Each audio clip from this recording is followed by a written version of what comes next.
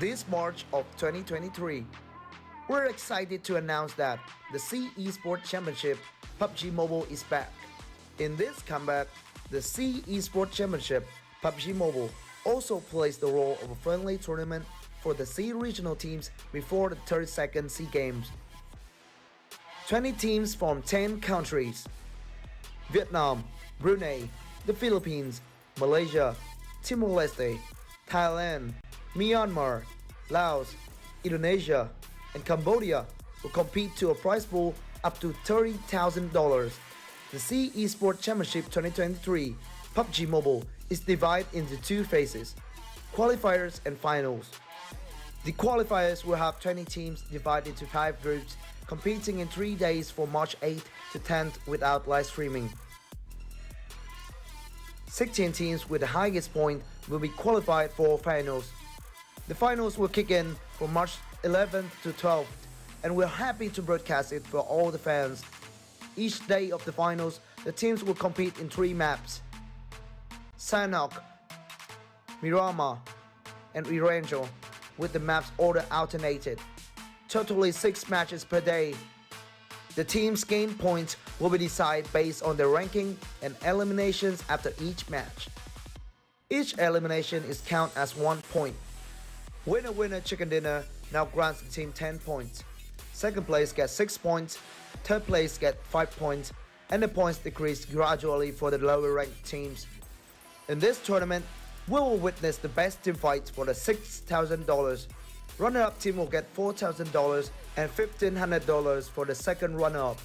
From top 4 to top 8, they will get $500 for each team. With each Winner Winner Chicken Dinner, team participants also get $115 for each match from qualifier stage to final stage. More than that, we're also awarding individual prizes such as Finals MVP and Gunslinger with $500 each. Now, are you ready to walk with the tournament? Let's enjoy the survival party.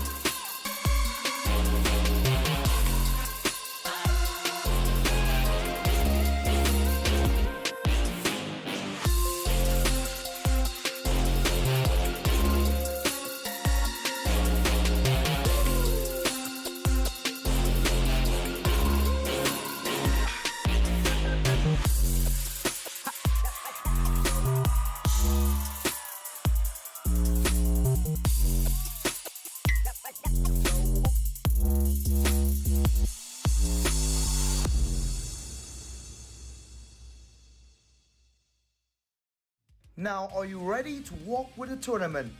Let's enjoy the survival party.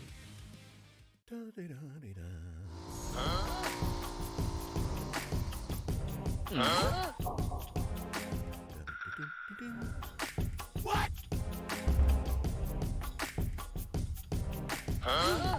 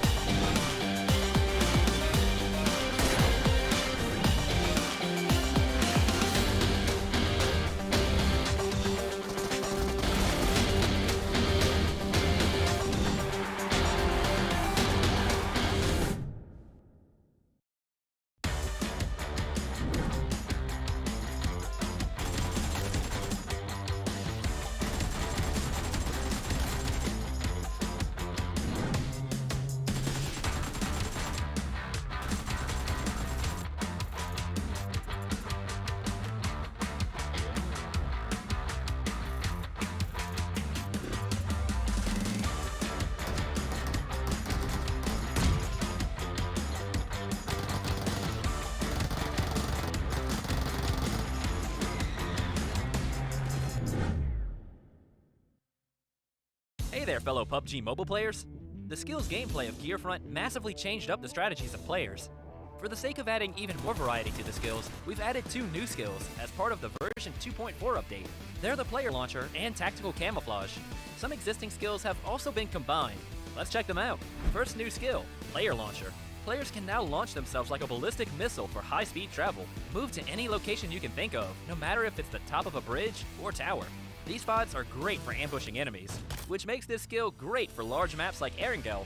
Second new skill, Tactical Camouflage. Players that choose this skill will be able to put on the special camo suit. It greatly improves stealth, and it also boosts the speed of climbing over obstacles. So, no matter if players prefer a stealthy approach, or if they'd rather go in guns blazing, this skill will come in handy. In the new update, Supply Scan and Lucky Backpack will be combined into one. Lucky Backpack also no longer increases carrying capacity. Players can scan for nearby supplies and convert items. Furthermore, Vehicle Airdrop and Playzone Analysis have also been combined. The new updated Vehicle Airdrop skill now has the secondary passive ability to automatically detect the location of the next Playzone and Airdrop whenever calling for a UAZ. Players will be one step ahead of their enemies in reaching safety. In the new version, players who choose the Black Market skill will not only be able to get a free basic crate 5 minutes into the match, but they'll also be able to purchase and match crates that come complete with a set of gear. By purchasing these high-quality supply crates, players will get access to airdrop quality supplies. The Trace skill could originally only mark the position of enemies that were hit by firearms. It now also shows the remaining health of enemies, and can now also be activated via damage from grenades and Molotov cocktails. Lastly, we'll recommend some new skill combinations. Players can use Player Launcher with Lucky Backpack to quickly loot an area, and then move quickly over to high ground to ambush incoming enemies. If it's a map like Erangel, try using Tactical Camouflage with Trace. Take cover in grass with Tactical Camouflage, and make use of Trace to not lose sight of the enemy. Eliminate enemies quicker than ever. Of course, there are plenty other skill combinations to choose from in-game. See what combinations work best for you. Gearfront will be available from February 15th to March 12th, and will be playable on Erangel and Livik. Invite your friends now and explore PUBG Mobile together.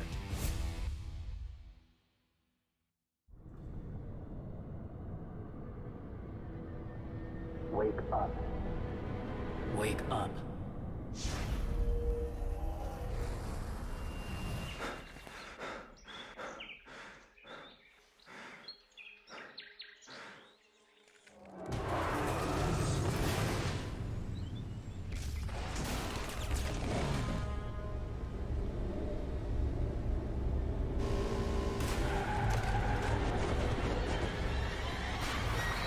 You are stuck here. You must accept the fact that there's no help but self-help.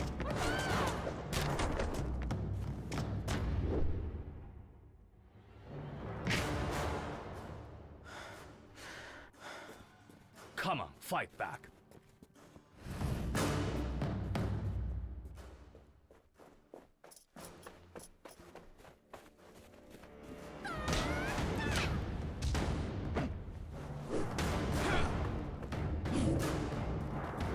Remember, success is a journey, not a destination. Have faith in your ability. You will do just fine.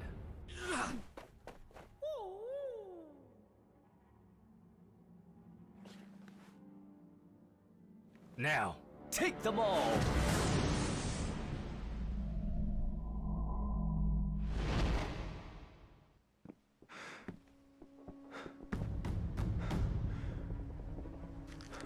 To know oneself is to study oneself in action with another person.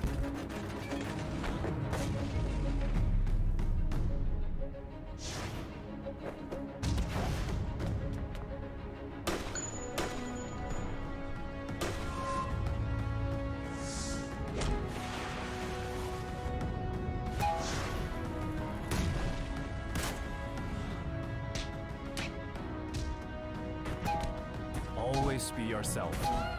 Express yourself. Have faith in yourself.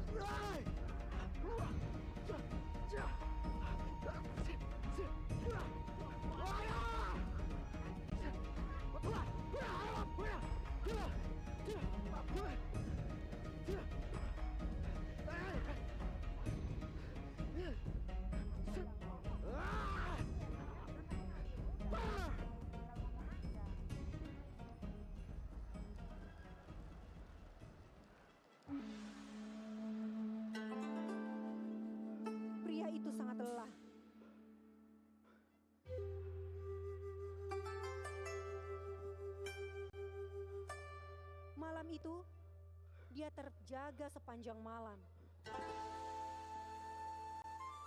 dan memikirkan apa yang harus dia lakukan untuk mengembalikan kepercayaan diri.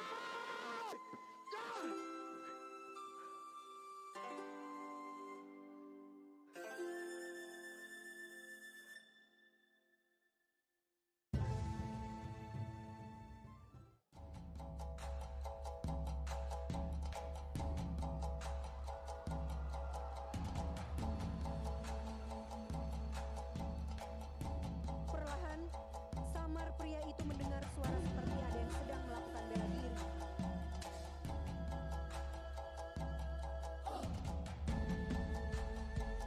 Dia kagum ketika melihat satu sosok di depannya. Menyadari ada yang memperhatikannya, Master menghampiri pria tersebut.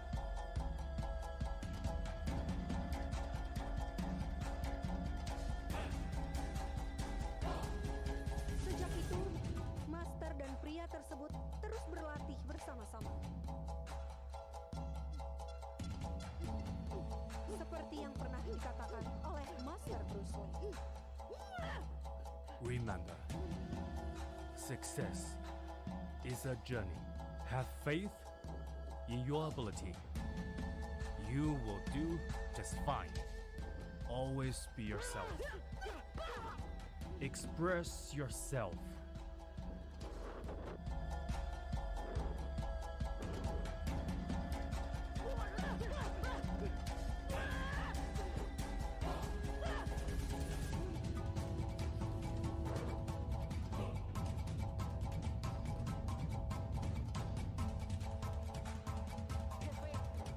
In yourself. Tiba-tiba, 4 musuh datang dan menyerang mereka.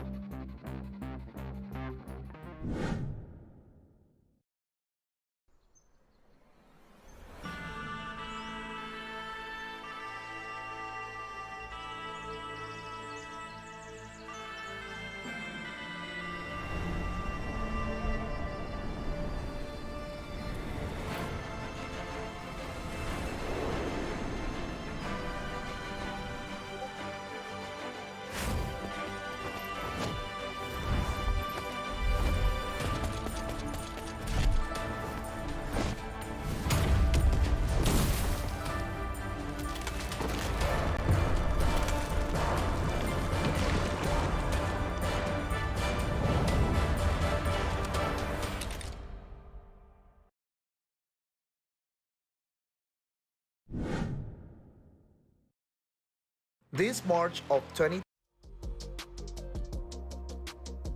Ladies and gentlemen, welcome back. This is the Southeast Asian Esports Championship 2023, the pre-game to the C game, and well, a huge shout out to Crafton, Lightspeed Studios, VNG Games, Level Infinite for making this all happen, and of course the host of the country in Vietnam. Right now with Choo Choo and myself, Keith, where the cast is taking you across this whole evening. Now we are in day 2 of the final stage, and Choo Choo, what do you think is about to happen? I mean, like, today is going to be the final day. Yesterday was the rise of the underdogs, we can call them, which is going to be the wildcard region. We're talking about Cambodia, Myanmar, Laos actually pushing themselves up in the top 10.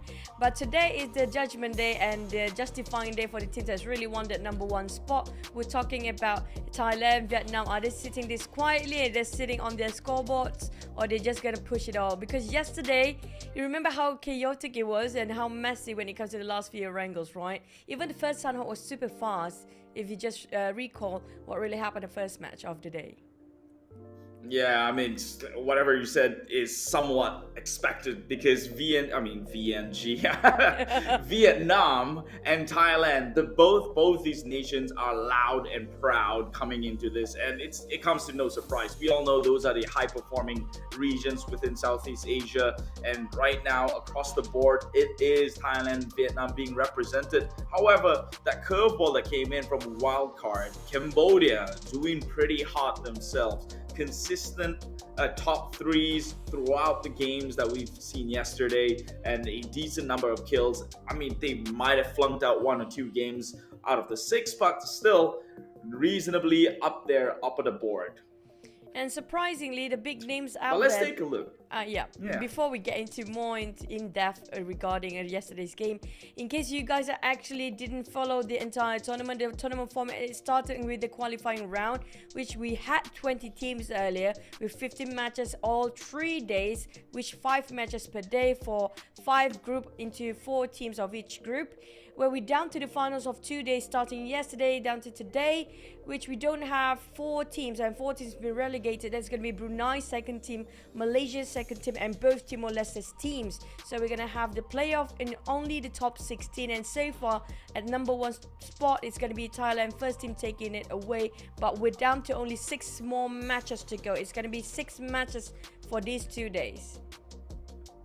6 matches, all that is left for some of these teams to try and make their way up back onto the leaderboards. One of some of the countries that I'm looking forward to is down at the bottom, right? Laos, Malaysia, they have been struggling, but let's see what the point system are implemented in this tournament alone. First place taking on the full position points at 10, and it goes down to taper to 6, 5, 4, 3, 2, 1, all the way down to the 8th place. Meanwhile, 9th place onwards takes home 0 in the placement points itself. However, they can make the difference in the competition or the tournament through eliminations, which is tallied up to 1 point per kill. So if you're finding yourself still within the bottom 8 of the entire group, then you might want to start getting a little bit more aggressive just to make sure that you're building some sort of a lead, or at least a leeway to close the gap towards the top 8 instead.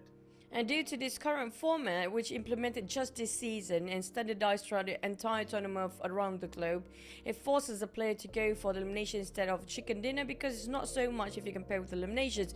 But here comes what's worth fighting for these guys, right? It's going to be the lion's share prize pool of almost $30,000 of prize pool, with $6,000 just more than enough to actually giving to the first place only. But the difference is huge if you compare with first. Second place is going to be $4,000, and third place is even way part and way gapped when it comes to the prize pool as well, $1,500. But 4th to 8th place have themselves at least $500, but each of participating team will actually receive $500 for them as well. But also, even though chicken dinners don't actually contribute too much of a point, but it still has its own prize as well with $150 per match, and they are FMVP and gunslinger race for these guys. It's going to be only one person that will receive $500 each respectively.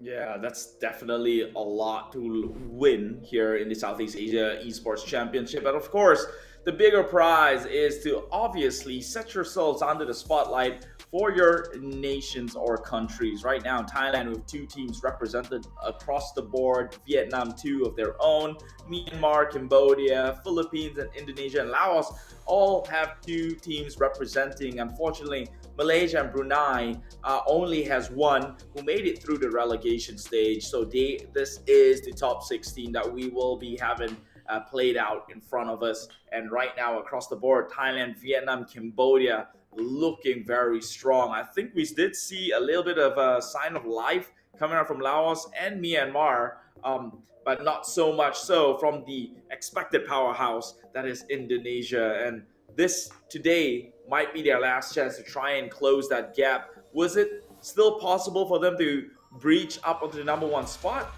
Let's take a look. Yep, so far, like how Keith mentioned before, in number 1 spot in the last minute, Thai actually pushed down Cambodia towards the 2nd place with quite a gap in between, around I think 23 points, not really, 13 points. Yeah, 13 points in between 1st and 2nd place, and 3rd place got just a tiny gap of it, very shy with 4 points in difference, but 3rd and 4th having a bit of a tie for both Vietnam team actually stands at the top 5 still, but another Thai teams squeezing into the top 5. Well, we do have Myanmar, Cambodia and Laos. It's going to be this sequence that actually have them up to the 10th place. The one that we should keep our eyes on is going to be Philippines, Indonesia, Malaysia and Brunei, where they barely actually make any points or make any sort of progress when it comes to the entire day yesterday. Speaking of the teams that used to have really big powerhouses, Indonesia, even Malaysia, this is quite surprising for me. And Brunei's I was expecting more of them due to how they perform fairly well when it comes to IESF Bali in the last year, but it feels like it's just dropping of performance and they're just nowhere to be seen, especially Indonesia. We have to give it, like, Indonesia, they have been up there as always in every tournament of PUBG Mobile since the dawn of PUBG Mobile itself, but it feels like they're really struggling. Yeah, and that one is pretty worrying. At least the argument can be made on the Bruneian side is that they honestly are probably trying to play it a little bit of safe, play it really safe. They're not taking chances and they're not risking things on the table, and therefore maybe that's why they're not really performing. But we see Indonesia always trying to take fights. Maybe they're the counter of Brunei themselves. They are overbiting or biting more than they could chew, taking on these fights, and somehow always end up short. So maybe a sweet spot in between, do something what Cambodia is doing, playing it onto the top 8 and then start going ham.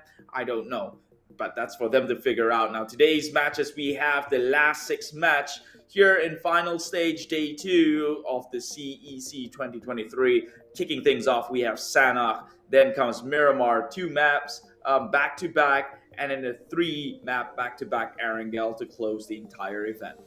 Yep, it's gonna be a 1, 2, 3 format again, but so far Sanhok, it's sort of a wild map, right? So it's gonna be a wild card for the players and the teams that feels like whoever got the luck of a circle and a flight path and happens to be favored by, you might actually be it, because it's gonna be the 3 islands. Yesterday it's a lot of Cam Alpha, if you remember, but when it comes to Miramar, it feels like a bit of the team that always been mainstream taking over in Miramar. But when it comes to Erangel, that's where things get really a bit messy, a bit scrappy, and a lot of these underdogs coming out very quietly from behind, just bulldozing all the other teams, especially the last map of yesterday's performance. We saw how the teams, even Laos, start to push so early on. They're taking down one of Infinity, if I'm not mistaken, or even the Vietnam team at first.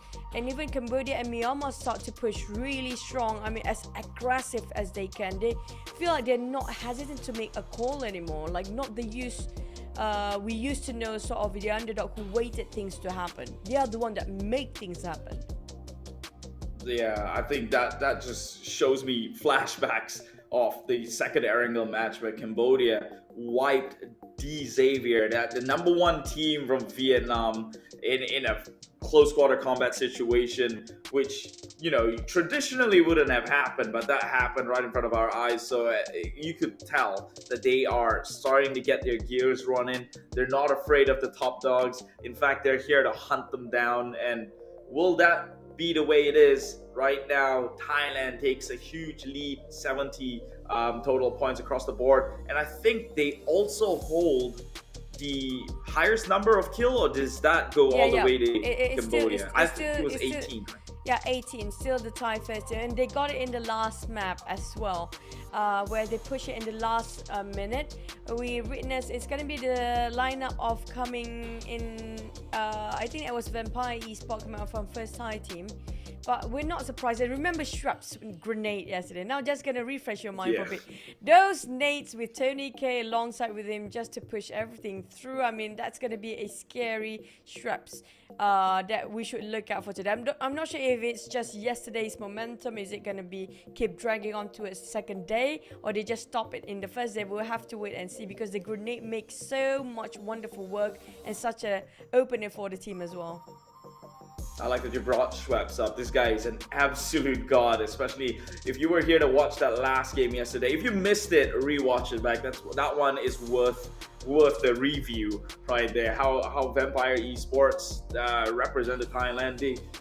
They are insane. That they turned what could be a lose situation for them, turn it into a win, and getting the chicken dinner and breaking records on top of that. That is something no one else could ever fathom. And if we can get a repeat of that sort of gameplay here today as the ending note, I would be more than happy. I mean, like, not just the ending, how about every single game? Because it was a 2v4. It was a 2v4. And that one nade just changed everything through. And I think coming up from Laos team, we do remember Honda as well. It is a noted name. He's been playing quite a bit in the scene as we speak. But at the same time, yesterday, I'm loving how Laos have been stepping up to their game at showing us what they have to offer. Because it's always those teams that not being mentioned enough, and these teams are example here. It's gonna be Laos, like Myanmar, even Cambodia, who has been in the scene for quite some time, but it's just that they don't have that sort of a push. Maybe they're not being how do I say, explorative enough to fight against all the teams in South Asia, or not being exposed enough. So it feels like they're a bit underwhelming at first, but now it feels like they have the standard and same part as what the other C teams have to offer, especially coming out from the region like Thailand, even Vietnam, even Malaysia cannot even have a breather in here. We're talking about the players are the one that used to be one of the best in the world and been competing themselves in PMGC, but these guys just take it like no problem. Yeah, I mean, Laos is, like I said, very surprising and refreshing to have, right? Because when you think about it, had they, like, both these teams actually had one good map each that brought their average top to the first layer as first board, if I'm not mistaken.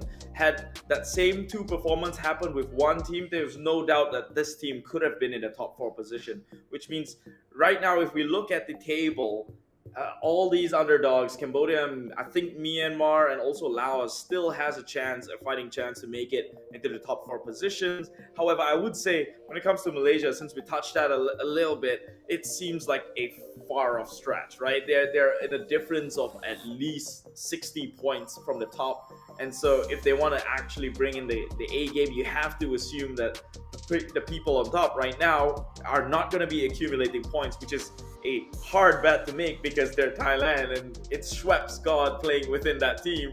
So you have to, for Malaysia to be in the number 1 spot, they would have to make sure that Thailand doesn't get more points and they win chicken dinners in every single map that they play on today, which maybe, if that happens, then great, but I'm not expecting it. The only way for them to actually do that right now is going to pull the plug of internet cable for all these teams up there. That's one of the reasons how they cannot gain any sort of points.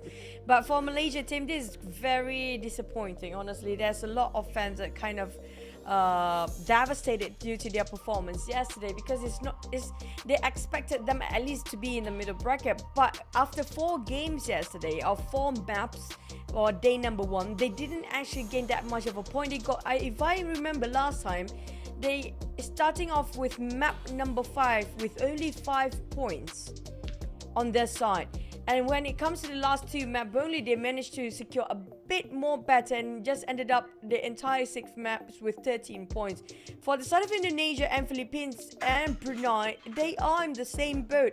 And for the side of Philippines, I'm surprised because how they were playing in the World Cup, coming up from Philippines first team, which coming up from PBE lineups, they can actually do better. They are quite a team that have those sort of competition inside of them. It just didn't spark through in this tournament.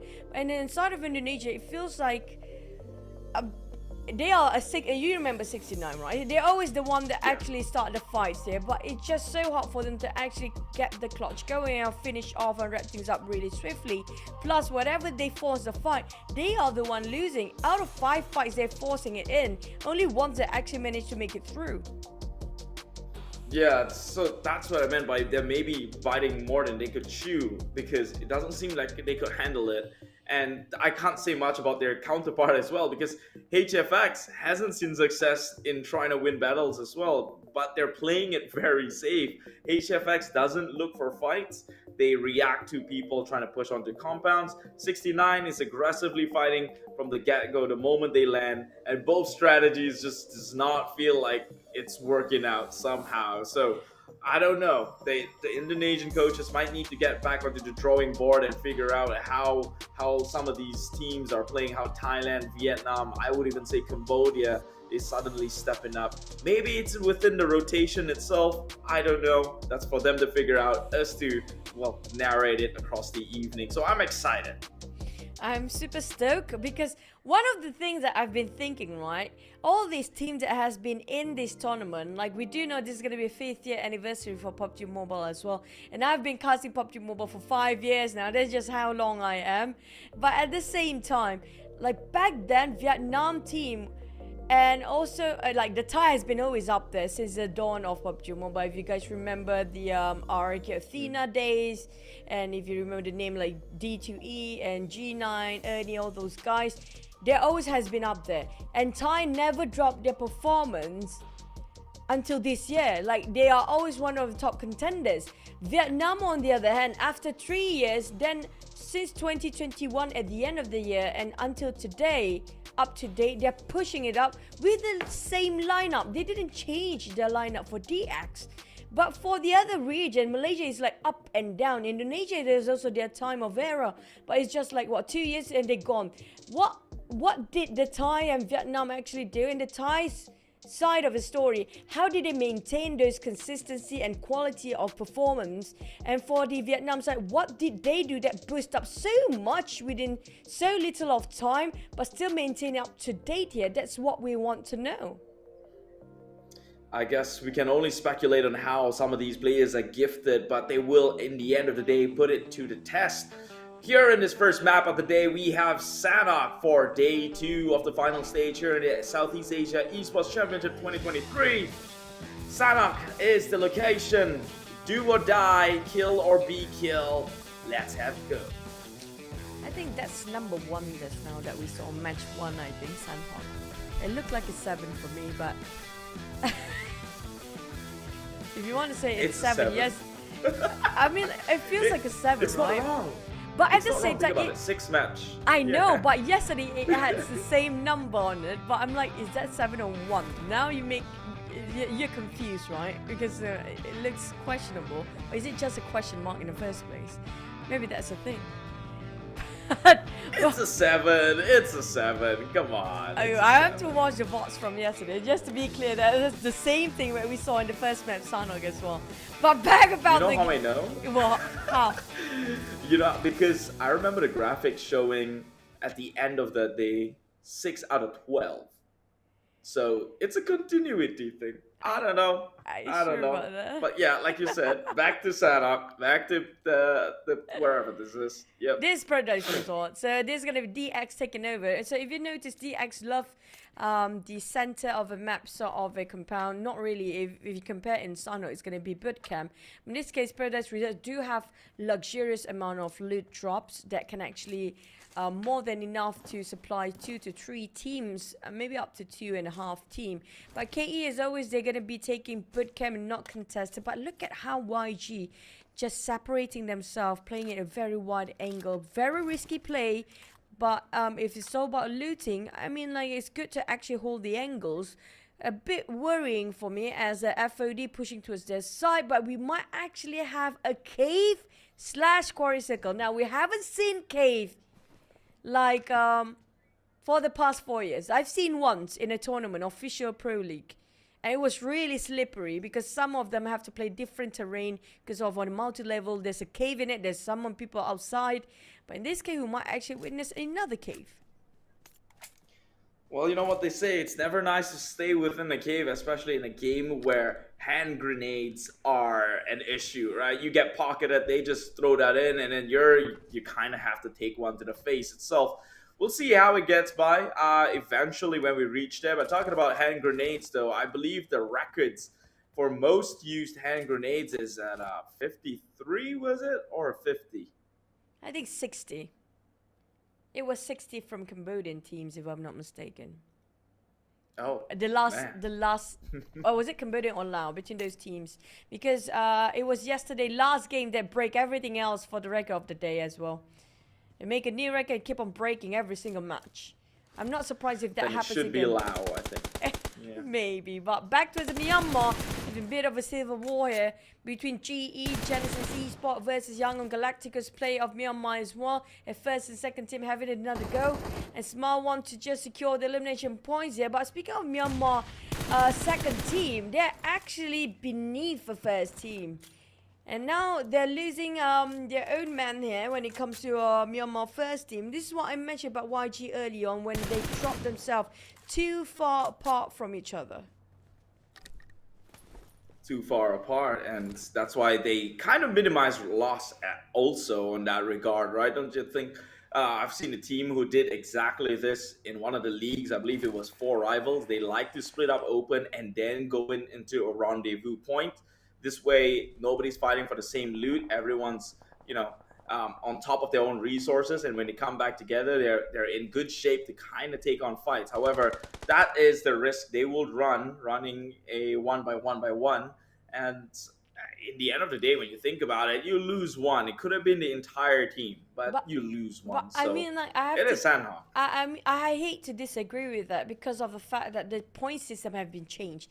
That is well worth risking for if we still have that 15 points of chicken dinner to contest with. But this time, the chicken dinner is not even that much anymore. And you need a full force to fight against all the teams that are rushing to you. That's why there's so many teams are going really aggressive, including now Gig Slate of Malaysia start to engage. It's so rare for us to see a Malaysian team going this aggressive since yesterday. Yeah, they're trying to get some points across the board, even though the odds are against them. But hey, if you can't make it to number 1, there's always second spot, or at least make it into the top 5 position, At the end of the day, it's partly some pride going on in this sort of tournament where countries are involved. Now, 69, again, we said that they are taking on fights. They got a good entry already, but now Hall taking a bunch of hits. Now they're swinging in. It's 2-3 members, maybe, but still, this one man is trying to outplay everything.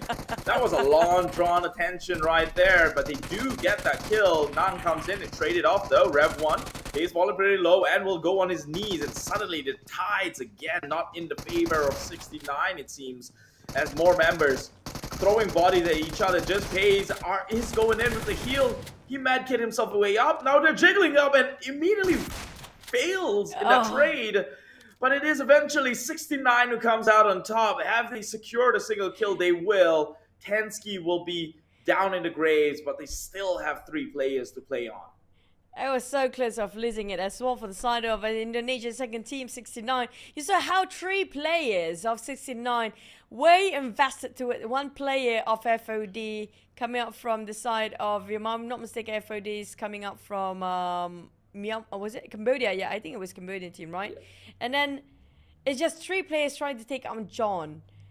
That was too much of attention being given on the side of that Cambodia first team. With 3 DBS for 1 UMP player, I mean, like, that's a bit too much, okay? They could have separated their attention towards all the other side of Erangel. That's why they lost 1 person along the process. They could have actually got cleaner sort of execution, but it's still a very pretty good, well done coming up from South 69. A good start for the day for them. But here comes another team that we haven't mentioned enough for them, the Philippines. And what's the difference between the Philippines and now the region of the team? And also, if you compare with the World Cup, feels like the Philippine teams is a bit left behind compared to Laos, even Myanmar and Cambodia. Well, I guess the reason we haven't been mentioning them because just like Indonesia, they're within the same boat. They're not doing too hot, I would say, within this tournament. Number 12 and number 15, that's where they currently lay, which means if anything right now, it's a steep climb if they want to make it in the top 5. Although still possible, but they need a miracle and the stars to align before that could happen. But talking about Philippines within the wild card, back in my days when I do kind of have a gauge on power levels between these nations, it was always Myanmar first, Cambodia second, and then the Philippines. Maybe it's a ping issue because when it comes to wild card, it's like different servers blending in, smashing into one somewhat evenly distributed lag server, right? Yeah. So maybe it's that, I don't know, but that is what it is, and therefore it's still looking that way. That's why we kind of miss offline tournament for this reason. It kind of having everybody have the same equal field to play with, right? I do want to, because there are some teams that you realize, like the Vietnam team, when it comes to playing offline, they're way stronger than the Thais. There are some teams that prefer to play online instead of offline as well. But it's still down to the device and the internet. It's such a big part that we cannot actually overlook for it. Like how you mentioned, if you compare with all the wildcards, they are from different parts of it's still Southeast Asia, but they are quite far from each other. It's not like they're using the same server, having the same ping, or like the delay is not that too much of an issue. But that might be the case here for some of the teams, but we have to take it in. I mean, like, this is a tournament, they should anticipate that in the first place. Now, putting that as a different excuse entirely, right now we're looking over newbies. Now, for Brunei first team, they are very veteran, in fact, to be in PUBG Mobile, but it's just not exposed enough, and they don't have their own respective pro league. But to actually be able to execute, if they really perform today, it's going to speak a lot for them. But as usual, come out from Laos, PG starting off, Pausa to take a first shot down, but I don't think it can translate into one execution yet. And based on yesterday's performance as well, Keith, there's so many knockdowns, so many damage being dished out, but there's nobody actually managed to translate into one elimination point in a swift amount of time. Not everybody can actually do that. That's just a Vietnam thing. Remember Xavier Frankie just spraying from the top of the hills? And at the end of the day, when you have the eliminations and damage, it was Vietnam with like, I think a 2k damage or something with only 5 kills. Meanwhile, it was some wildcard team who got more kills than what they shot out. And not the case for this one because GZ20 actually got that onto Snipes. So despite being a sniper at heart, this man is the one who caught him out. Not too sneaky, I would say. He'd like to be a bit more incognito with a name like Snipes. Yep. And back to a sort of GZ Assassin next. Spotted out Stone. And this is what we talked about, the teams that are underdogs, right? They don't care whoever their contestants are. They just take a fight and try to make a brawl out of it. And they are not being too careful. I love this. I love how they're being so scrappy and so bold about their choice. Even though it might be jeopardizing the entire team, but it's well worth to take a risk. Like a human or a man always forget something that they didn't do, not something that they did. At least they know they tried. Back to the side of PG, they might actually be scouted over by KE. We do have DX of Vietnam first team hovering around the top of a hill there, right across Quarry. But PG just not gonna peek out for a bit. Maybe a couple of shots, warning shot coming out from Pausa, but 20 on GZ on his knees. A bit of a trading of knockdowns to do between Cake Slate and also PG. But both teams seems like they're trying to go for a retreat and trying to go for a reset. But look at how far they are in Cam Alpha and way into the blue zone. And the one that actually on top of Corey already takes so much space in there. I don't know how the other team's going to squeeze into the center of the circle. There's only one way that you can squeeze within the circle when there's not big enough for everyone else. You have to take another team out. Yeah, and I'm looking forward to that one, but I think it's still healthily spaced apart. As I say that, Sanhok is relatively small. You can see Philippines almost breaking the line of sight with Infinity from Thailand. This team is also a scary one to be looking out for. We've seen them not have a great Sanhok map. yesterday as they tried to breach up onto the high grounds but got shut down in the process by GZ themselves.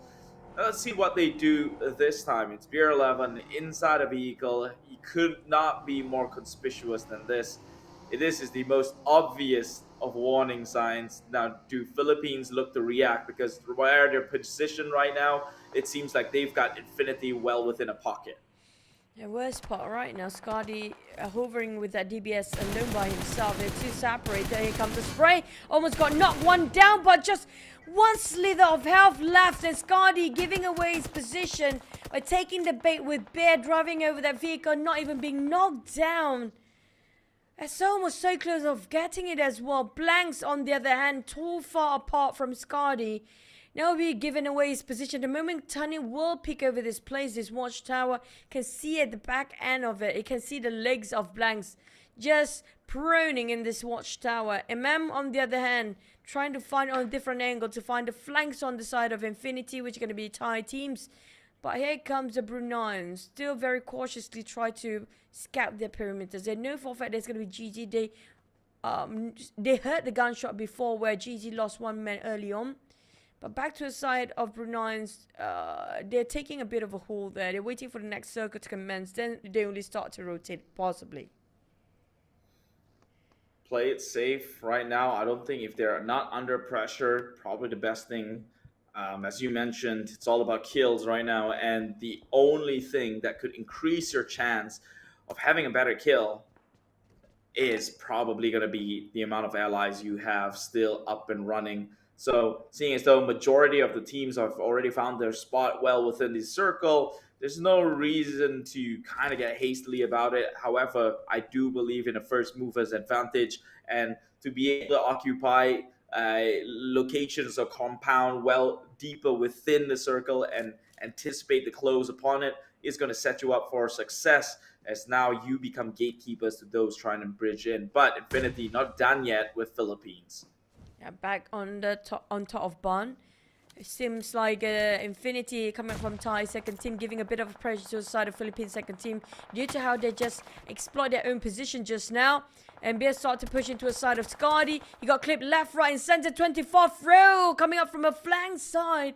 That is smart coming up from Philippines, even though they're jeopardizing a bit when it comes to taking the risk with how wide they're being spread between their players. But still well worth it if they can actually see through where the exact position of the Infinity players as well. And Scotty putting out another nade to the side of Mela. Mela known for his nades back then as well, so they have to be extra careful about this. And Scotty just going to exchange the greeting for a bit.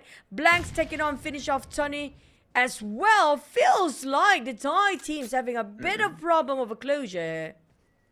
They have to be careful though. Blanks is coming in from flank side. I don't think they are expecting this, but look at the position of Infinity.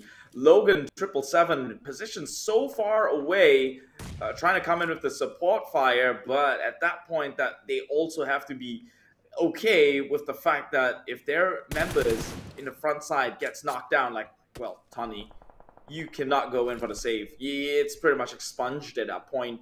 Now leaving only 3 members of Infinity, and they are well within outside the circle. I don't think it's worth it. Logan is already getting into vehicles. Maybe try and get an exit plan out of there, because this is looking real rough. But back to us, never mind. Philippine first team taking on SLD on the southern part of the circle, not really on the outskirts of the circle, on top of cave. But speaking of this circle, this pattern is very familiar. I feel like we might end up where YG exactly stand, because they usually love to end it that way when it comes to this sort of pattern in between the junction.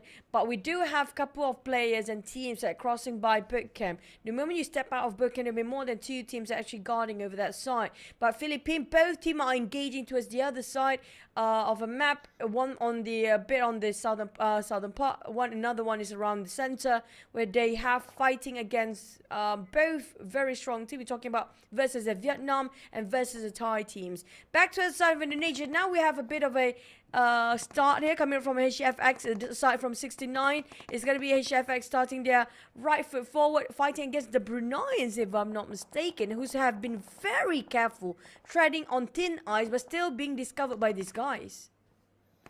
One thing I'd like to point out, now that I'm looking at Cambodia, right? Unfortunately, it's their best performing team that got shut down so early by 69. So they will maintain there at 58, which means it's only a couple of kills away for Vietnam, first and second team to actually bypass them into this tournament. However, we still have KE, who is decently well performing as well. Only down at 41 points though, so that's a game apart. And if they could close in this gap, Cambodia might have 2 flags up in the top 5 position. Now we're looking at HFX. Quite of a tongue twister to kind of pronounce their names here, but this is, as we mentioned before the game begun, it's all HFX likes to camp in a location and just pray to God and hope for the best that nobody runs by, because they oftentimes cannot hold the compound even if they want to. SLD Paragin coming from Vietnam, always an eagle eye. A sharpshooter gets one despite hiding well behind the bush here.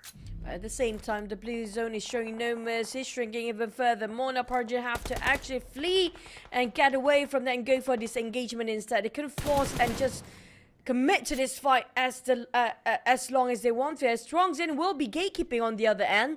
This is actually very smart coming up from SLD of Vietnam's second team here. Even though the Philippines did have an upper hand before with only 3 players fighting against the Vietnam side, but they still having a bit of a problem to wrap things up. But we do have DX taking over this compound, who will be centralizing the center of the circle too. And they are the only one getting into it quite strongly. We're talking about HFX early on, right? They are on the left side, and we do have Infinity, Mela, and Logan will take over the compound on the upper right. But the rest of them were coming out from the southern part. I feel like the one actually coming up from the north will be looking at Gig Slate Malaysia. Look at how far the rotation made by this team. Like they taking the longest rotation possible just to avoid the unnecessary fight early on. Yeah, although they had the number advantage, but look at KE though, already taken on 69. 69 looked to crash onto compound, trying to fight against the Cambodians. Paid the price so heftily, and so they do have got 4 kills from the prior matchup they had, but still, Cambodians, they come in and they have their revenge on behalf. But SLD Paragin snipes down onto the Filipinos, trying to make it way into the circle itself, down on the southern side. And like you mentioned, well, in that new zone that we have just witnessed, DX, they have gotten themselves a top 2 position, top 3 maybe in the previous Sanhok, just by being on the inside. And right now it's looking like a repeat.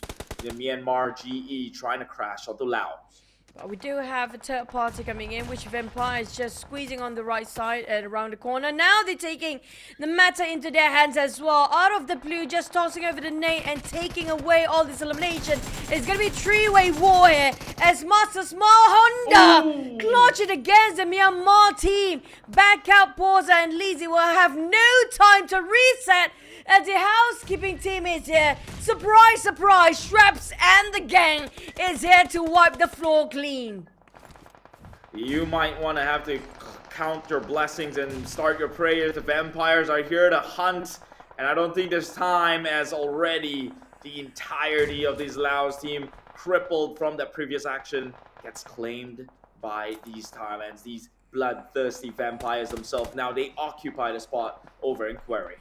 Oh man, the time is just impeccable coming up from Vampire to pass by, but we do have the Bruneians happen to be splitting themselves way too far apart as YG Sando easily finished off that without breaking any sweat. But Vampire's here again. They're putting their nose into everybody else's business.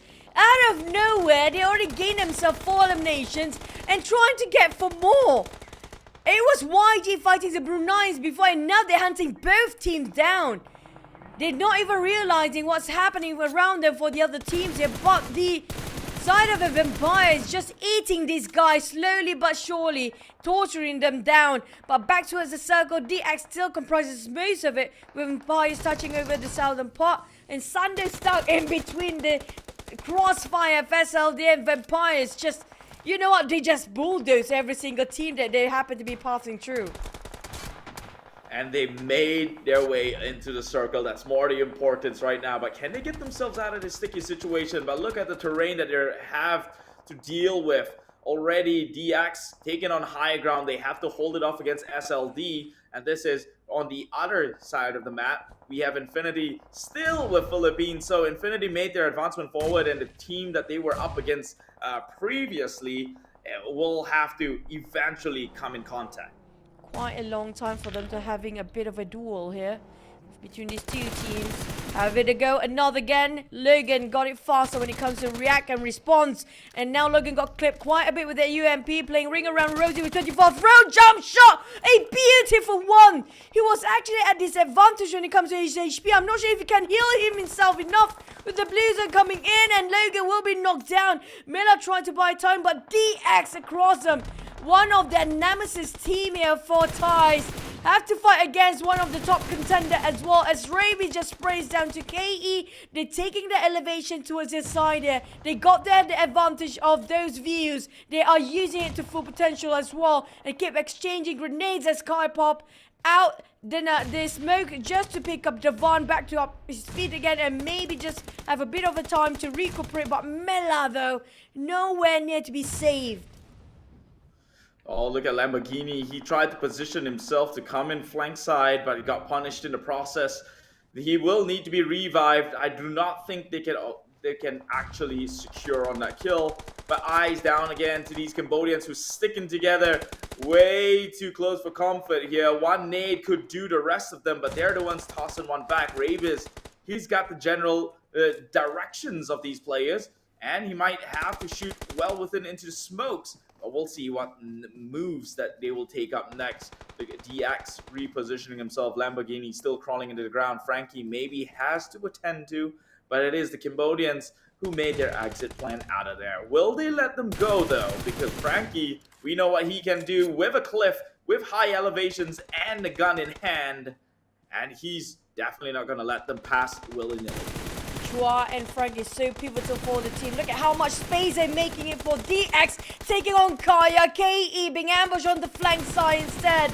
They could see this through, and look at how fierce these guys are, like monsters pushing into it. And Raby's just being the bait for the team. Devon have to reposition himself with Top will be sacrificed. Pop off in the backline, burning off by the Blues, and Raby's now finally being knocked down. But the one that's really making such a big play, making so much space for the side of DX, is going to be Chua and Frankie. They haven't spotted out them, both of the players just yet. But Lamborghini are going to keep the pressure on. Aside from one of their players being knocked down, it's going to be Rabies who will be picked up later by Frankie. Thinking about it, but there's bear breathing down their necks. He spotted them out. Frankie have to figure out how to save his mate here. He doesn't have any more smokes to go. Mika cooking up the nade. Now DX having a bit of problem, and Mika just dropped himself a Kobe. It's going to be coming up from Geeks Late Malaysia, pushing to a side of DX, taking this matter into their hands, taking the advantage of the third party. Frankie straight away proning down. The Blues are closing in. 12 finish off straight away. Mika making such clean work to be the housekeeping team and tossing out the nade.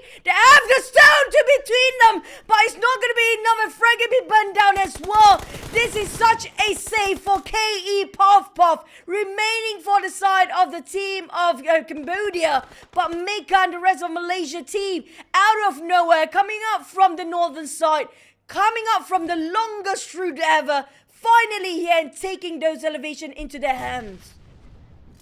Malaysia just capitalizing on situations. They knew that this Vietnam team has been pincered left, right, center, and they had it in an additional angle to continue that pressure upon them, and eventually they crack.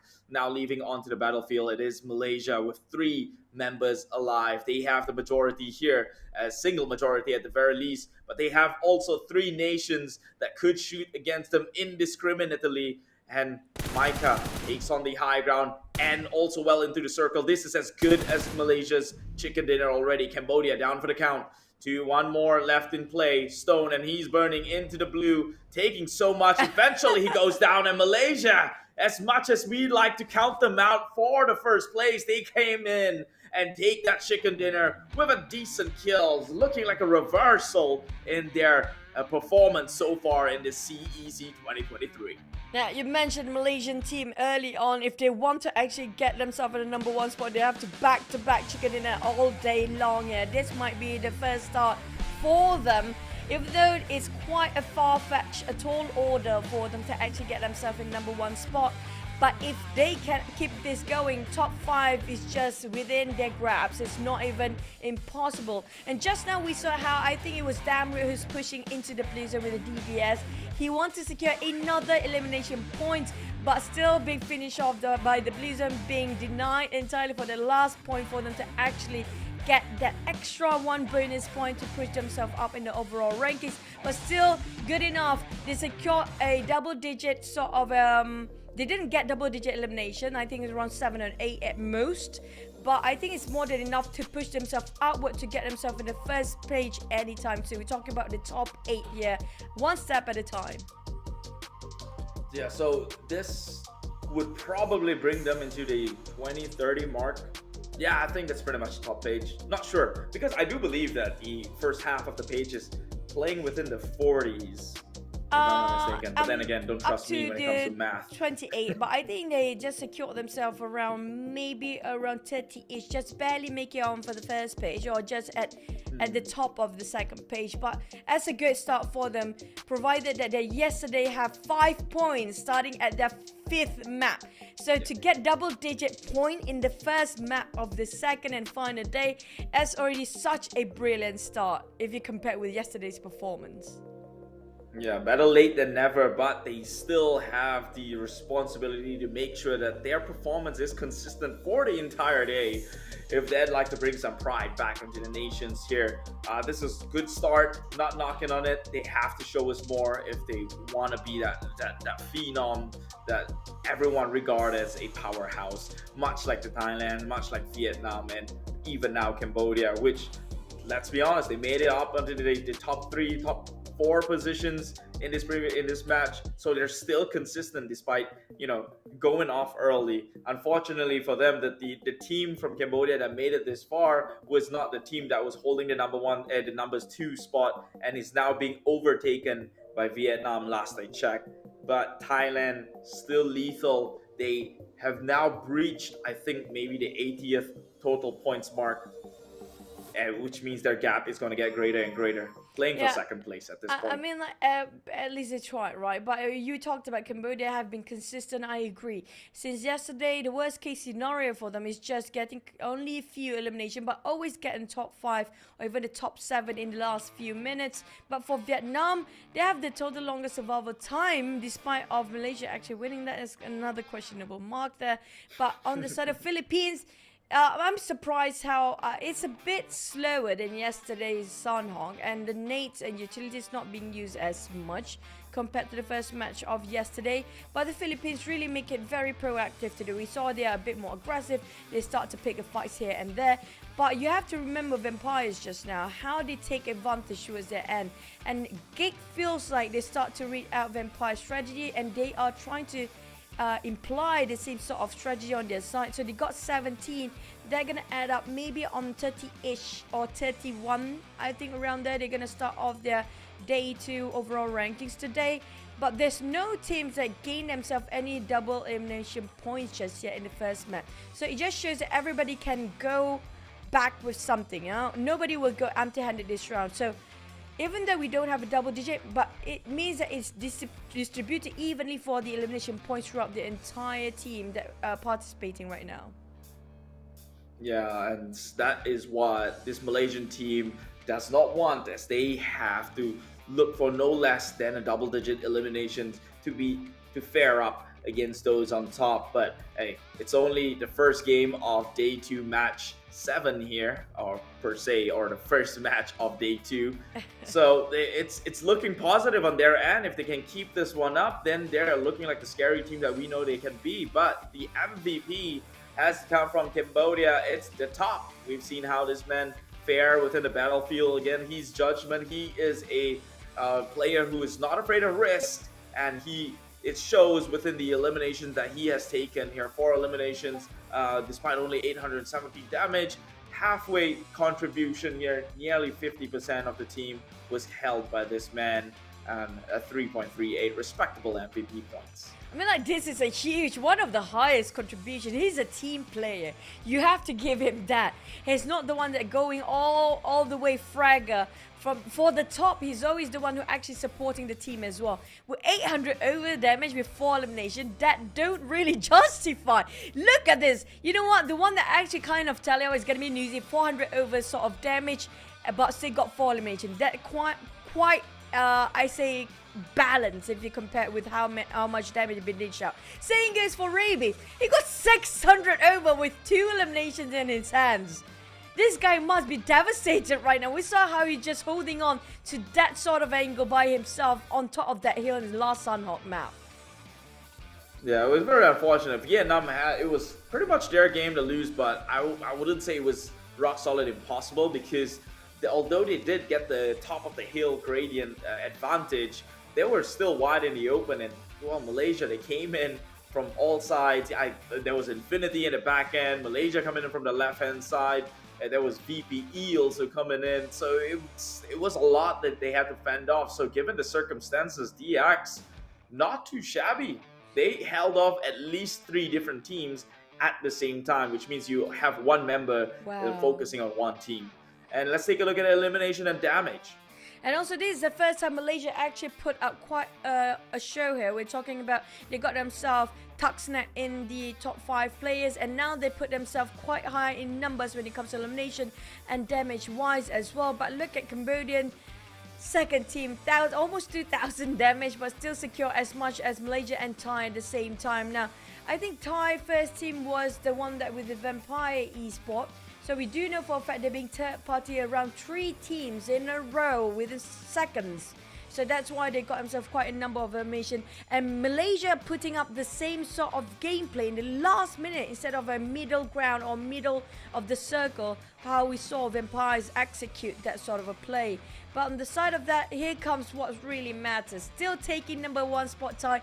And now the Vietnam pushed down all the World Cup region back to where they used to be. But where do the Malaysians stand? Barely making it in, still in the first page, just at the top of the second page at 30 points. And the only team on the second page that secured that chicken dinner.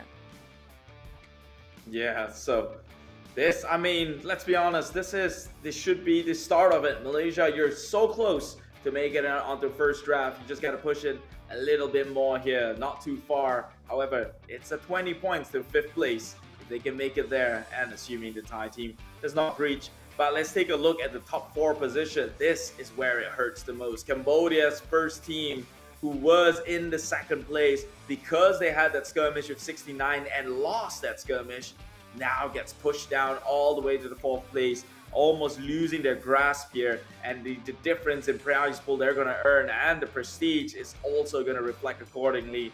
Only 1 point from that Sanhok match, but it is Sanhok. And well, people make mistakes. Let's see how well they bounce out from it. They still have Miramar, 2 Miramars and 3 Erangels to play today. Can Cambodia reclaim back the top 3 position? But when it comes to the Thai first team, it's quite hard for the other teams to catch up now. Even the first, second place have sort of the 20-ish gap, right? But if we compare up to the 7th place, if I'm not mistaken, that's around half, 40-ish point. That just shows how dominant they are when it comes to Vampire Esports performance in this map and even in this tournament. Now, how did these teams want to play catch up here? We're talking about 5 more maps to go. But before we get into our second map, which is going to be Miramar, we're going to head into the break after this. So don't go anywhere, because we're going to get into Miramar very soon. See you guys after the break.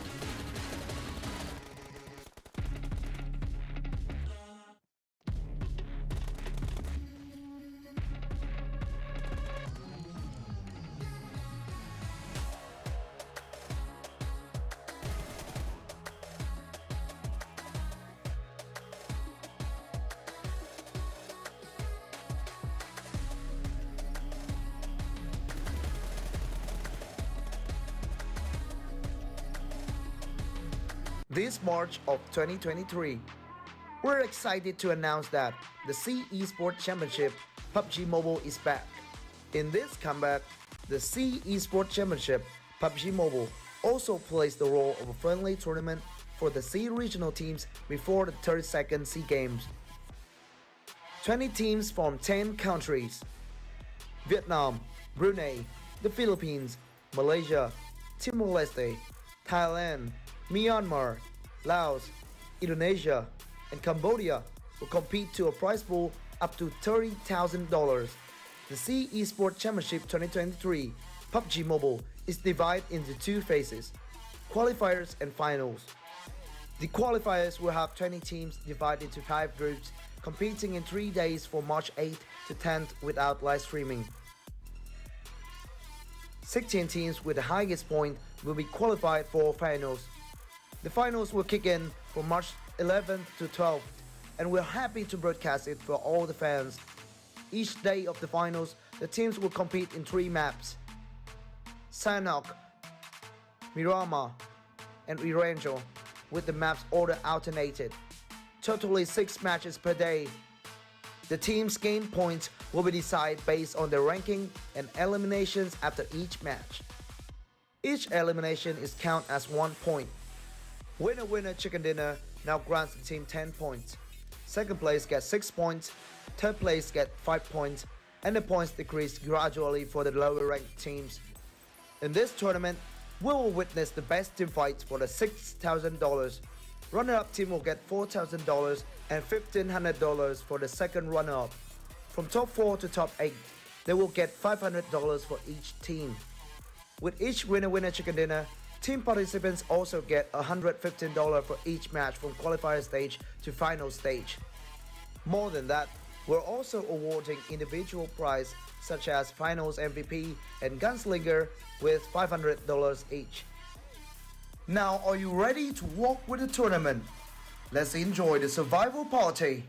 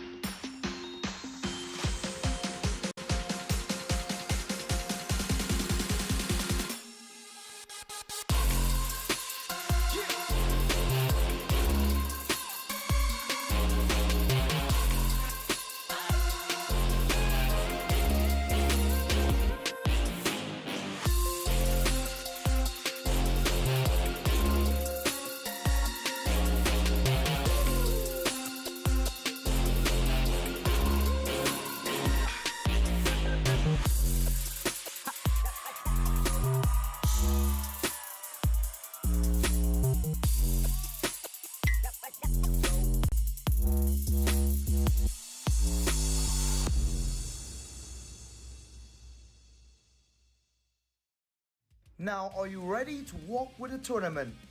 Let's enjoy the survival party.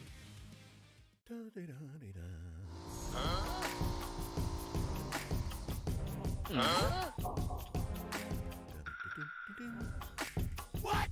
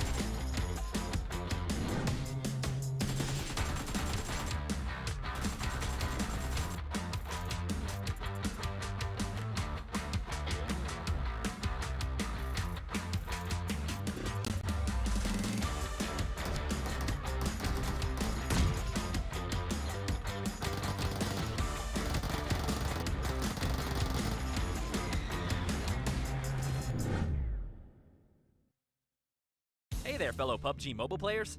The skills gameplay of Gearfront massively changed up the strategies of players. For the sake of adding even more variety to the skills, we've added 2 new skills as part of the version 2.4 update. They're the Player Launcher and Tactical Camouflage. Some existing skills have also been combined. Let's check them out. First new skill, Player Launcher. Players can now launch themselves like a ballistic missile for high-speed travel. Move to any location you can think of, no matter if it's the top of a bridge or tower. These spots are great for ambushing enemies, which makes this skill great for large maps like Erangel. Second new skill, Tactical Camouflage. Players that choose this skill will be able to put on the special camo suit. It greatly improves stealth, and it also boosts the speed of climbing over obstacles. So, no matter if players prefer a stealthy approach, or if they'd rather go in guns blazing, this skill will come in handy. In the new update, Supply Scan and Lucky Backpack will be combined into one. Lucky Backpack also no longer increases carrying capacity. Players can scan for nearby supplies and convert items. Furthermore, Vehicle Airdrop and Playzone Analysis have also been combined. The new updated Vehicle Airdrop skill now has the secondary passive ability to automatically detect the location of the next Playzone and Airdrop whenever calling for a UAZ. Players will be one step ahead of their enemies in reaching safety. In the new version, players who choose the Black Market skill will not only be able to get a free basic crate 5 minutes into the match, but they'll also be able to purchase and match crates that come complete with a set of gear. By purchasing these high-quality supply crates, players will get access to airdrop quality supplies. The Trace skill could originally only mark the position of enemies that were hit by firearms. It now also shows the remaining health of enemies, and can now also be activated via damage from grenades and Molotov cocktails. Lastly, we'll recommend some new skill combinations. Players can use Player Launcher with Lucky Backpack to quickly loot an area, and then move quickly over to high ground to ambush incoming enemies. If it's a map like Erangel, try using Tactical Camouflage with Trace. Take cover in grass with Tactical Camouflage, and make use of Trace to not lose sight of the enemy. Eliminate enemies quicker than ever. Of course, there are plenty other skill combinations to choose from in-game. See what combinations work best for you. Gearfront will be available from February 15th to March 12th, and will be playable on Erangel and Livik. Invite your friends now and explore PUBG Mobile together. This March of 2023.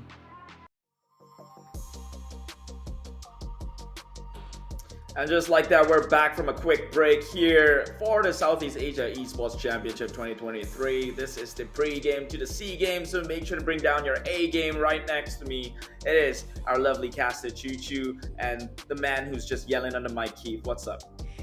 Yeah, you're gonna do the opening the entire day, I don't care.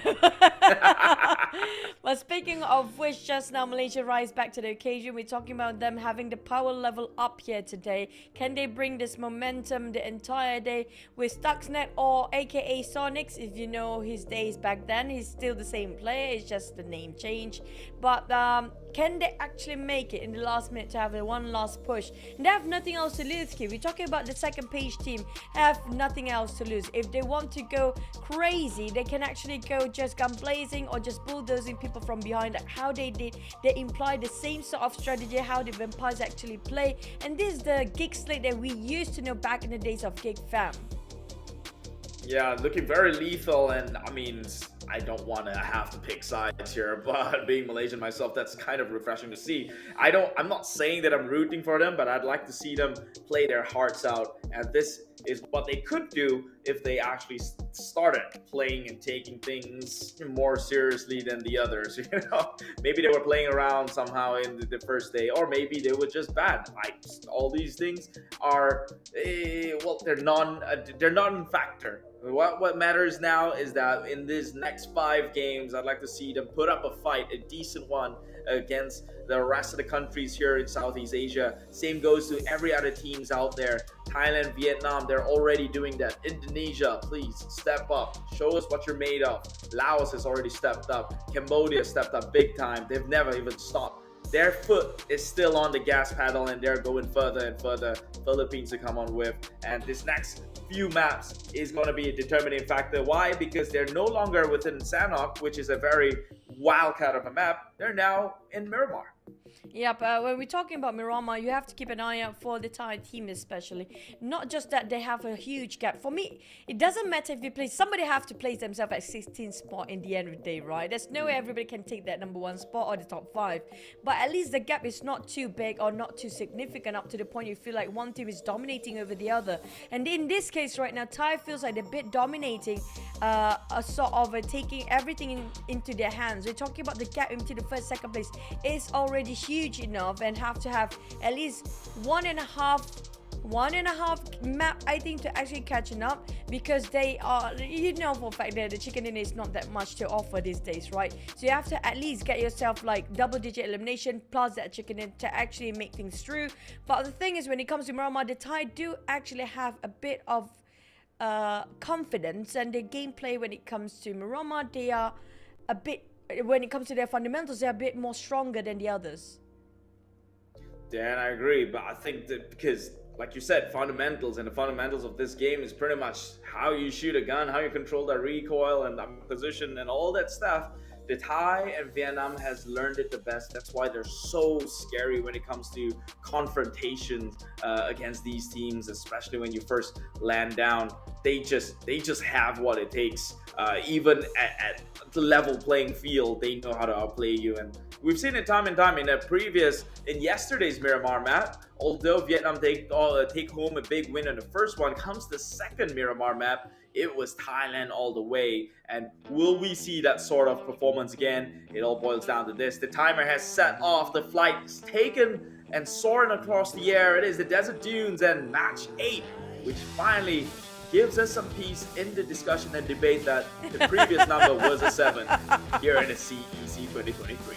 I knew you were gonna go back to that. I swear to God, I see that one coming. But at this time, we have the flight path equally splitting into north and southern part of Miramar, where we do have whoever wants to drop around Torre Ahumada is within reach. Same goes for Minas Desert and Los Higos. Gig Slate love to drop on the southern part. But back to this Miramar map right now, I want to mention a bit about the Myanmar team here, which gonna be YG and also KE. Sorry, that's gonna be GE. It's gonna be Cambodian team. Sorry. Side of Cambodian team, this is gonna be an advantage for them, because we do know for a fact the Cambodians love to play a bit of a long distance, especially coming up from KE and FOD. We saw for a fact the Cambodian, especially the team that actually plays themselves, the Cambodian, was it the first team or second team just now that get better performance than the other? I think it's the second team, right? Second team. Yeah, so especially KE, they love the distance. Just now we saw they're being eliminated due to they being forced to get into CQC, short distance or a very close quarter combat, which they're very uncomfortable with. KE, if they can make the distance and force the enemies to actually have a bit of a distance between them, they can actually make the call. But are we ended up right on top of Oasis for this sort of a circle, who's happened to be way up the north and taken all the way up to water treatment in Torre Ahumada? That's kind of like a Zarky that hardly ever happens. It happened. Right? It happened. Zarky never happened, but Oasis is actually, it happened once. I'd like to see that one happen again, because that right there, even in the game itself, they don't label that position as a playable area to actually get into. But if it does happen, it's more of a treat for me. I think I've only seen Oasis like once, and it wasn't really on the Oasis. It was somewhere nearby. So if it does happen, then it's a treat for me, for you, and the viewers watching back at home. But let's talk about that circle, Northern Circle. A lot of these teams, they drop center side and they're saturated down over. Now that means all the teams that was on the northern end, it's going to be a breeze for them, but they'll also have to factor in that there's going to be a storm coming in from the southern side. Yeah, it's going to be a lot of skirmishes due to the only one direction for the teams that on the rest of the map have to go towards the northern side. It's going to be one way, unless it's going to be some teams that taking a bit of a longer rotation, like how Gig coming up from Malaysian team did last time. So it's going to be doable if they're going around it, like going through the right side or the left side of a map. A bit of a hassle. You have to have a lot of fuel just to go that way, but if you can secure a couple of vehicles and can secure those gas, like why not? Because it's not impossible. You might want to negate yourself from this kind of unnecessary fight early on. We're talking about the fourth or the third stage of a circle. That's where the fights are necessary due to this how close how short the duration of the circle plus how small the circle radius is. But the first two circles, usually the team that love to fight is going to be 69 of Indonesia. We're gonna call it, right. We're gonna call it straight after yesterday's performance. I'm not surprised if 69 just pick any fight with whoever they want it to be. So traditionally, 69 falls in with one of the Cambodian team. I think it was KE. Will they do the same thing again, or have they changed their game plan since yesterday? Because albeit, let's be honest, they didn't. It wasn't a very fruitful round the entire day for them. So maybe they're coming in with something different. I don't know. But GZ, another one of those wildcard teams that performs on a far distance level here. I think they got pretty close in Sanhok yesterday when they occupied the top side of the hills. And this is Miramar, where you are king of the hills if you can pretty much get there first. Now, will they pull that sort of stunt though? Because knowing that they would have to make the rotation over, I would think it will less likely happen than not. Brunei, again, one of those that we have hoped to show something, some sort of spectacle, seeing as though they came out from a very, what's the word, notable international tournament, IESF, where it's pretty much global at that front. And, you know, they coming in at top 3 just doesn't feel like this is them in their full capacity. Yeah, it feels like they are a bit of a late bloomer right now, coming up from Brunei. Maybe they haven't been playing with each other for quite a bit due to some of the players are playing the Pro League and they've been splitting the team into a different sort of teams currently. Maybe that's one of the many reasons when you have to warm up to your teammate and towards this tournament as well. It will be taking a bit of a time, which time they don't have, because today is going to be the last day down to 5-1 map, including this map. Now, speaking of the other teams, right, we're talking about the other teams like Philippines, Brunei, Indonesia, even Malaysia at this point. It feels like they have to let go of everything and start to think about how to actually gain more elimination points instead of just focusing on their ranking points. I feel like if you have to balance out between these two, there's no way to balance it out. Like it or not, it's best to actually focus on elimination instead, because we mentioned this in the day one since the start. Like, if you're running away, means you're gonna lose this. Whoever runs away feels like they might actually losing this. And newbie also Piazza realized that as well. They tried to pressure on the side of Vietnam team SLD, who actually flee from the scene, but they are committed to fighting this. I'm surprised how much commitment they want to put in here, including even vampires. Since the start of a map here, they are really going for the eliminations. They don't care about it's going to be a first circle anymore. But speaking of a circle again, Keith, the teams are actually way further, like the furthest away from this safe zone. I feel like they might actually getting into it a bit later, due to the know for a fact there's so many teams in between from the southern part as well. So it's quite okay for them to play the outer circle than the inner circle right now. I mean, I would have to agree. And if Geek Slate maintain their same drop spot at Valdemar and Los Egos, then honestly, that would be very, very scary thought to think of it. And they are. Look, they're making their way from the far end. So, I mean, I've seen time and time again when Miramar, when late movers somehow got an advantage because of that very reason. You let them fight it off first. But 69 and Geek Damn Good might just have an encounter, and if Damn Good overextends himself, he might get punished in the process. But VPE eyes on the Cambodian, who's got a stronghold. This is pretty much their forte when it comes to combat war, combat language here. Let's see if the VPE could actually outplay their comforts. Yep, just on top of the circle as well, taking on KE. But here comes cute Loki tossing the net to his side. Rabies a bit off angle there. Just gonna be of a warning grenade instead of a one that actually clip and connect.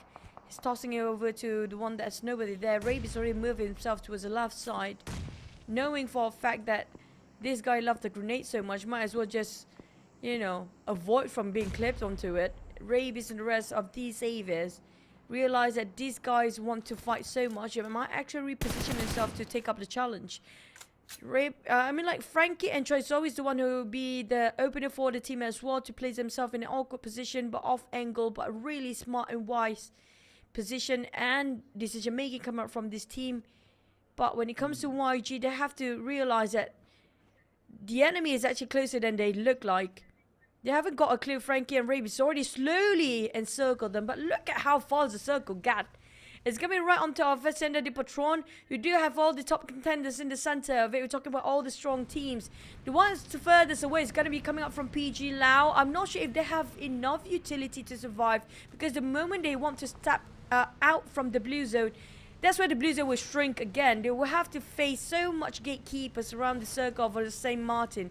And we do have HFX might actually cross par with FOD, but look at how Gig again taking a bit of a longer rotation towards El Pozo, maybe entering from Craterfield or La Cabrera, who will by then will be very vacant due to Philippine team and also 69 from Indonesia already get into the safe zone as they get themselves out of the blue. Yeah, but this is scary because all the teams have the same mindset. They all makes the rotation to come on in the northern side, which means thinking that they might have an easier entry. But at this point, it's going to be quite a bloodbath. But however, I can't blame them for it. They wouldn't know. This is on hindsight. Meanwhile, the crash came in with the vehicle. D Xavier ready to go, guns blazing. Rabis in position already. Oh, does he catch one out though? The nade was tossed on forward. They do see that, but now we're going to swing in as doubles. Maybe catch them off guard. He does come in with the warning. Lamborghini takes one. That's Sanhok on his knees right now. Rabis just making sure no one's peeking through the windows. He even has a Molotov to make sure the zoning is in place. Marne, he'll be pincer down by the side here as he takes down Lamborghini, but gets traded with Chua in the end. Cute Loki, ever so cutely, has to maintain the distance, seeing from the far side. His team is just as good as gone, and he will have to play this one out all by himself. Not just that, the Philippine team start to put in their nose into this business as well. It's so meticulous, it's so organized, coming up from D Xavier's approach to a certain compound or rush. You saw how Frankie and Chua will be the front line and always be the opening for the team. It's always Lamborghini being a support here, and they always isolate the team and splitting them into two, making sure that they don't have enough manpower when they trying to go for the rush. It just shows how diligent they are on getting those intels, how consistent they are when they set their mind to it when trying to rush into the compound. They know every exact position of their enemy team before they start to make the move. It's just something that really have to have within very short amount of time to actually assess the situation and make it a call as well. I have to give a lot of credit for these Avians right now due to how organized they are as a team and working as a unit. But they are teams that are not really working so well right now, including 69. They always start the first few fight, but this time being spotted out by Philippines on the higher ground. But both teams is not safe either. We're talking about the blue zone closing and burning off Philippines second team here, and Mem have to run away from it. Loki's still stuck there after the entire cavalry already gone, only leaving himself behind. And for the side of Gig, they just try to negate all the shots that are being fired on them as far away as possible. But Philippines still caught FOD along the process. Damn good! Got stuck in the middle of a desert with an open plain, nothing else to take covers from except for just rocks in between and vegetation. But look at how separated for the Philippine second teams are. Blanks push in all the way, but might actually caught himself in a death trap. Yeah, Blanks pushed it forward, but he did not commit, and I think the Damn Goods and his entire team has tried to make a rotation over, so maybe he'd have to get out of there. Meanwhile, Rankid from the Philippines, I remember him knocking down members from FOD, but they are so split and forward that they cannot do more than what they have already done. And so the rest of the team for the Philippine side has made the rotation over. It's just one man from Geek against the rest of the Philippines. It's two of them. That clip right there is a warning, and they will know that he's within the area. The drive-by misses by an inch.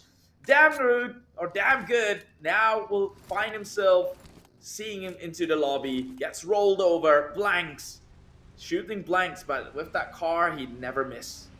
That was really smart coming up from the Philippine teams. Due to the smoke, they can't pinpoint the silhouette there, but try to bait him out with those vehicles, making him move. Now Ryan 1 Philippine teams are trying to just get more elimination points by getting more on the run and on the go. We're talking about Dragon 777 going for the commitment, but again, it's going to be 69 fighting against SLV. They're taking this reign over. It feels like 69 coming from Indonesian team have their tempo set, and they start to getting into the game and can read how to get the CQC to be successful this time, and really did revise and going back to the drawing board, and it works well for them. Multiple times, 2 games in a row for today. It feels a very successful attempt of the rush, but right now, SLD from the pan to the fire, but the fire is actually better than the pan due to how they can easily take away 1 more elimination points as the Philippine teams were trying to transition themselves into a different compound. Feels like it just dropped on their lap there for the extra bonus point.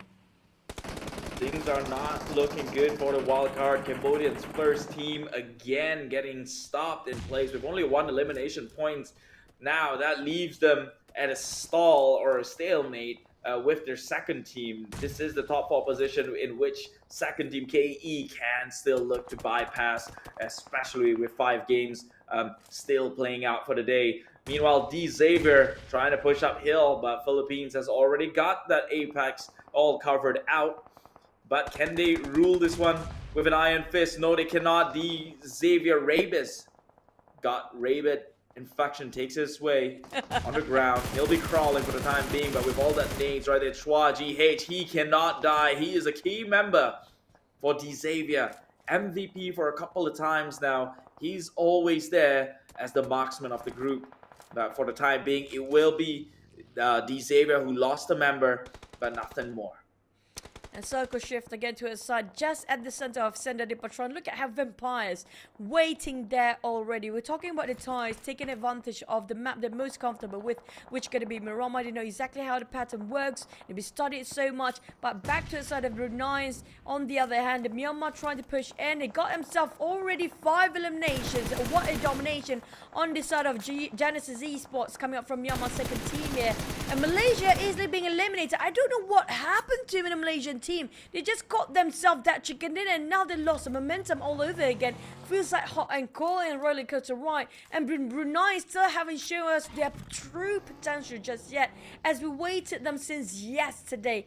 Now, on the side of Philippines, on the other hand, the Philippines, I think this is going to be a first or second team.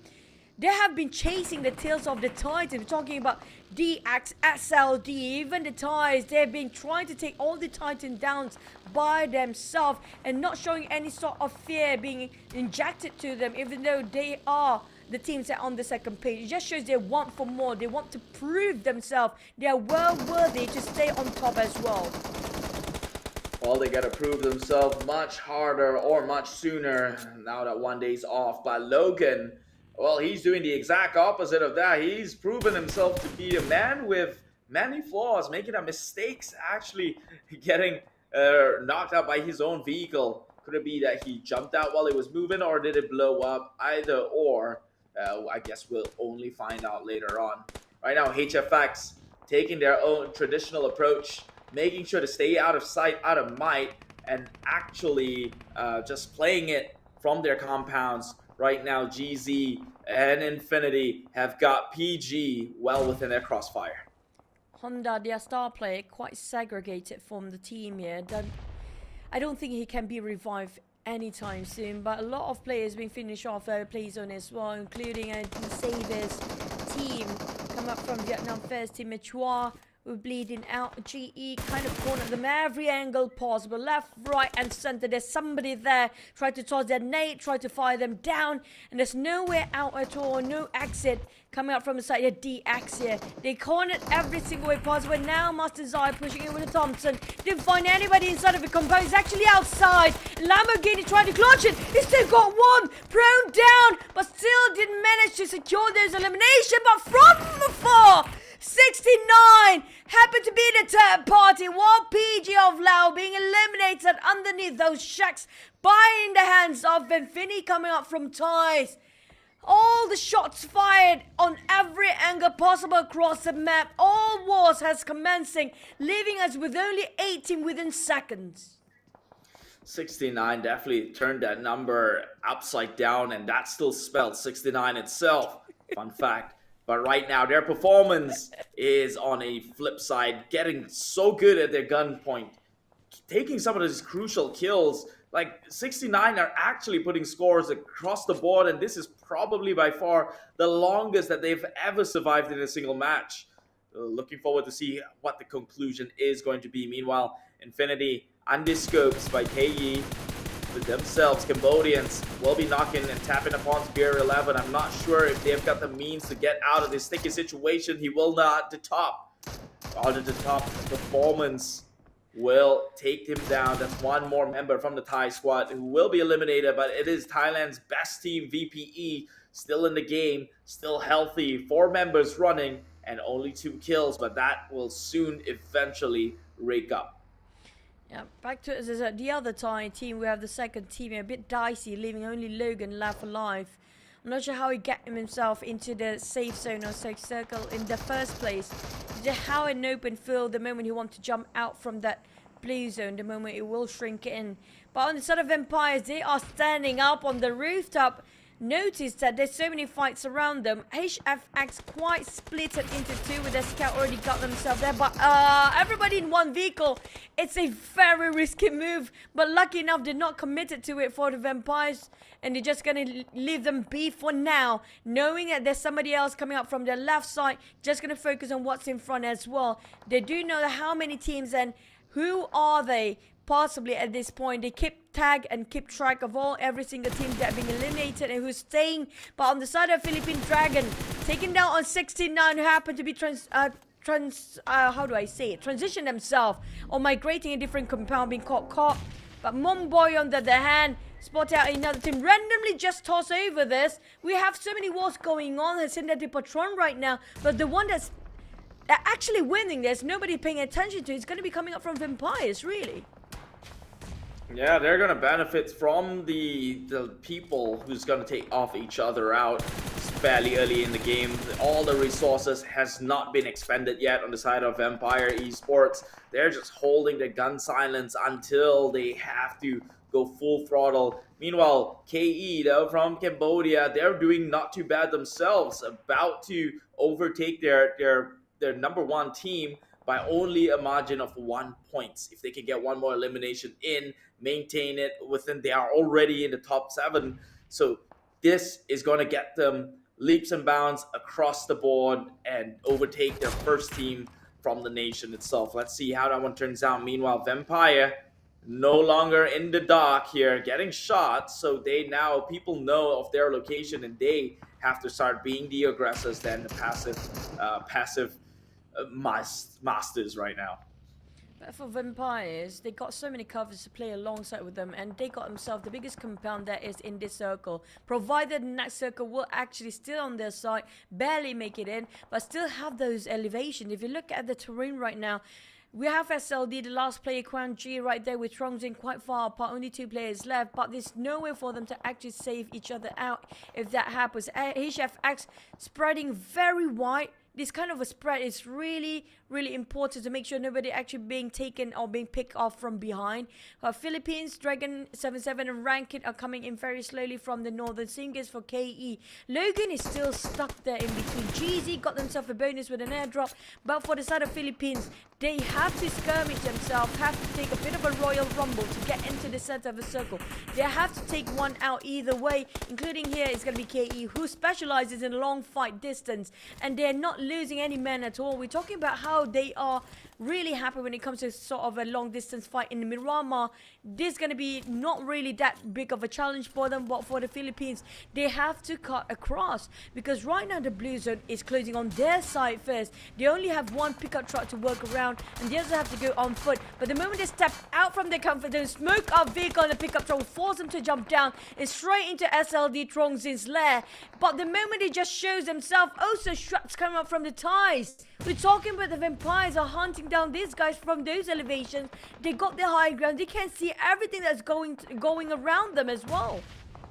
And that's the more scariest of situations right now. Vampire having their eyes upon but it is Monboy's Molotov that actually burns them down.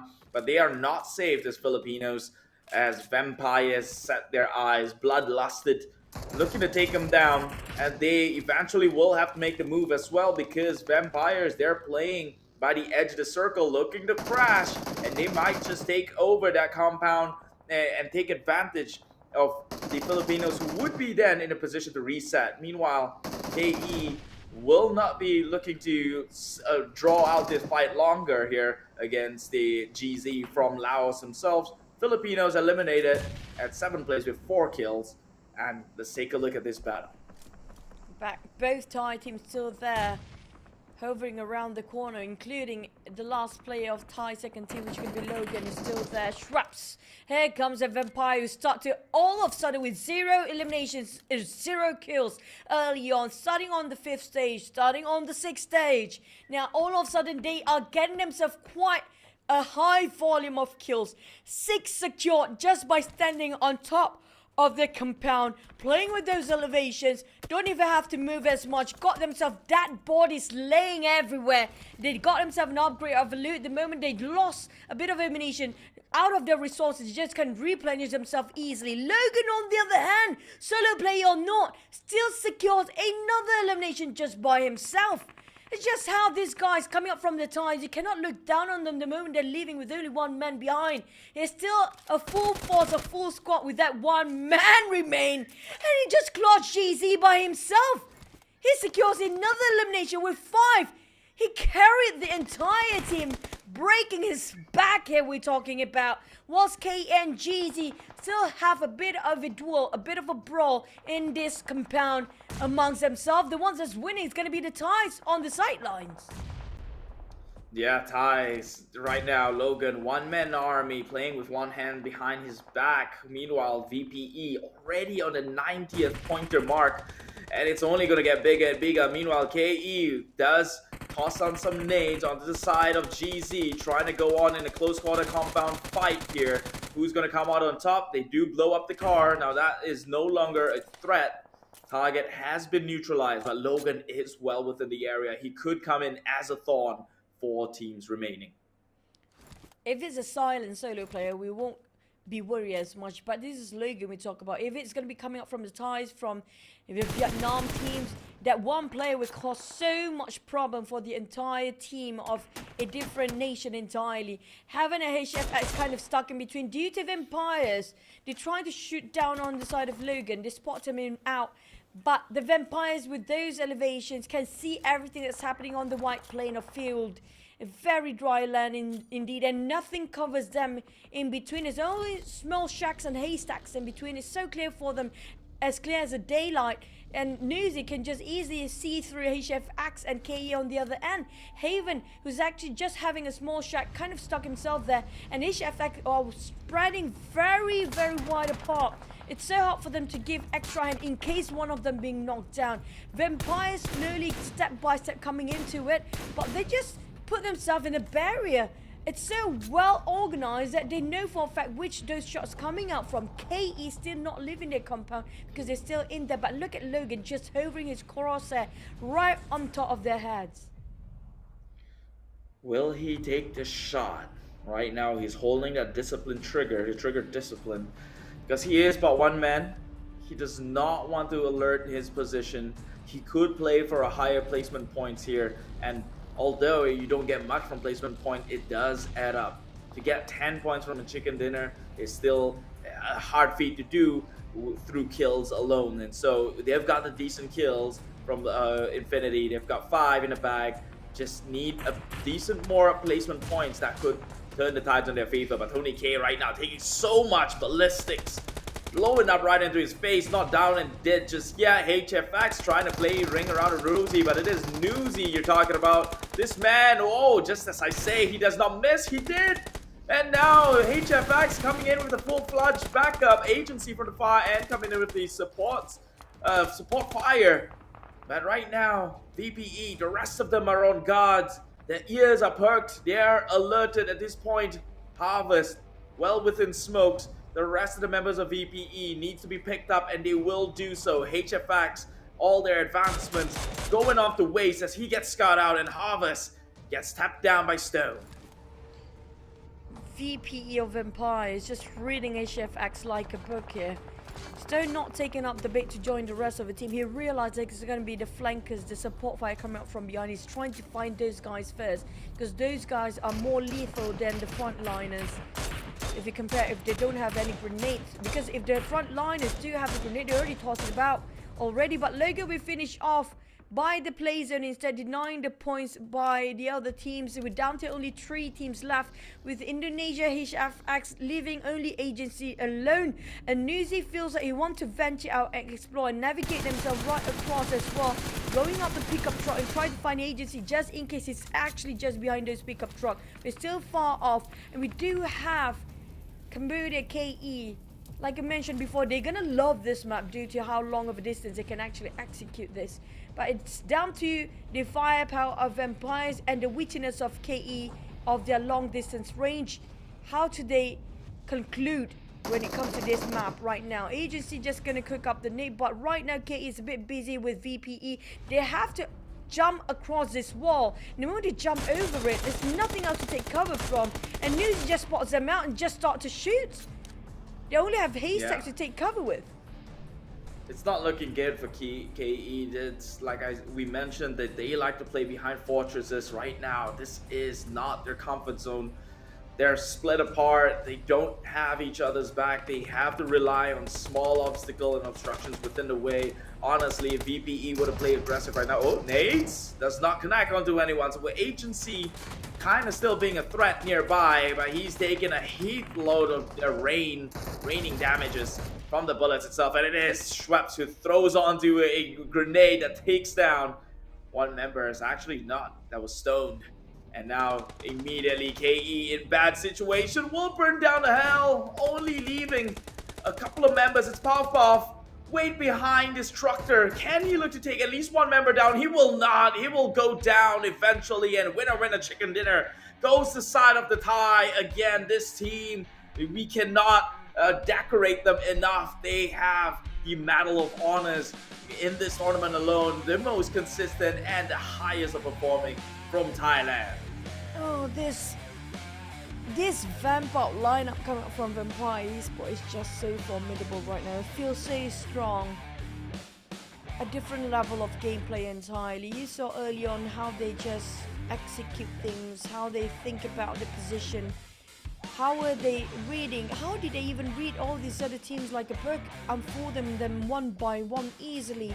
Feels like not even an effort to be actually invested in the first place coming from Thai first team. But back to the side of KE, valiant effort coming up from them. But still, when it comes to that HFX player, right, I'm still questioning, is it he got finished by the play zone or it considered as those elimination points by the player? Because he being knocked down by the players, I think.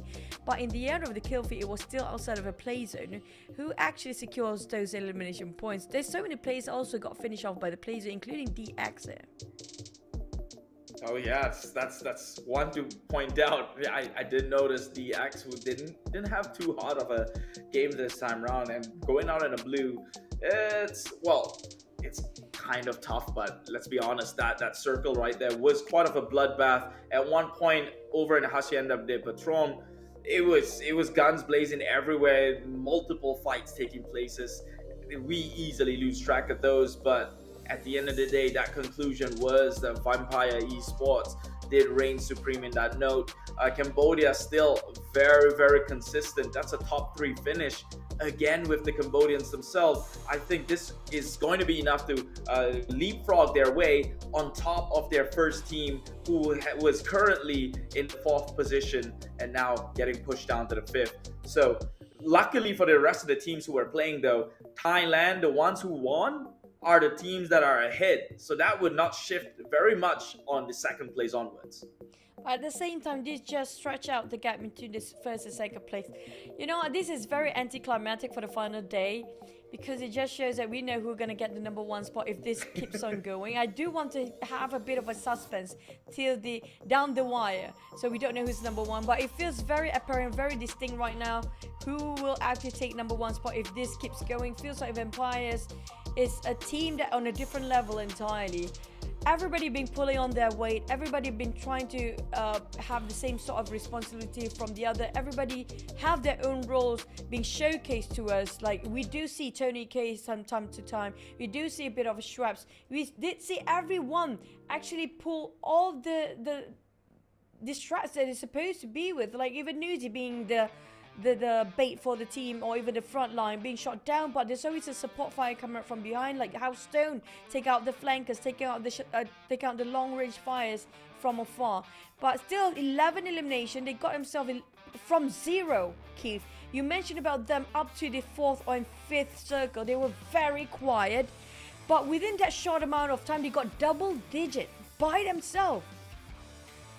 I mean, eventually, it's going to come down to that, right? And I think that's where they kind of do get a little bit of a luck of a circle, as much as we'd like to deny it to be. They didn't really have to move. They were in good position, good compound the entire way, except towards the last few circles. It was only then, I think they only had 2 kills while everyone was guns blazing on each other. And finally, when they came awake, it was brutal. They taking everything, 11 eliminations, like you said, double it in just a few circles remaining. Cambodia still doing their strat, and I think they've got nothing to change here. They're decently on the offense, but also playing it a little bit passive just to ensure some ranking points. And it shows with 6 eliminations, 6 ranking points, it adds up to 12, and that's not too shabby of a deal to walk away from. The second team in Thailand got 11 with Infinity. Unfortunately for Vietnam, this game wasn't the easiest of roads for them. You know what's surprising for me, the one that actually on the 4th place, they actually being eliminated way early, placing themselves at 11 to 16th place for the eliminations, for their ranking. But GE from Myanmar second team secure another double-digit 11 elimination just by them, so that pushed them up to the 4th place. Just how formidable these guys can get, how aggressive they can get. But we're not taking away the credit again. The top multiple times he's showing us here today for the MVP with 45.9%. Just now it was 48%. Still got quite a amount of eliminations, a huge amount of damage being dished out as well, and MVP points wouldn't actually, well, you know, this guy has been popping off the banner so many times. If nobody values him as a great asset, I have nothing else to do or nothing else to say. He even got himself the players to focus here. And small, speaking of GE or Genesis Esport coming up from Myanmar, they got themselves 8 eliminations just by this one guy. Well, out that's of why 11. he's smiling. He's not smiling. His wrist is hurting, yes. Playing it really hard to carry the team here. Well, we've seen that. Why does it always happen to one of the greats? Every great player has the same pose, and that is the risk of having carpal tunnel onto the wrist itself. But we'll leave that till later. The top, again, being featured time and time. This kid is an up and rising star over in Cambodia. If nobody treasures him or values him, at least you know PUBG Mobile does with that 500 ringgit. $500 US, which is 4.5 times more to compensate for his actions and efforts. Take a look at across the board, the eliminations and damage here. Myanmar coming in with 11 kills. That is as impressive as the winner chicken dinner winner here. Thailand, 11 also across the board. The rest of them averaging out about 4 to 5 kills each. But this is pretty much healthy based on the level of competition. However, I still feel the Sanhok graph that we get was as close to even as possible distribution across the board. We have two dominant teams in this one map alone. But Cambodia, look at that, near 2,000 damage, although only having 6 kills. Yeah, we're still on the way quite a number from there, all the other teams around them. I mean, like, I'm not gonna let you go easily off with that 500 ringgit joke, but okay. If you get an FMVP, you got 500 ringgit, what can you buy? Yeah, you can buy a lot of food within that amount of time, within the month, but I don't think you can even pay rent with that. But it's gonna be USD, yes. But back to it, the overall rankings. Thai teams, look at the gap. This is what I don't like, the over-dominant team, yeah. It just shows that it's so anticlimactic when it comes to the final day. The gap is huge. We're talking about enough, like the most, how much you can get for one map here, really. 20-ish, 25 possibly, 25 or 28. Or we never hit 30 yet. So it's like 28 the most, right? That's going to be 2 maps. We're done with 2 maps already. We remain with 4 maps now. Do you think there's any way anybody can take the podium spot so far? And they got the most chicken as well. They did. I mean, with that sort of performance, is it even a surprise at this point? Like, I'm looking at the graph. The first thing in my mind is, okay, screw number 1. No one's touching it. Let's just play for second place at this point. And when you look at second place onwards, it's very doable. 66, 65, 64 is a running number. Thailand's second team is also at 64 points, and then Cambodia's first team is at 59. So that the competition becomes a run for the second position, because Vampire Esports, they're just running away with it, and you know, there's nothing much we can do about that one. I mean, like, yeah, it's all fun and games as well for us. It's very entertaining. It's down to the last wire. But now it feels like, yeah, we know who's winning. Okay, can we just give the trophy now? Are we done yet? We still have 4 more maps to go. Another Miramar, which is going to be the Thai teams. If they want to really push up their numbers, this is the time. Because when it comes to Erangel, the wildcard region is going to be crazy with it. But you know, when we think about it, actually, although this first Thai team has taken the number 1 spot and solidified their lead, it's still very doable from second place to take over, right? 60 to 140. But we'll see how that one pans out. Right now, let's kick it off to the highlights and take a quick break.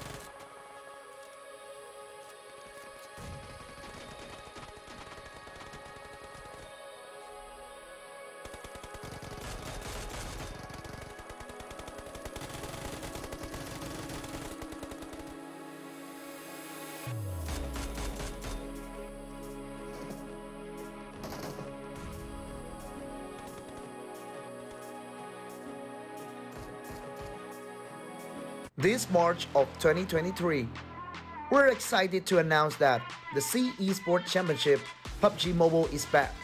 In this comeback, the C Esports Championship PUBG Mobile also plays the role of a friendly tournament for the C regional teams before the 32nd C Games. 20 teams from 10 countries: Vietnam, Brunei, the Philippines, Malaysia, Timor-Leste, Thailand, Myanmar, Laos, Indonesia, and Cambodia will compete to a prize pool up to $30,000. The C Esports Championship 2023 PUBG Mobile is divided into 2 phases: qualifiers and finals. The qualifiers will have 20 teams divided into 5 groups, competing in 3 days from March 8th to 10th without live streaming. 16 teams with the highest point will be qualified for finals. The finals will kick in from March 11th to 12th, and we're happy to broadcast it for all the fans. Each day of the finals, the teams will compete in 3 maps: Sanhok, Miramar, and Erangel, with the maps order alternated. Totally 6 matches per day. The teams gained points will be decided based on their ranking and eliminations after each match. Each elimination is counted as 1 point.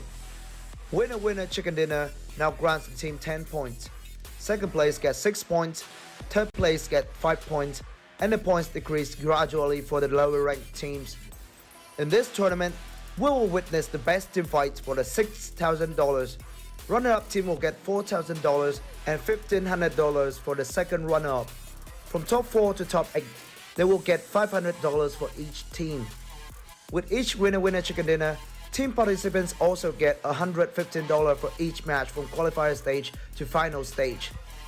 More than that, we're also awarding individual prize such as finals MVP and gunslinger with $500 each. Now, are you ready to walk with the tournament? Let's enjoy the survival party.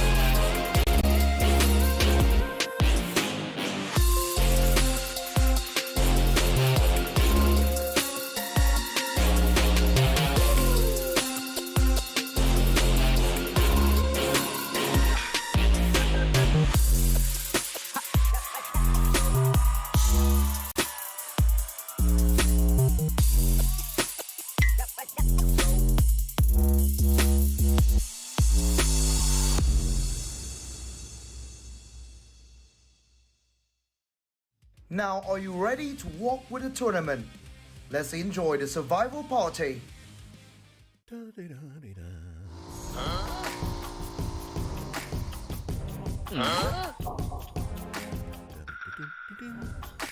What?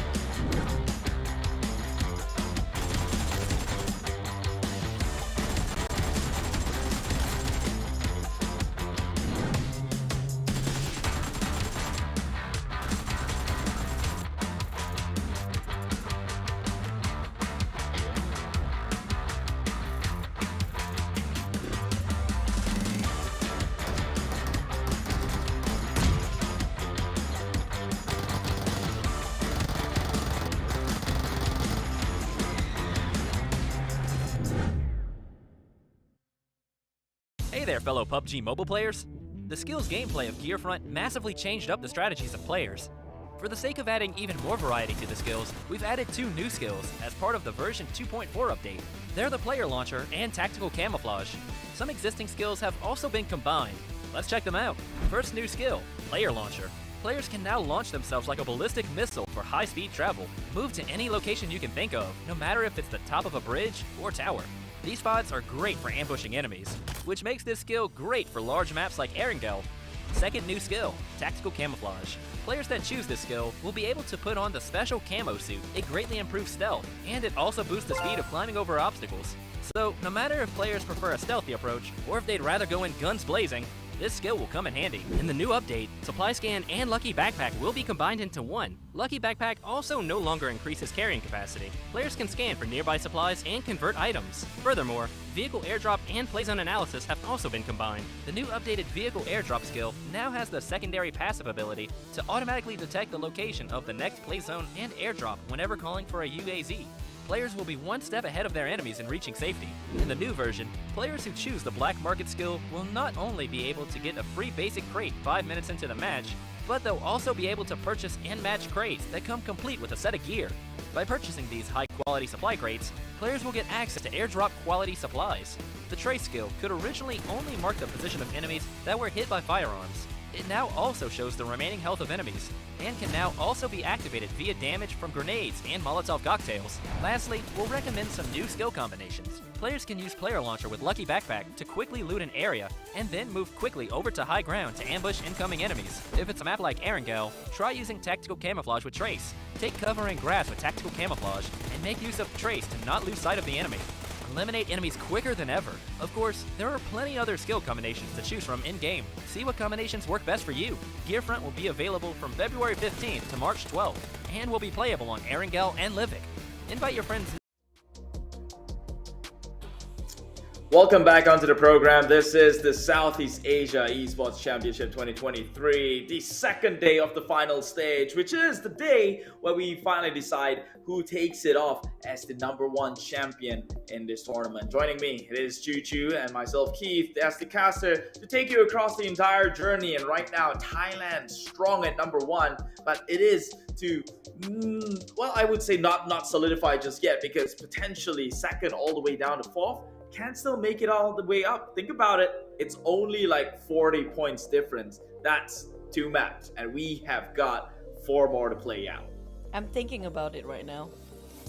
You know what? You said today will be the day that we get to know our champions. You didn't even finish the day. I feel like we do know who is it. Because provided the fact that #1 spot, Vampire Esport, if they want to give away that #1 spot easily, like they are not the teams that will be diminished or will be eliminated too early since the start of a map. That's already a problem to start with. Now, how to take that #1 spot? Like you mentioned here, when it comes to the Malaysia Esports Championship 2023, it's down to who get #2. It's the #2 spot contest right now. So my thought process by painting this narrative is this, okay? Although you're right, I 100% agree. But you know the one thing that hurts more than a bad result is to give them hope and then take that hope away from them. Now we're getting really grim. Hey, let's get back onto the flip side, the sunny side up of things here in the Southeast Asian Esports Championship 2023. Right now, Vietnam still occupies 2 out of the top 4, and Cambodia slipping their grasp from this top 4 position. In fact, one Cambodia came out, and then the second team came in. So is this going to be the dynamic for the end of the day, or will a Cambodian team from the wildcard represent in the top 3 position? Yeah, we had so much hope yesterday when we saw Laos, Cambodia, and even Myanmar taking a lot of rain on the top 5. Everything crumbles the moment we saw how effortlessly the Thai teams just taking those chicken dinner plus those eliminations at the same time. But I'm looking forward for GE coming up from Myanmar's second team there. They show promise by getting 11 elimination without any ranking point. Now that states something quite huge at this point. I mean, it's a statement in itself, but this always happens, right? A team performs well, and then everyone gets onto the bandwagon, and then one bad game, and suddenly everyone's all haywire. That's not pointing fingers, but Malaysia. But anyways, we will move on from grim news.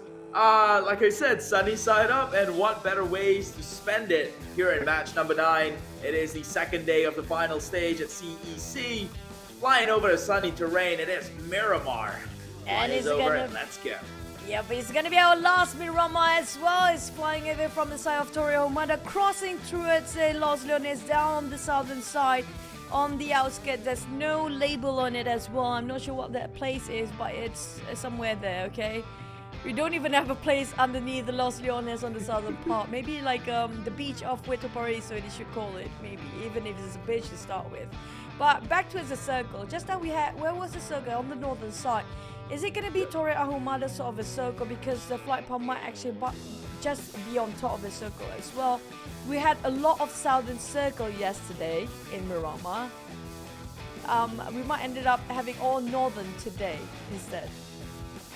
I mean, if I had it any other way, I would have it go all the way to Los Higos just to see how teams make across the islands itself. That would be a treat to watch. But so flipping back onto these territory that is left unnamed, you know what they say, he or she who discovers it get the chance to name it. So what would you call that? Oh, wow. And we'll stick on it from here on out. I mean, there you go. I don't know. I don't know, man. I have no good names for it. All the nasty ones in my head right now. I try to avoid that as much as I can. We're live right now, but back towards the circle.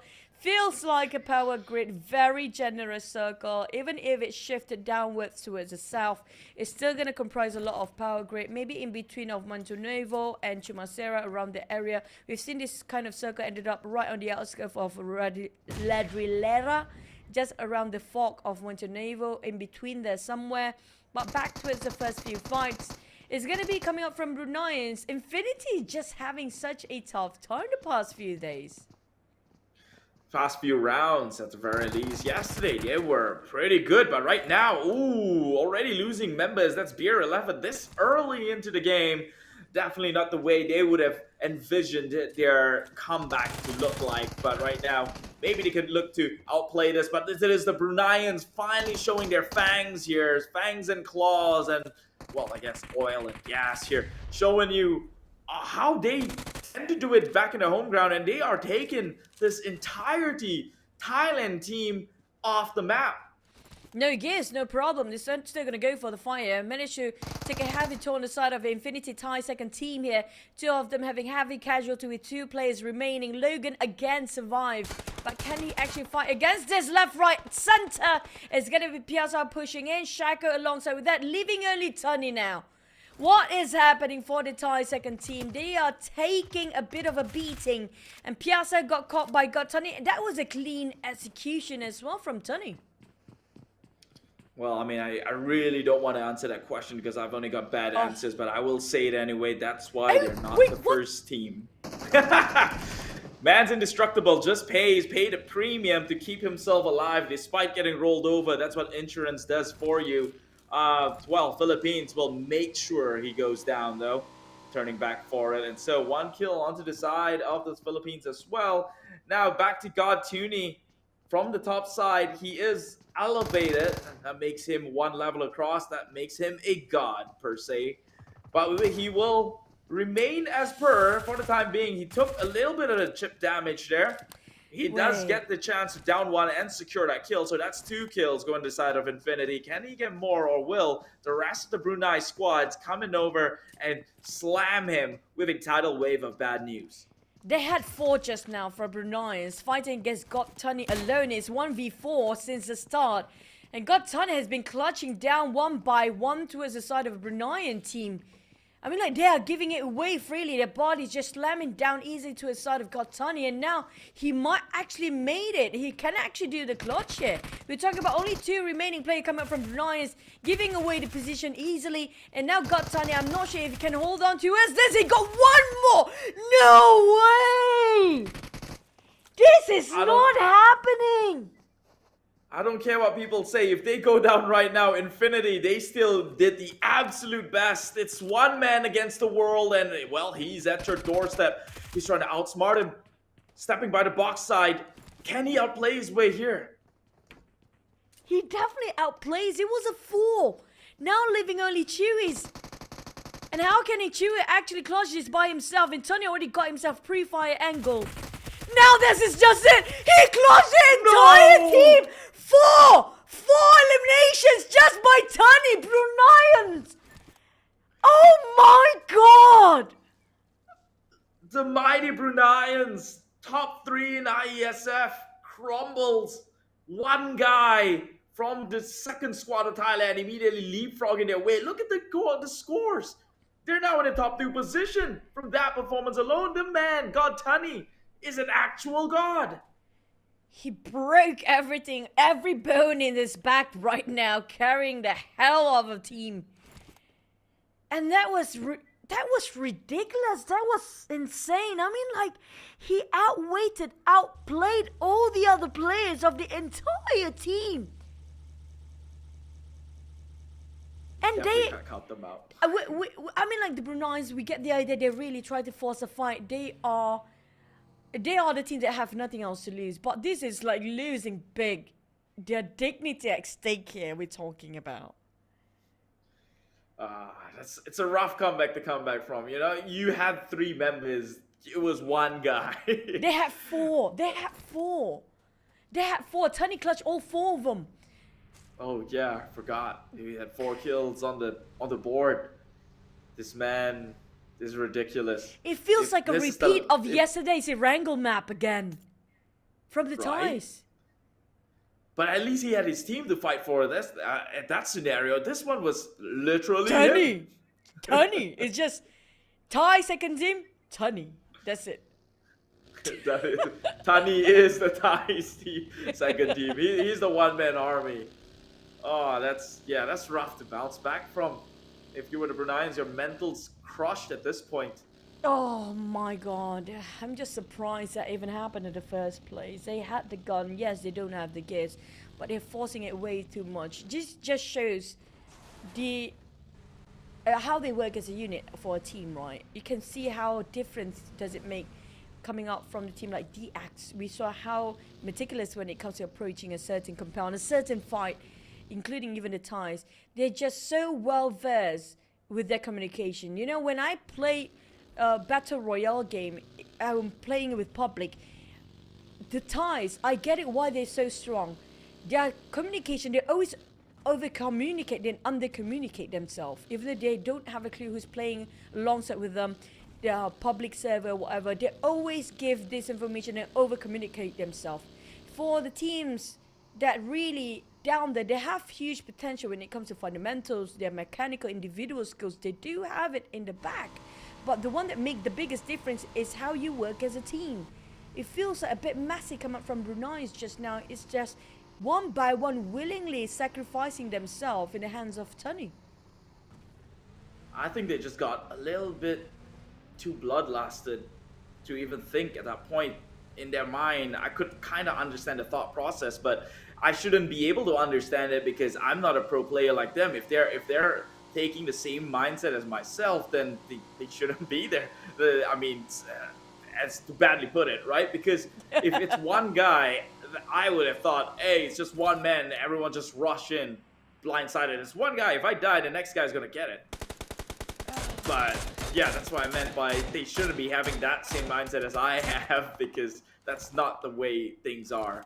And clearly it demonstrated accordingly. Yeah, that's why we're sitting here talking instead. But back to as a circle, whoever got the high mountains of Saint Martin, now this is huge for them to actually farm their eliminations, farm their kills, put their ranks up there. Just how did Tony actually push up to second place for the Thais within seconds? And we're talking about how congested it is in the center of a circle as well. Maybe up to 7 to 8 teams in there already. And for the side of a latecomer, who's talking about PG from Laos and Gig, very splitted into a different places entirely for the players. We're talking about one player scouting on the left side by himself and the other three moving as a unit. I'm not sure what are they planning. Maybe they're organizing sort of gaining intel formation just for the sake of scouting their perimeters, but it's a bit too far off in case anything happens for that one player.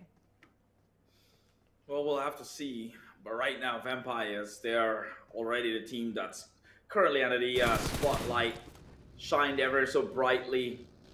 If teams can take them out, because we've seen it time and time again, even the top tier teams like DX getting wiped out by Laos or even a Cambodian team, it's happened.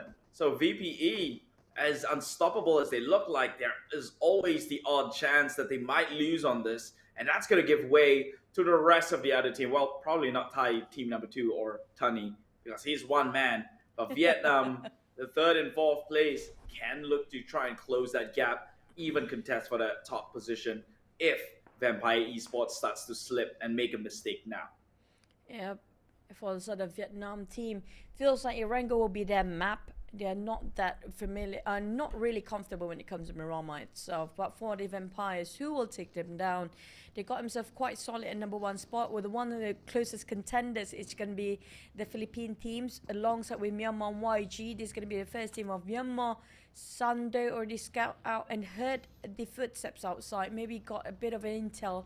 Their movement just across them. I think 1sec is still struggling to park himself. Yeah, that's going to be a perfect parking. There you go. Congratulations for 1 second. I got that. I got that. It's so bad it's good. It's so bad it's good. I'll give you that. Yeah. Finally gets it parked. Well, yeah, he put an effort to park it much better, I would think so. There was a bigger hole. He chose to use the entrance for human beings. So it could have taken him 1 second, but it took him at least 5. Yeah, I mean, like, he did put a lot of effort. We should applaud that. But on the side of Power Grid, again, there's so many teams right on top of it, but there's no skirmishes just yet. We still have 15 teams aside from Brunei who got eliminated by Tunny just now. It was still traumatizing for me to actually just remember what happened.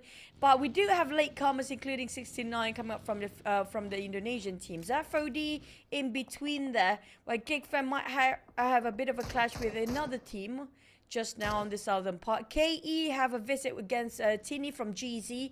I think Tini's just going to build this one away. He's a bit too far off, but got a bit caught himself with a Kobe from Kaya. It was a perfect timing of that nade. He just hopped onto his buggy to flee, but he didn't make it on time. That was a nice nade. It just lopped across the terrains itself and catches onto member of GZ.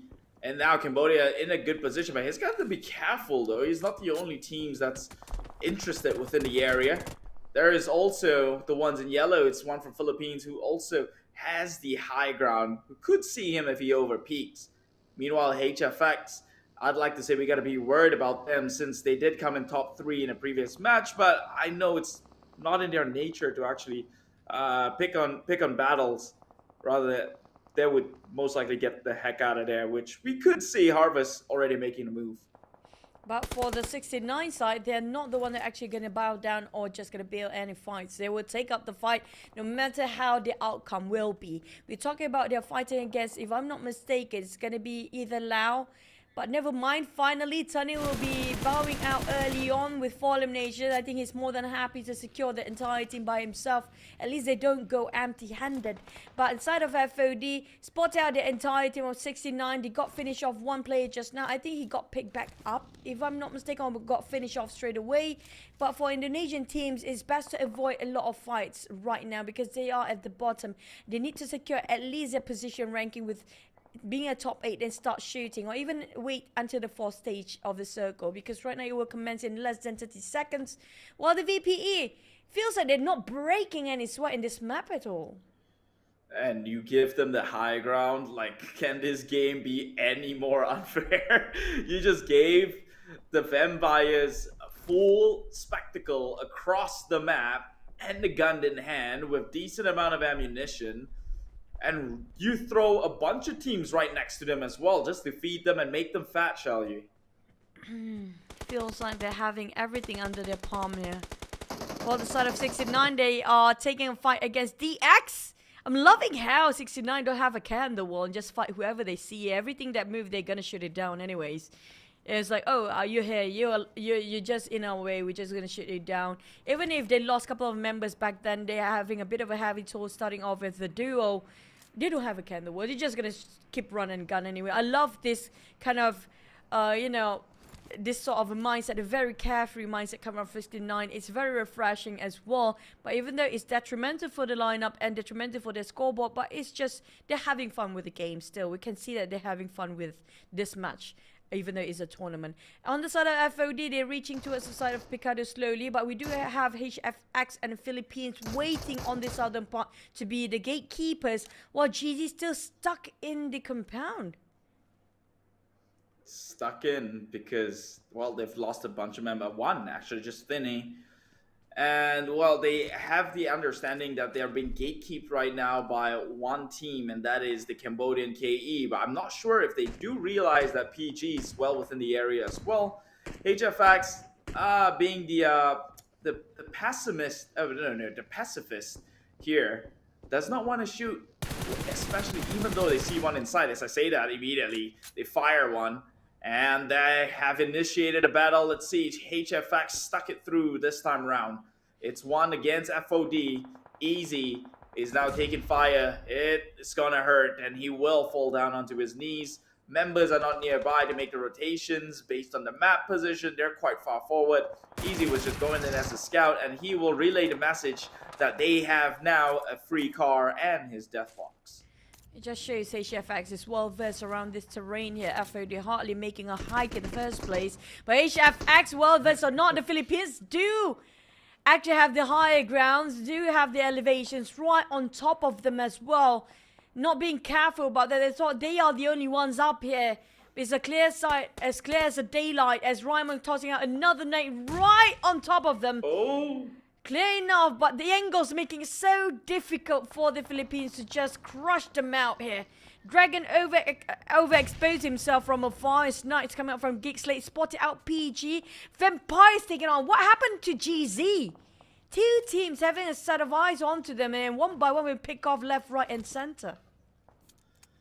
Well, Geek Snipes, they have gotten PG handled, so I guess maybe the Cambodians find their way onto GZ themselves. But meanwhile, VPE, again, you gave them the high ground, and now they're going to rain hell upon the... Has got the nade tossed up. It is a Schweppes nade. Will it hit? Ah, just so close. Schweppes, you've got a reputation to hold, my guy. Keep it up. But he got only one more grenade. Now you have to save it. You have to salvage it. There's nothing that you can replenish your resources up here. He really tried, but given with the terrain, with the angles here, it's almost impossible to land everything on the dot here. But back to the side of VPE, the moment it's entering a stage 4 to 5, you realize they start being very proactive during this time. This is their most active time for the side of VPE to start getting those eliminations in their hands. But those coming out from the Picado side, I say good luck, because there's so many heavily guarded. The Philippines on the highest ground, with HFX in the middle ground. FOD couldn't even make it, and they lost one man in the process, while GigFam have to crush themselves to get into that. While FOD will be in between the way. Mika kind of separated from the rest of Gig Slate. But PG coming out from Picado will actually heavily guarded to the side of KE. But the one actually really having a tough spot is going to be GZ. We saw GZ being picked off by so many teams on those high grounds. They couldn't even pick out.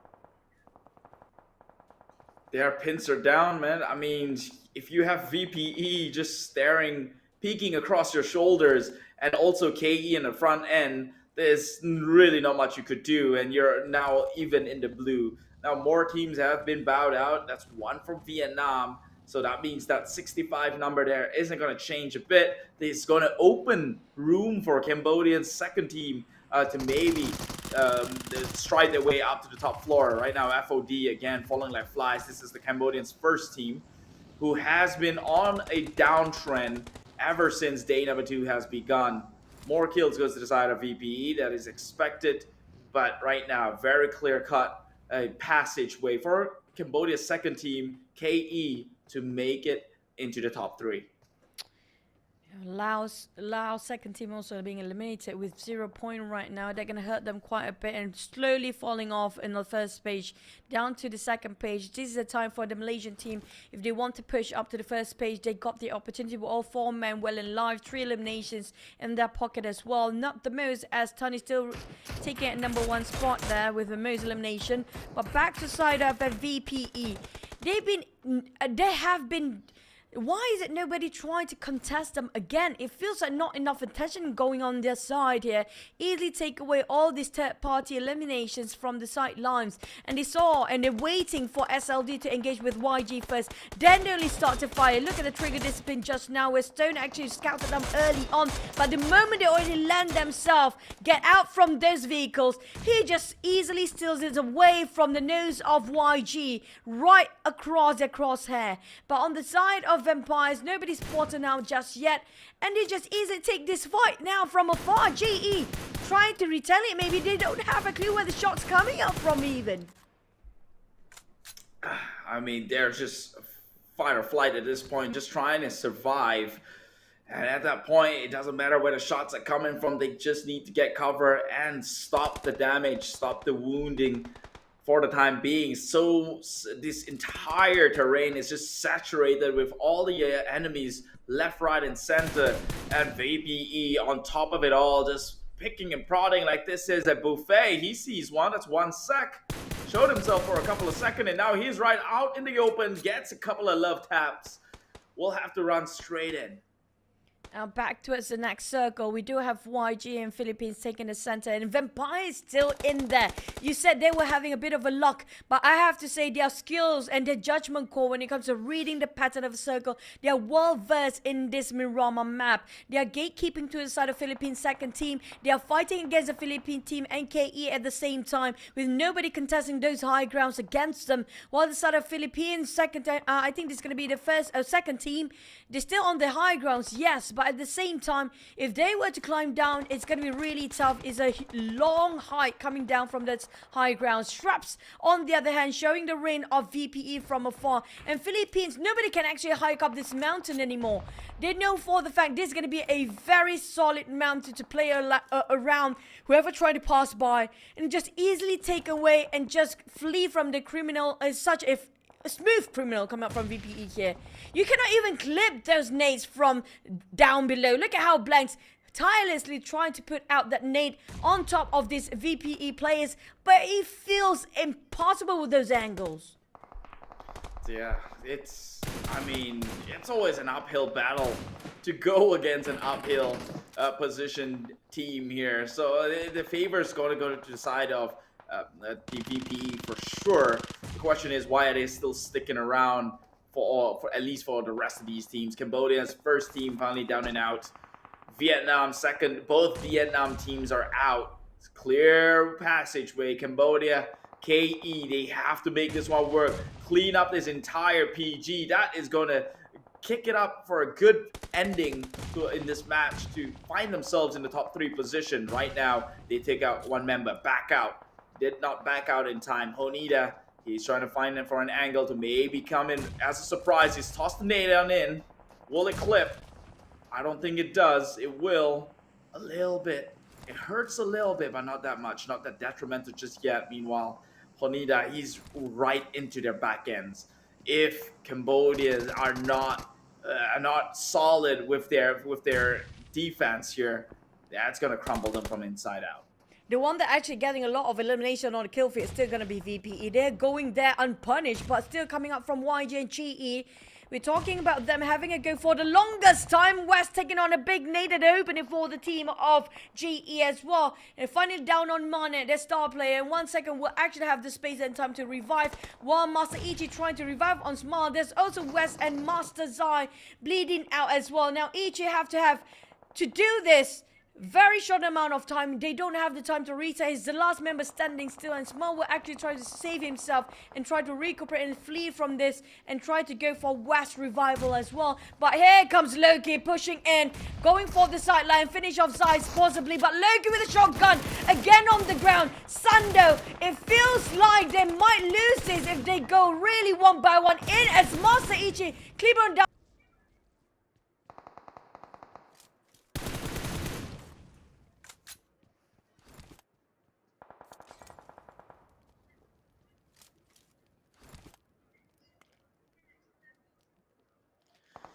He's got to, he has to. I don't think that's an option at this point. Marne has to land these shots. He has to win this compound for his team to be able to play in longer towards this match. Already in the top 9 positions, everyone here. It is a civil war that's going on.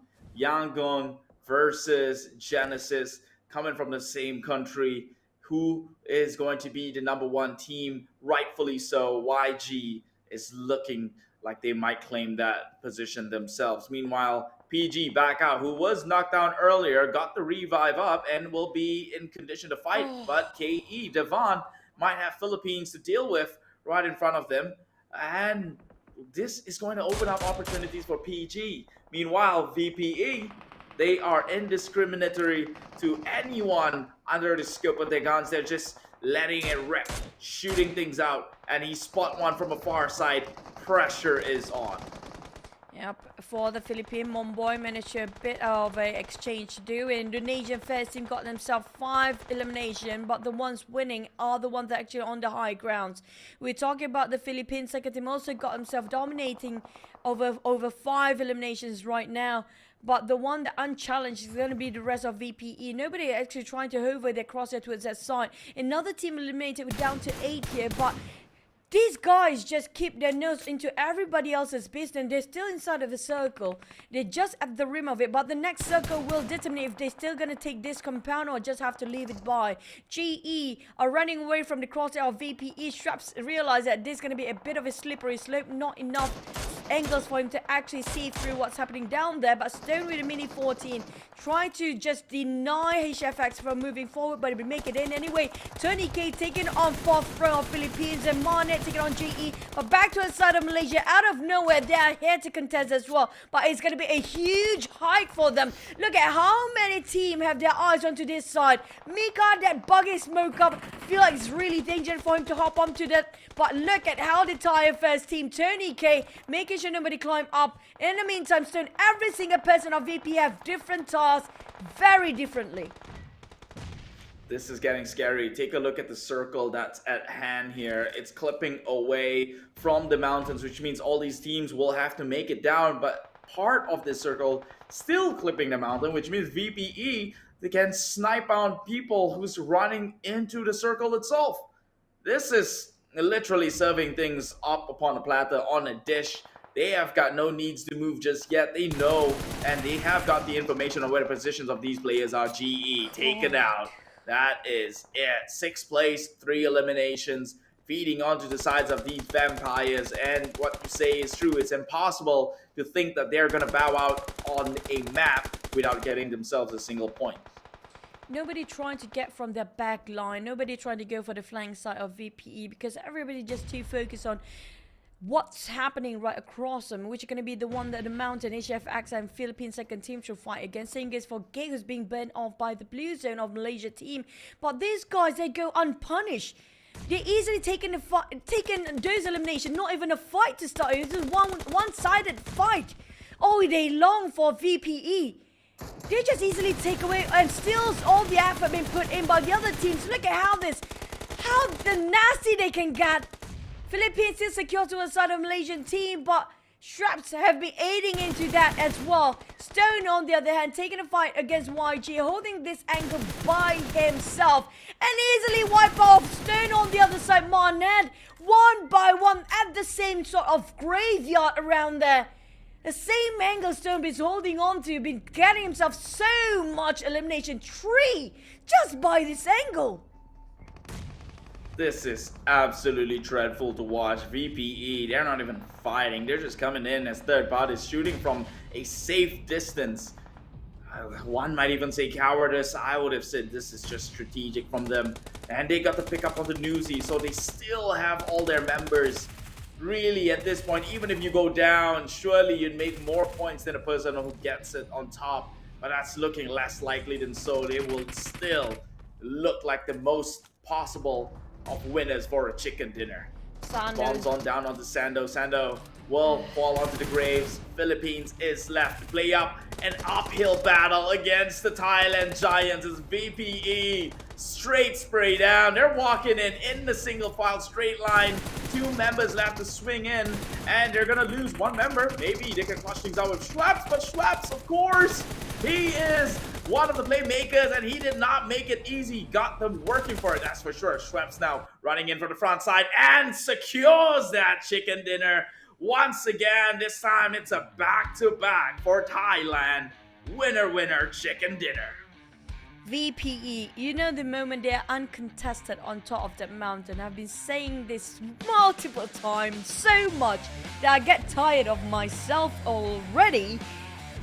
If you're not contesting the top tier teams on the mountains, nobody try to give them any sort of punishment. Even though they have been firing warning shots early on, giving away the positions as a start, but due to their diligence of taking this compound, you said it was luck before. Is this luck again? They know exactly how the pattern in Miramar of the circles, know exactly what's the strongest compound, and they need to get there ASAP as fast as they can. Move, they got themselves vehicles and just holding on to that compound like they're hanging on their life. Like the compound is way more important than their life at this stage. And they hold on to it, well worth it. And they got double digit by this time. You're saying it's the contest still got a bit of a slim shot to get on the first place. I feel like it's none.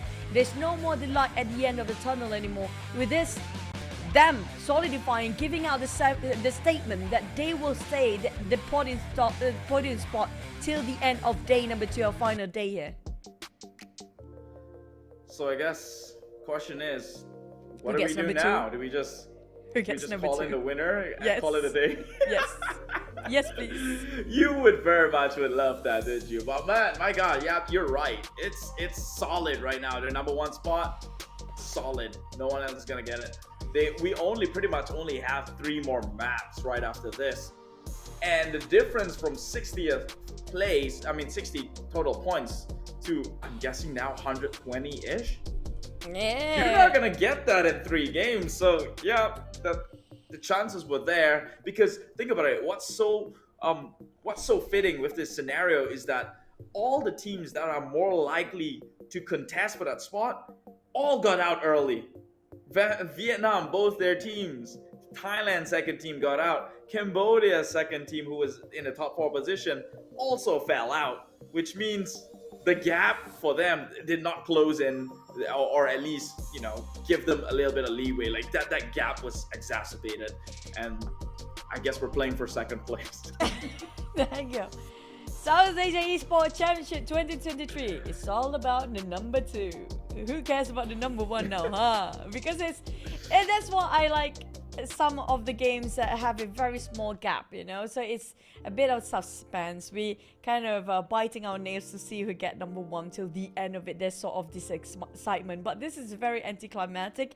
Not taking the credit away from VPE, but it just shows how dominant they are, how different tier of a playstyle they have, and why they are one of the best in the world, and why so many teams in the entire global of Earth that actually kind of take this team as a role model and learn so much from them. Look at this, they got 13 eliminations just by, being a third party, happily not contested, and just being the nuisance and just poking people from the sides and just getting themselves a number of eliminations doing that. They're very smart, very witty. They outplayed all the teams out there. But when it comes to grenades, we saw how Indonesians are really going aggressive. I have to say, HFX and 69 do leave us an impression that they're really putting a lot of effort to get up to that hill. HFX actually says the longest, where the VPE took the mountain just now. They were underneath them, just at below them for the longest time, and they survived. Not to mention, it was 69 who took out D Xavier, by the way. Oh, yeah. So they are finally trying to get on with their grooves. However, we are on the match 9 out of 12. Not sure how much more they can do, but they can still cause some sort of an upset. But of course, that requires you going up against this number 1 team here, Thailand, from Vampire Esports, actually from Thailand. 13 eliminations, that's another 23 points across the board. Philippines came in close this time around, 17. Myanmar with 12 of their own. I mean, it goes down here. But Cambodia, finally not actually having a good game this time around. This might be a hindrance in their position. We might have to see later on, because last I checked, at the number 4 spot, it was pretty close. So I think this one bad game might cost them the entire top 4 position, but that's not in confidence, because Vietnam, both their teams also didn't make it. So, but at the same time, if you look at this match ranking right now, aside from the first place, the second to up to the 6th place are the teams that are actually on the second page or in the middle bracket. So it won't make that much of a difference when it comes to overall ranking, because the teams that are actually on the top 5 are still gaining points. We're talking about they're not heavily being punished, but you know what, this guy's every single person of coming up from VP of Thai first team just now, well deserving of the MVP. It's anybody's game. Look at how much damage being dished out by Schweppes. Again, he made such a big plays of the last Erangel map, and now he's showing off his fangs when it comes to the high grounds. Near to the sun, their vampires not being burned as well. They're just immortals right now with 4 eliminations, 33.3% of contribution. I think this kind of distributing the contribution of the players among themselves evenly. This guy, I mean, he played out of his mind. That play towards the end as well, when Philippines were pushing upwards, he nearly fell through, but immediately ran in the smokes, make his way downhill, and then left the entire Philippines team bamboozled on his location.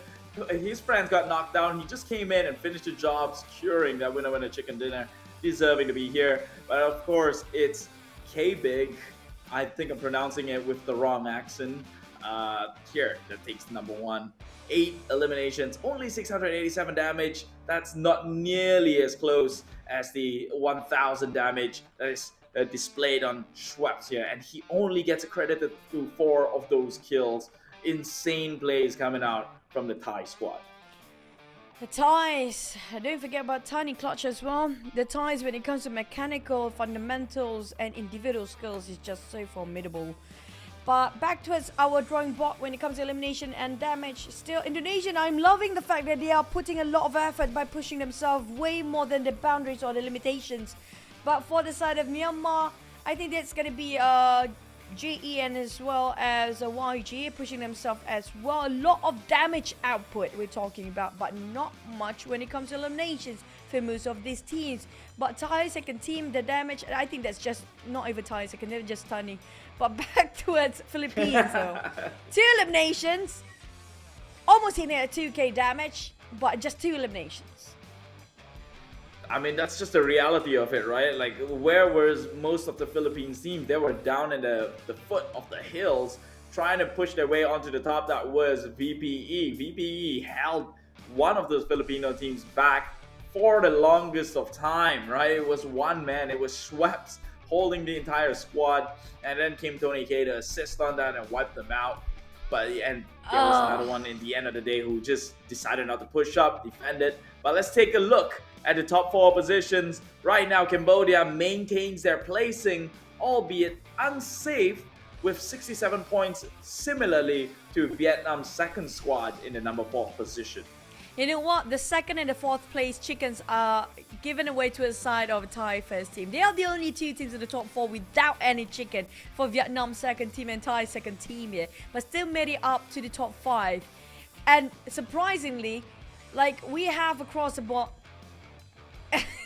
like, Thai first team, they got the main prize pool, they got the most chicken dinner, they got more add up to it, they got maybe the FMVP, and it's gonna be 60 points in between. It's just such a humongous gap there, and it's like, who else can take it away from them? It's just 1 point shy of a margin between the 2nd place down to maybe even the 5th place, a couple of points in between, but it's still 60 points in difference. Maybe we can have a bit of a suspense for 2nd place, but we still want to have those excitement for 1st place, right? But they got 4 in a row. Now, can they close up when it comes to the entire day to have, like, what? We have 2 more, 3 more. 7 chickens, that's going to be the most for them, right? That's the most. But when it comes to Erangel, I have a feeling the wildcard region, or the teams that kind of try to push themselves up today, will actually have a bit of a slight hope to actually have a bit of a contest in the last minute. Yeah, my only question is this. if now you have two Thailand teams occupying the two top spots, what happens if you allow more Thailand teams within the same league? Go figure. Right now, we've got a highlight reel, so I'm gonna take it away and get back after a quick break.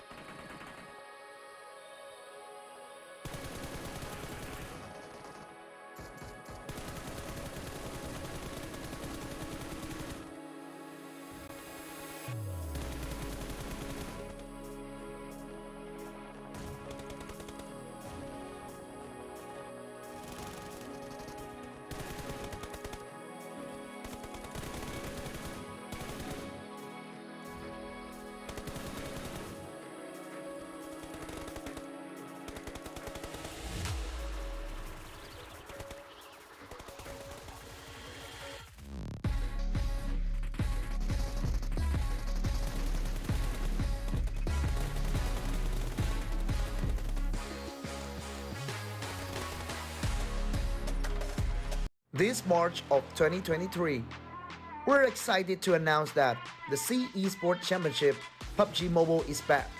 In this comeback, the C Esports Championship PUBG Mobile also plays the role of a friendly tournament for the C regional teams before the 32nd C Games. 20 teams from 10 countries: Vietnam, Brunei, the Philippines, Malaysia, Timor-Leste, Thailand, Myanmar, Laos, Indonesia, and Cambodia will compete to a prize pool up to $30,000. The C Esports Championship 2023 PUBG Mobile is divided into two phases: qualifiers and finals. The qualifiers will have 20 teams divided into 5 groups, competing in 3 days from March 8th to 10th without live streaming. 16 teams with the highest point will be qualified for finals. The finals will kick in from March 11th to 12th, and we're happy to broadcast it for all the fans. Each day of the finals, the teams will compete in 3 maps: Sanhok, Miramar, and Erangel, with the maps order alternated. Totally 6 matches per day. The teams' gain points will be decided based on their ranking and eliminations after each match. Each elimination is counted as 1 point. Winner chicken dinner now grants the team 10 points. Second place gets 6 points, third place gets 5 points, and the points decrease gradually for the lower ranked teams. In this tournament, we will witness the best team fights for the $6,000. Runner-up team will get $4,000 and $1,500 for the second runner-up. From top 4 to top 8, they will get $500 for each team. With each winner chicken dinner, team participants also get $115 for each match from qualifier stage to final stage. More than that, we're also awarding individual prize such as Finals MVP and Gunslinger with $500 each. Now, are you ready to walk with the tournament? Let's enjoy the survival party.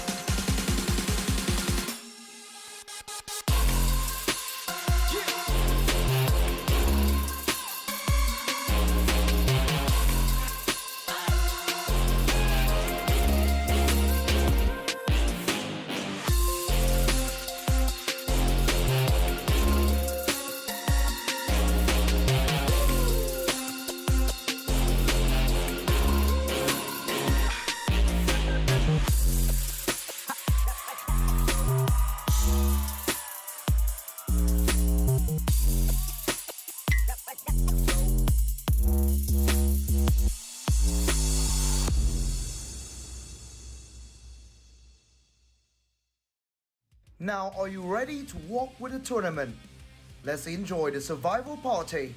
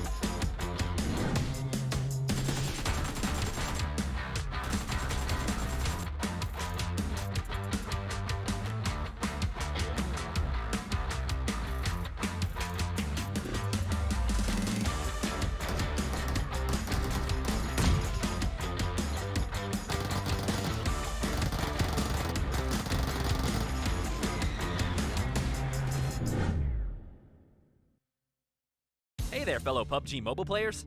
The skills gameplay of Gearfront massively changed up the strategies of players. For the sake of adding even more variety to the skills, we've added 2 new skills as part of the version 2.4 update.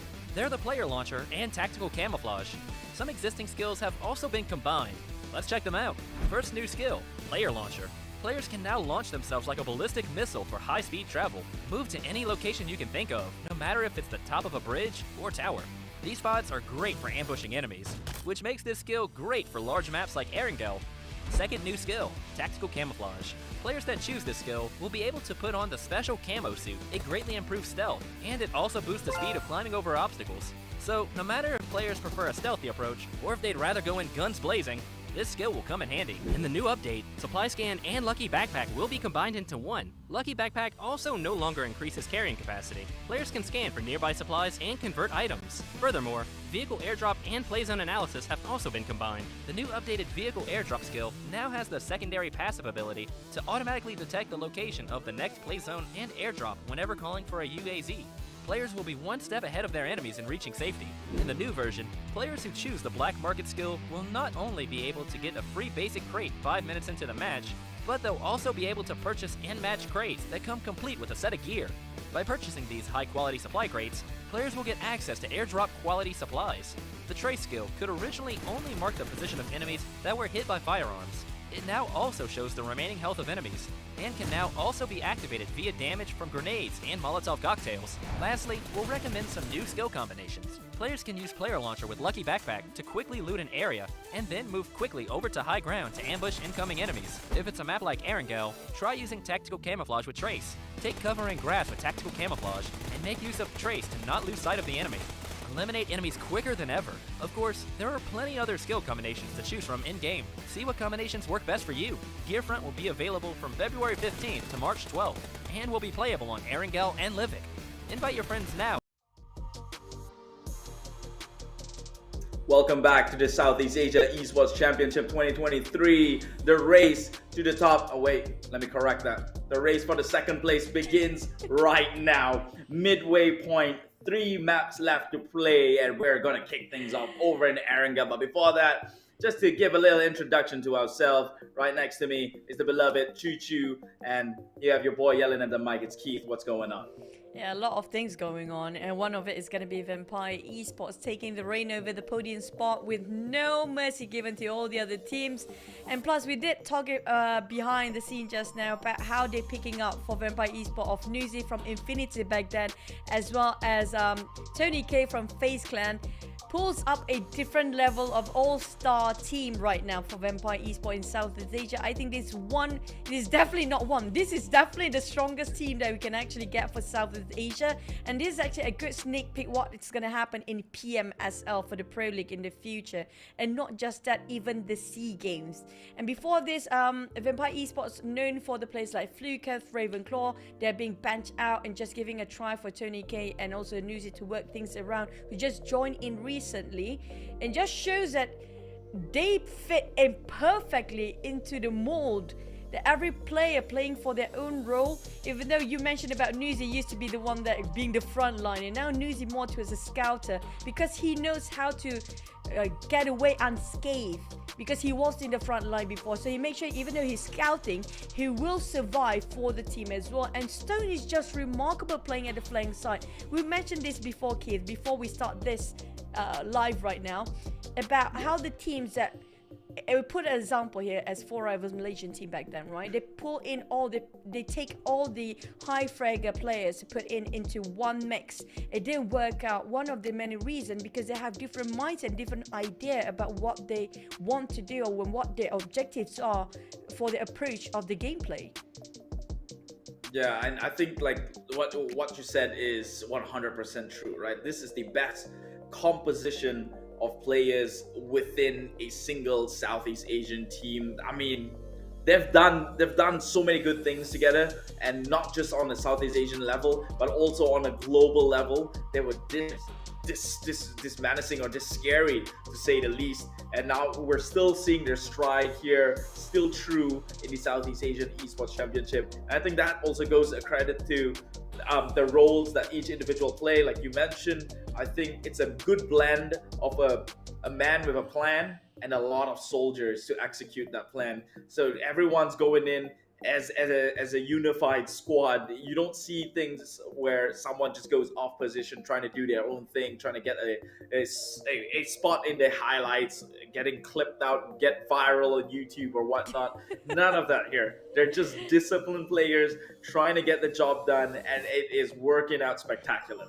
Yeah, I wish this is something that we can all learn throughout this process in this tournament for Southeast Asia Esports Championship 2023 exhibition tournament. So you guys have been asking, is this the SEA Games again? I did mention this is a pre-hype for the SEA Games, also a pre-hype for PMSL as well. So we get to learn that even in the future for the orgs, right, or the coaches or the managers try to pick up players and try to have the transfer windows coming on, it's best to actually have different roles for the players that they have their strength to it. Like even though they're high fragger player, it doesn't mean that they can blend in with the team that you already pre-made yourself early on. It just shows and exhibited by the side of Vampires. I'm loving what they show here. It feels like a super elite team, an elite squad of, you know, when you have sent them on a secret mission, you know that they can execute so well. It feels like an alpha squad right now. I mean, feels like it. I think their results has proven that they are an alpha squad right now. But we will not be looking at Camp Alpha because we're done with Sanhok for the day. We're going now onto Erangel, the first Erangel map of the day, and possibly going to be the one that might change on a favor of the wildcards as we saw previously. So Cambodia right now looking shaky, still within the top 4 position, top 3 actually. And for Cambodia to maintain that position is going to be such good start for the Cambodian region. And so let that commence right here today in match number 10 for the final stage of the CEC 2023. It's Erangel. Take it away. Yeah, the first map of Erangel out of the 3. But this time we might actually have different teams coming up as the champions of the map, okay? Not the entire tournament. We have to actually put it out to make things clear. But also we have the northern flight path coming up from Jogopol up towards this Naya Poliniana. Those who want to drop SMB will have a huge journey, a huge distance between them. But they can reach there if they got themselves a couple of vehicles. It's down to the circle. Is it worth it for them to actually navigate themselves to a Sonoska military base or not? But back towards what we talked earlier, right? I do want to see something in the future. Like, how will it fare if Shrats fighting against Order of the Nova team? If that's gonna happen. Like, I want to see them 1v1 for once. Well, based on my experience, or at least Stone back in the days, before the existence of Tony K and all the other names, he has clutched a 1v3 against a China squad before, so I'm pretty confident on their gun power or their capabilities in the mechanical side of things to actually ferret out a pretty fairly even fight against teams from that endpoint. But take a look at the circle. Similarly to yesterday's first ever map in Erangel, will it ever be Zarki? I think not. Yeah, but a high chance we might end up on top of Jogopol, but straight off the bat we do have the Axe. It's surprising, a lot of Vietnam team being picked off quite early, especially the rivals always the one coming out from Indonesian team or the Bruneians, either or those two teams. And it's going to be 69 again this time. Try to take away Pachinki from the hands of DX, who have been here the longest time since any start of the season. I think around season 2 or season 3 of PMPL, they have been taking their part as their initial drop here in Pachinki. But right now we have a contender coming up from Indonesian team, 69. How will they fare this time? It has been good first few rounds in the past few maps that they got themselves quite a good amount of first fights. They kind of secured it, but it's very slim chance of them actually winning it big. But Just Pace shows it. He got himself that shotgun straight in the face of Frankie at first. It's a bit of a trading of a knockdown between these two teams. These two teams going ham at each other. Now 69 was the team that took out DX previously, and maybe now that's why they're feeling confident to try and do the same again. But to what avail right now, getting caught out red-handed. DX is outplaying the likes of 69. Only one member left, and he saw that he's going up to the second floor, and the rest of DX will outplay the situation, sending them down into the lobby. And that is, my dear, a revenge on the previous map.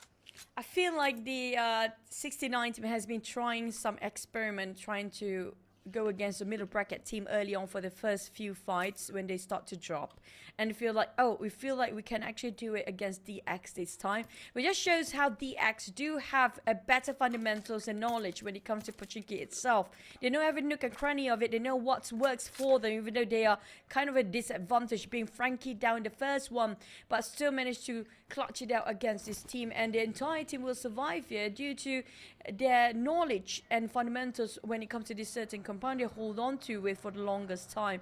But for the rest of the team, we talk about the Filipino first team will be the furthest away, right on top of Milta Power, away from the rest of the zone, away from the rest of the other teams. They might actually take a bit of a later rotation than the others. Nobody coming up from Stalber. Now that's surprising. I have a feeling if they want to go to, they can for FOD and SLD. They are nearest towards their side, but Stalber is more than enough to occupy for the entire team. They can have a lot of upgrade of loot and just try to take their own sweet time, come out from the northern side of the circle, which quite vacant right now. So I would like to bring up something that I've been thinking of. Off the air, you mentioned how the Thailand squads tremendously took their time to study maps and predict rotations and circles, right? Yeah. So how is it that for the fourth map in a row, the VPE finds themselves in the center of the circle? What's going on? It feels like they're really... I mean, if you guys actually have been living with these players, which we did back then in I'm talking about PMCO days, where it was just the start of PUBG Mobile. Imagine the training they have to go through now. They're willing to invest hours and hours of time just to read out the pattern of a circle each season, because every single season the circle will be very different of the pattern, but it feels like sort of a same pattern all over again. It depends on the first circle. The flight path is kind of random, but when it comes to the circle, right, it's always has this sort of a pattern that attract the third and fourth stage to it at a certain place. So they know for a fact, okay, this is sort of a flight path. If we happen to be here, a circle, if it happens to be on our side, great. If it's not, they know where to go next, and they know where to be in the center of it. And the Thai teams, when it comes to their discipline of taking the time to invest on their routine in exercising and just practicing, they're all for it. I'm like 100%. When we try to talk to the player in the lobby back then, when they are practicing, they were in the zone. They can't even listen what's surrounding them unless if you poke them and try to talk to them. It's just how disciplined this plays and how seriously they take their practice for the Thai teams. And this is exactly why they are pretty much masters when it comes to trying to find their way and position themselves in advantageous placements within circles itself. And I guess that kind of explains why VPE always find themselves in a better foot whenever the circle closes in.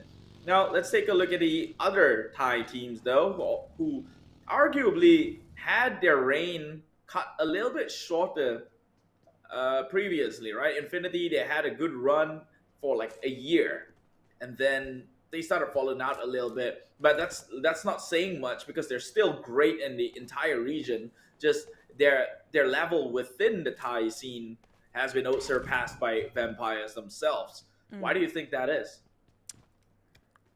For Vietnam? No, for the second Thai team, Infinity.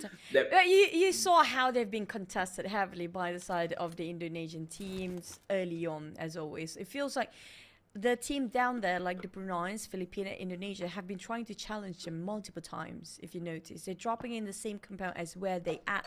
It feels like they're not ready to have that sort of ambush. They haven't think like, oh, these guys will challenge us in the first drop, in the first place, because nobody ever did that to the side of Infinity for the longest time. And feels like they are not prepared for that, or maybe even like unexpected clashes happens, right? You cannot actually predict that or foresee that that's going to happen in the first place, and that's the case. But nevertheless, even though they've been ambushed multiple times early on, you have to give the credit for the Thai second teams there, because of how they managed to still secure themselves in the top 3, regardless of how many times people are trying to take them down early on. Speaking about ambush, I remember Myanmar with Cute Loki outplaying 2 of their members by the container docks. So Oh yeah, and that happened too. Yeah. That happened too. yeah, so you're right. They caught them by surprise, perhaps, maybe. But we'll see how this one goes. Right now, GZ are one of those teams who had a slow start, but find their way, doing pretty okay within this tournament. Circle has closed now, closing onto Georgia Paul, which VPE just so happens to be conveniently at. And right now, it's a matter of holding their ground, but all these other teams come and saturate that from the eastern side. That is going to look rough. Honda again, as always, being the star player for PG, taking off pickles like a pickle. Not even a problem to start with, but I'm surprised he didn't finish off. He tried. I think he misclicked that by getting into the buggy. He wanted to finish the player just now. We're so close with the vehicles as well, kind of hard to press the right button at the right time, but lucky enough there's nobody else to contest them there. Speaking of, I don't know if I should reveal this or not, but maybe just keep it to myself then about the Thai second team and the Thai first team. That's something else behind the scene that I shouldn't actually exploit. But yeah, this is something else differently. But something that we should ponder on is going to be humility among the players as well. Like if you know for a fact that you are good, but you always know that we always know for a fact there will be somebody else take over that number one spot by the end of the day, right? So it's all down to that humility to actually push yourself forward, to keep on getting those skirmishes, the practices, and always make sure you're at the peak of your form.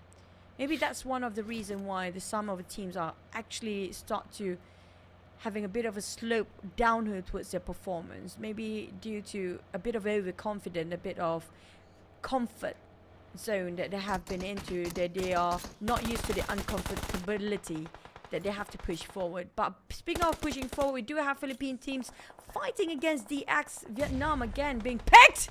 Oh! Dragon dropping a huge Dragon Nade there.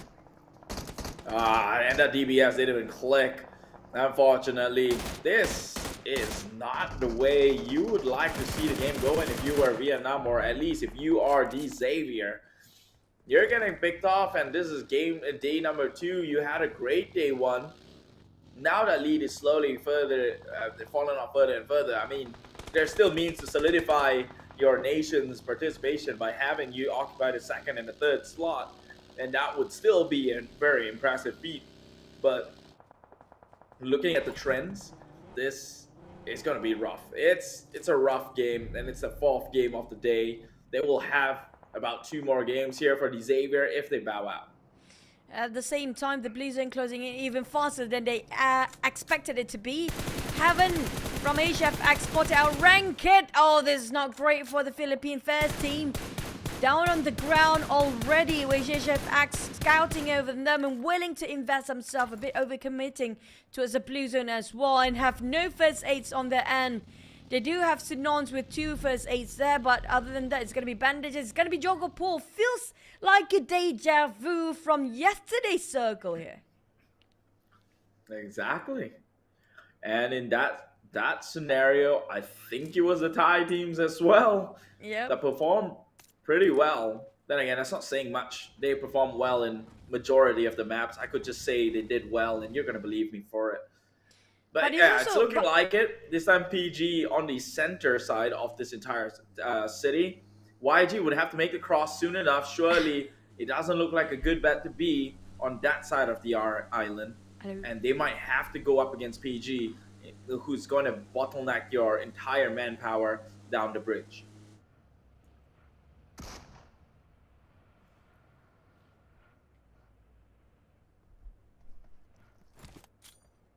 Have I lost you there, Chu?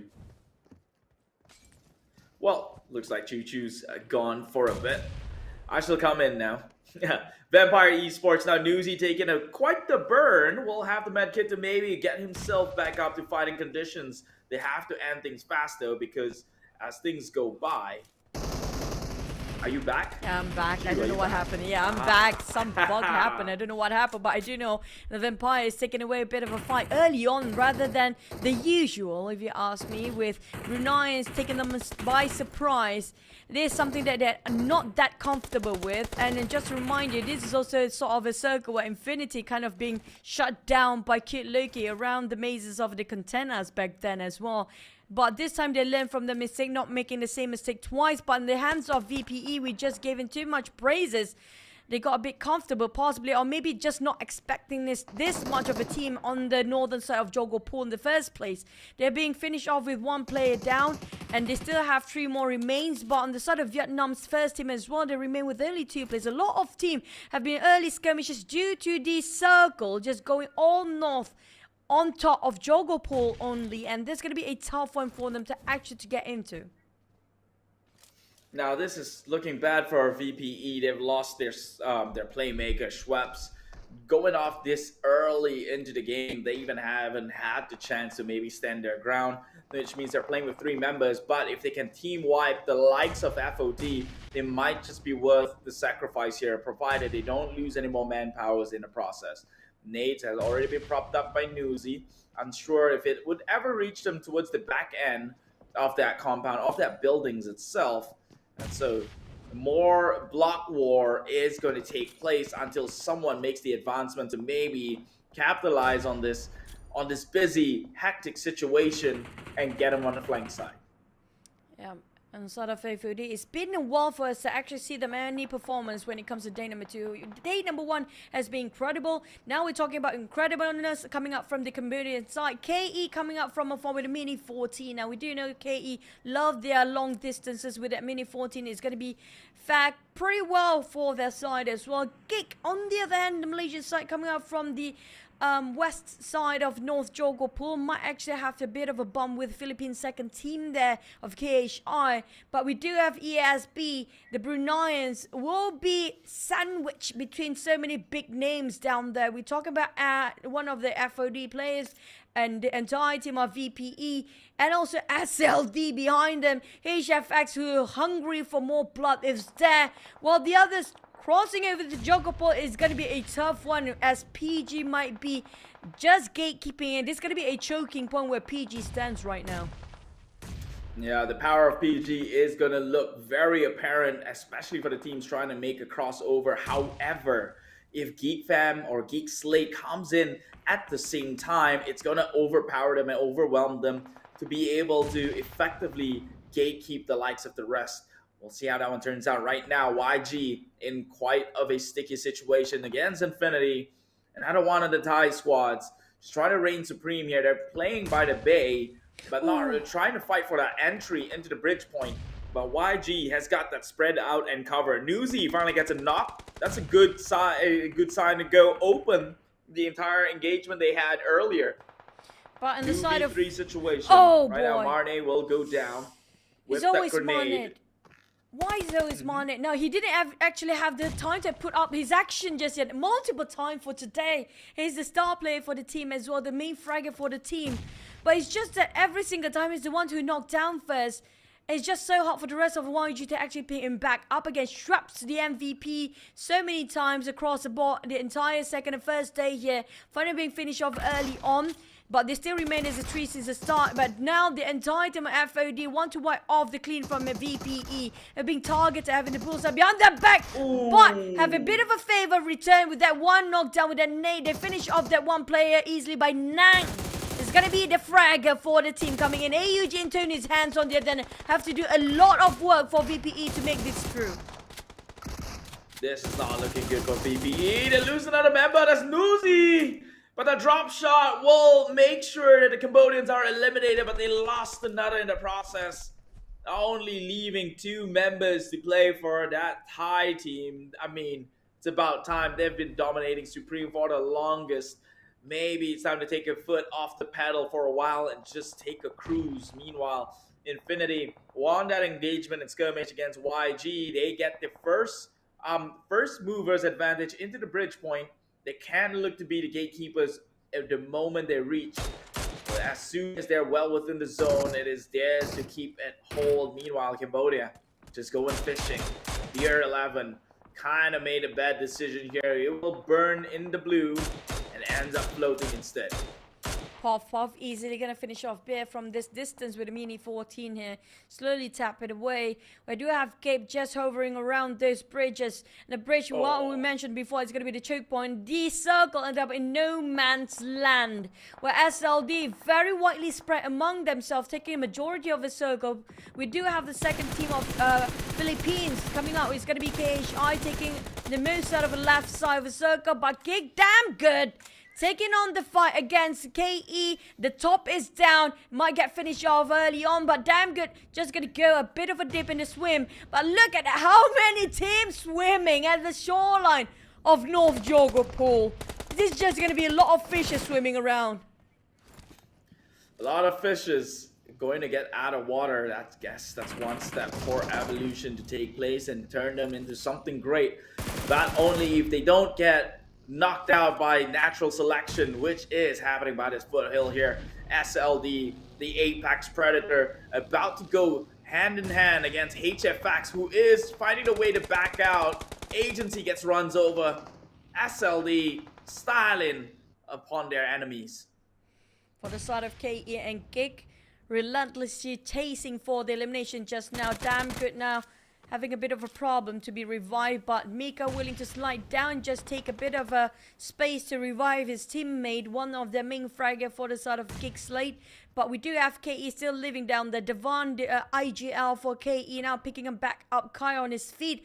Well, a lot of teams still stuck in the shoreline. They try to dock themselves across the Jogo Pool northern side. You do have GE West still trying to swim up here. I'm not sure if he's been discovered just yet, but he's down to half of his HP. He might drown himself. While the Vampires will be the Marines around across this area. We're talking about Tony K living with only 2 men just now. They're still gonna go for more. Look at the nade. Feels like a perfect angle toss about it. The nade didn't clip just yet, but the AUG and the nade been tossing around, still living with 1 more behind. It's gonna be him pressing towards the side of those who try to dock themselves upland. But the thing is, they do have a couple of teams behind their backs as well for VPE. They cannot sit this quietly. They're being pressured right now, though. Every one of them by this dock here, by the bay, is going to have to make a move fast and be in an exposing, compromising position. That jump straight in, though. Chaos wipes off clean. The Malaysians did not see that one coming. It was a hop to the back and flank, and it was backstab damage from here on out. But now the blue is going to engulf the likes of these teams and send them off to the lobby as well. 4 eliminations, 3 for Myanmar, 9th place, and the rest of Thailand. Thailand's best team, Newsy and Tony K, the dangerous duo, still into play. Yep. They don't even breaking a sweat. Lucky enough, they got themselves the compound in this side of the city of the North Jogo Pool of Perth.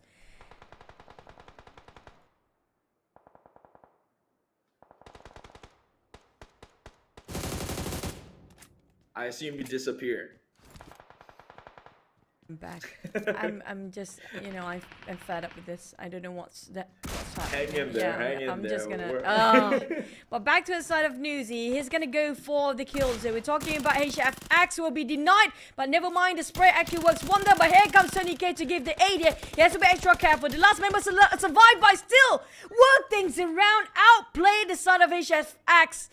They are a bit too talented to the side of the window. Tony K, valiant effort to actually make a bit on the outside to chase down the HFX player. They know for a fact the chances are a bit higher when they're playing as a duo, and they got back up their feet. It feels like the Vampires are immortals, even though they're playing just as a duo in their team. This is the signature double trouble that we all know and love. Reigning from Thailand, I can't name a better duo. Bonnie and Clyde only comes in second to them. We can see why that is. 4 eliminations already across the board for Thailand's best team right now. PG from Laos, not doing too bad actually. I think Laos team has got 5 kills already in their name, not GZ. GZ is a bit struggling still, not being able to put numbers across the board, and now they have got the teams to deal with. But the circle has closed even further onto the farm air open fields, and it's going to be a downhill run from here for all of these teams right now. GZ up against the Bruneians. Can we actually see that international prowess that was displayed in the most recent of tournaments. They blew up, both getting a hit each onto those grenades, but the Molotov comes in. It's gonna burn him down a little bit much further.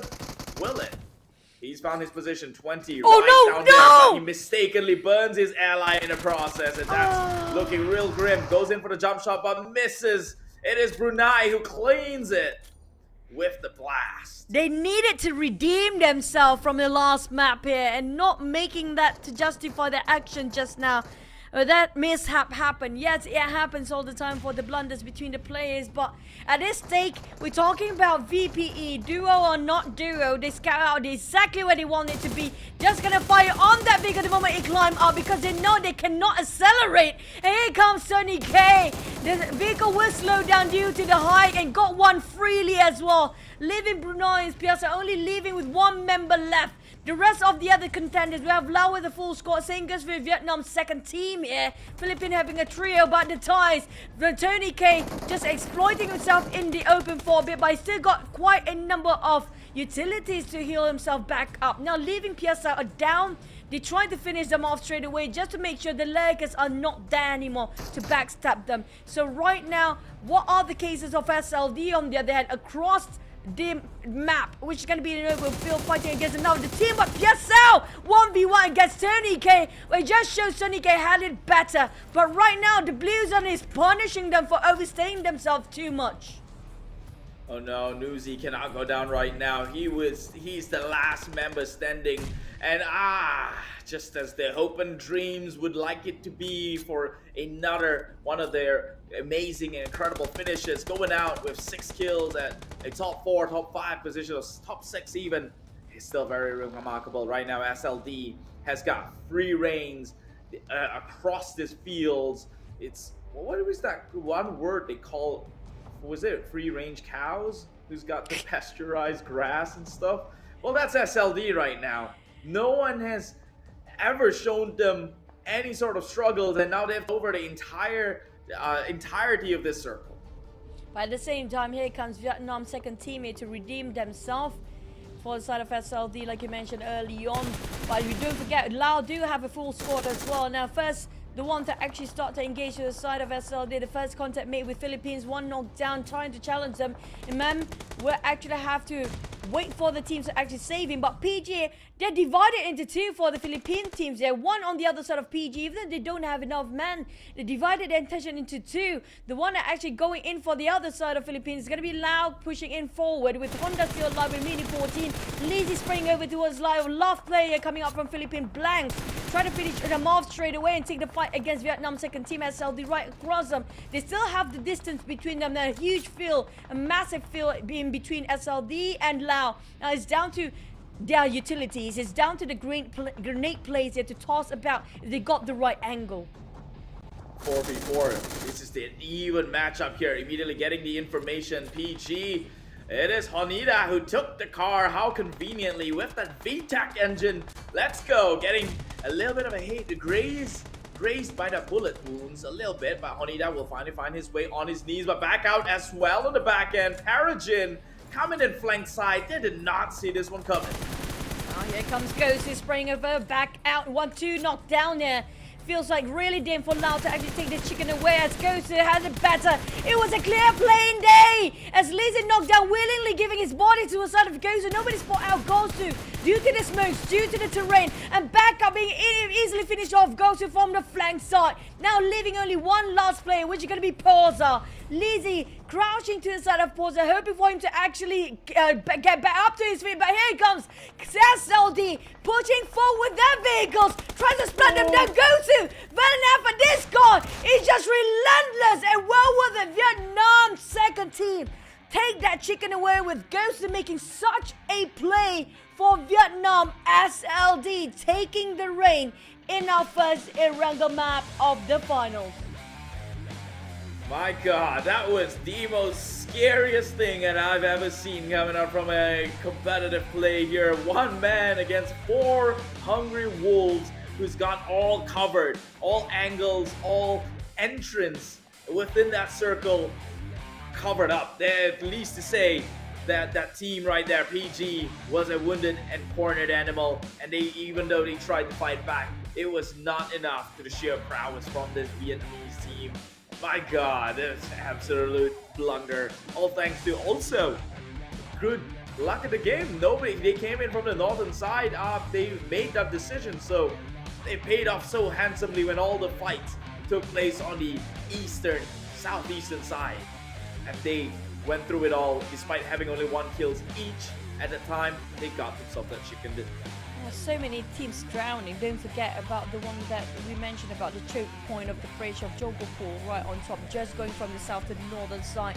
I mean, like, there's gonna be like 3-4 teams drowning themselves and be clipped off by the blues, and due to the cliff, it's so hard to climb up. It's like a very steep sort of slope. There's nowhere for them to actually have their way to get in there in the first place. If you're stuck down there, there's no way up for you, and that's the case of so many teams down there that just died in vain.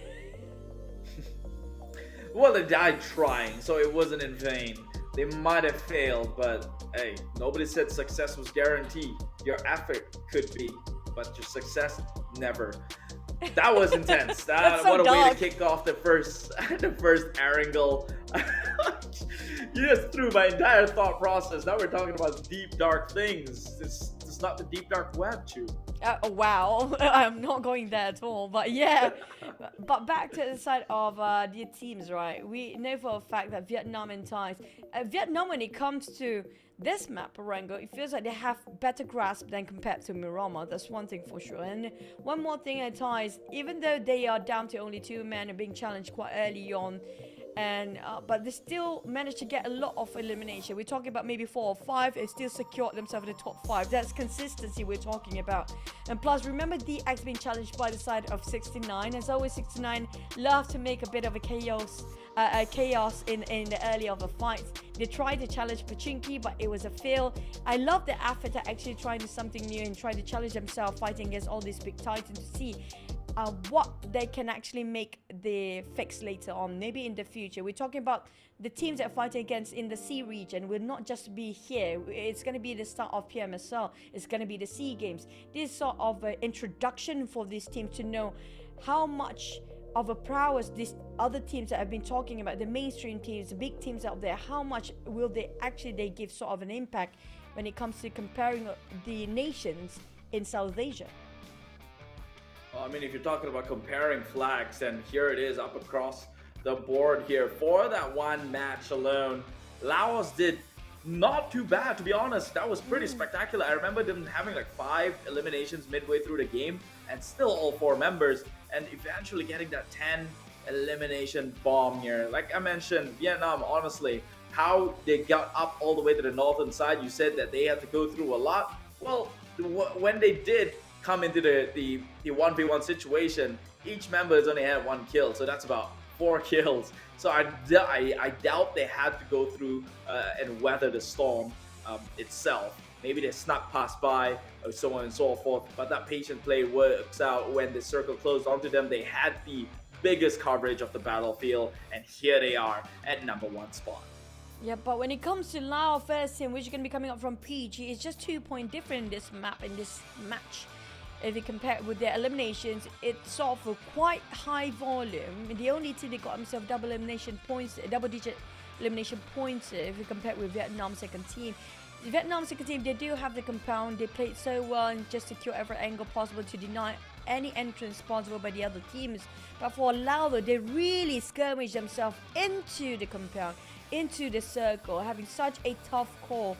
And speaking of ties, they're still making up to the top 3 with 10 points. I mean, like, imagine the gap here. I do want to know where Vietnam 2 actually stands right now. It's all the better of the second place, because the gap in between was quite just minuscule number of it. We're talking about down to maybe 8, or was it 6 or 7 place just now, having the 60s back then. I think that 60 should be around the 6, 7, 8 around that area. And last I checked it was 40, no? Or maybe things have changed, but we will fixate our eyes on this wonder kid that is Tony K. This man, alongside Newsy, is a lethal weapon, a lethal vampire to say the least, and a young one that is 4 eliminations, 755 damage, carrying, well, I would say literally half the entire team. It's just him, and the remaining 50% goes to Newsy, as the two of them got knocked out fairly bit too early to raise that much of a significance. But these two definitely look out. Every single season, Tony K names will be up there. It's down to which orc he's standing for this time. I have to say, Vampire, this is a huge pickup coming up from their side, taking Tony K into their lineup, and definitely fared very well. With the Lao coming up for Honda, this is one more asset that have huge potential. But I'm waiting for the entire team to have all the same sort of role being pulled up onto them. We're talking about Honda, the only one stands out for now for the side of Lao. I'm looking forward for the entire team to work along as a unit that's still not reaching to that sort of equilibrium just yet. But Haven coming out, this is going to be on the side of Indonesia first team, which is going to be Isha Faxi, if I'm not mistaken. And Gosu, we saw how he clutched the entire team just by himself across the street. Yeah, I mean, this man, there's a lot to be said about him. Coming from the Laos itself, right? The fact that they're up here standing toe in toe with the likes of Vietnam. Look at that, even outperforming Vietnam and Thailand in this map. 10 eliminations, 1,000 over damage. Sure, you might say that they took pickoffs, but hey, they took the opportunity nonetheless anyway. And they're definitely not looking like a wildcard team at this rate. Yep. And speaking of the damage output and also eliminations, I mean, like, the one that's really tough to say this is going to be Thai first team. Look at how much damage, even though they have only a duo to work with in the last few minutes. Yeah, but there's definitely a statement already kind of written the line who's going to take the #1 spot. It's not going to budge by the end of the day as well. Look at how much of the gap here. We're talking about up to the 6th place now in the 60s. Where do the Vietnam second place actually place themselves? It's going to be 85 points on the second place. Is it still within reach? I feel like it's almost impossible right now for Vietnam second team to get that #1 spot. And the Thai second teams and the Cambodian second teams at 3rd and 4th, down to even the 5th and 6th place, is still within reach, down to 7 possibly, or even 8, to actually get the #2 spot in the last minute here. They're definitely not in reach anymore. We only have about 2 Erangels left to play, and on a good note, you could look to maybe farm in 23 points per round, so that unless you adding up 46 onto that total points, if you think that is a number that can topple 140, pretty much 137, it's looking less likely than not. And that's assuming that the #1 team will not accumulate their own in the next 2 Erangel map. Solidified it is for sure, quite the statement with that marginal difference. Thailand second team also in play. 2 more Erangel map left to play around here. Who do you think is going to be at #2? That is the question we should be asking. What's the #1? I mean, like, the tagline for this tournament is like, who will be the champion? I mean, like, everybody knows by now, right? Who will be the second to champion? That's the question mark right now with it. We have to know. At the same time, I do want to see if there's anything else that the second page team want to offer to us. Like, they have nothing else to lose, like try to redeem, fight for their nation instead, and just shows that they actually do have what it takes. It's just about the mind games. It's just about the confidence play, and they can actually play better than this. You know, there are some teams that still haven't warmed up. We're talking about even the Malaysian team, the Philippine teams. We've seen the best of them before, but it's not showing any spark at all the entire tournament here. I don't blame them. At this point of the game, it's a little bit what we would like to call in the late game. So demotivations might kick in. But first, hopefully reset, come back with more Erangel. Here's a highlight before we get into it.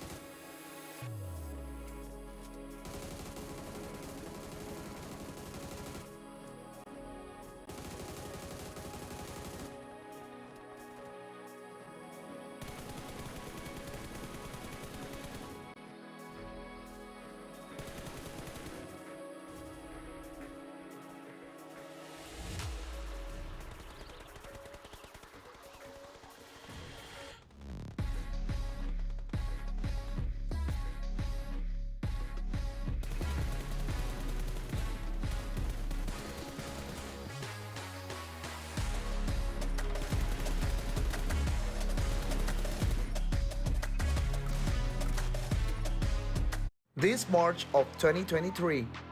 We're excited to announce that the C Esports Championship PUBG Mobile is back. In this comeback, the C Esports Championship PUBG Mobile also plays the role of a friendly tournament for the C regional teams before the 32nd C Games. 20 teams from 10 countries: Vietnam, Brunei, the Philippines, Malaysia, Timor-Leste, Thailand, Myanmar, Laos, Indonesia, and Cambodia will compete to a prize pool up to $30,000.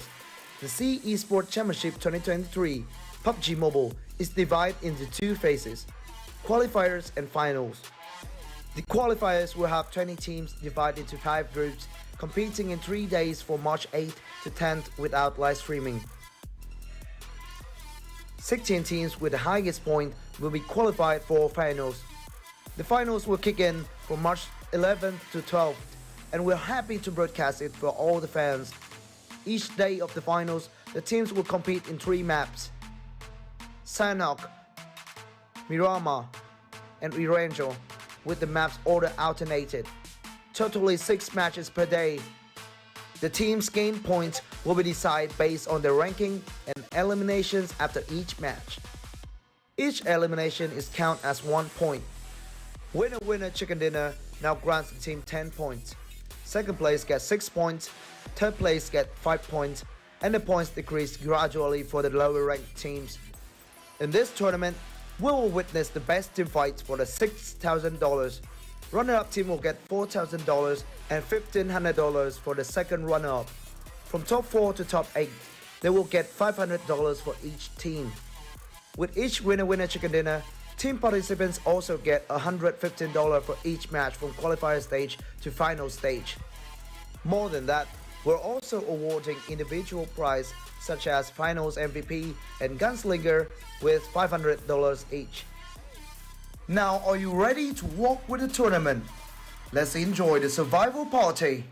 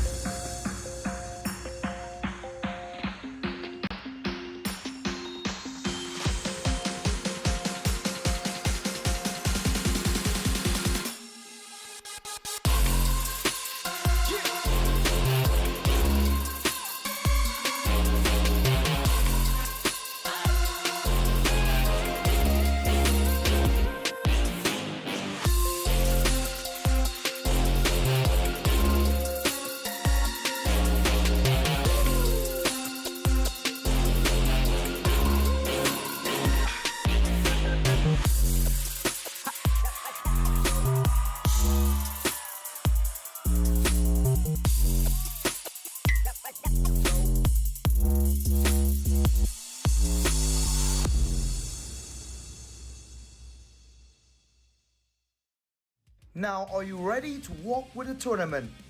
Let's enjoy the survival party.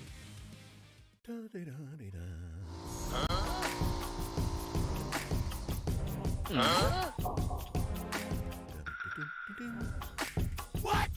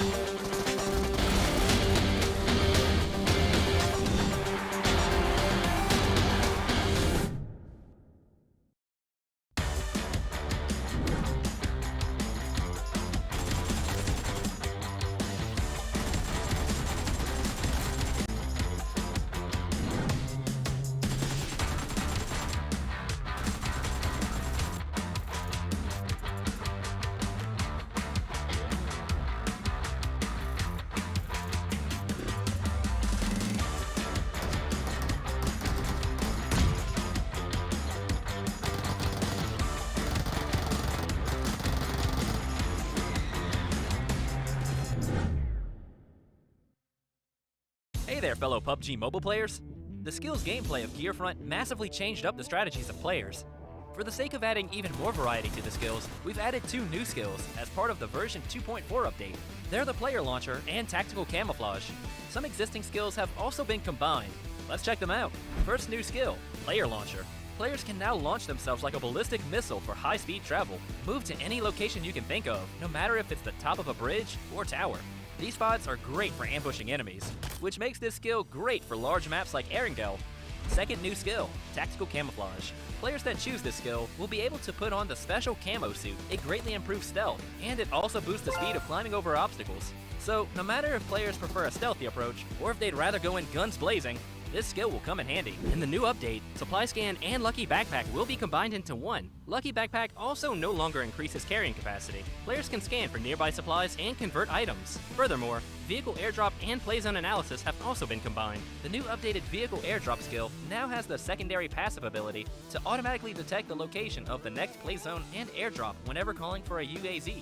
Players will be one step ahead of their enemies in reaching safety. In the new version, players who choose the Black Market skill will not only be able to get a free basic crate 5 minutes into the match, but they'll also be able to purchase and match crates that come complete with a set of gear.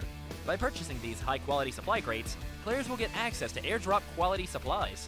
The Trace skill could originally only mark the position of enemies that were hit by firearms. It now also shows the remaining health of enemies, and can now also be activated via damage from grenades and Molotov cocktails. Lastly, we'll recommend some new skill combinations. Players can use Player Launcher with Lucky Backpack to quickly loot an area, and then move quickly over to high ground to ambush incoming enemies. If it's a map like Erangel, try using Tactical Camouflage with Trace. Take cover in grass with Tactical Camouflage, and make use of Trace to not lose sight of the enemy. Eliminate enemies quicker than ever. Of course, there are plenty other skill combinations to choose from in-game. See what combinations work best for you. Gearfront will be available from February 15th to March 12th, and will be playable on Erangel and Livik. Invite your friends now and You're watching the Southeast Asia Esports Championship 2023, the pre-hype or pre-game before the SEA Games. Yes, it could be just an exhibition match by nature, but hey, that pride of the nation knows no bounds, and this is going to set a lot of eyeballs onto the countries comes the actual SEA Games when we get there. My name is Keith. Together with me, it's Choo Choo. Right now, the nail has been solidified, has been knocked into the coffin, that is to seal Vampire Esports at the #1 place. And now, who's gonna be at #2?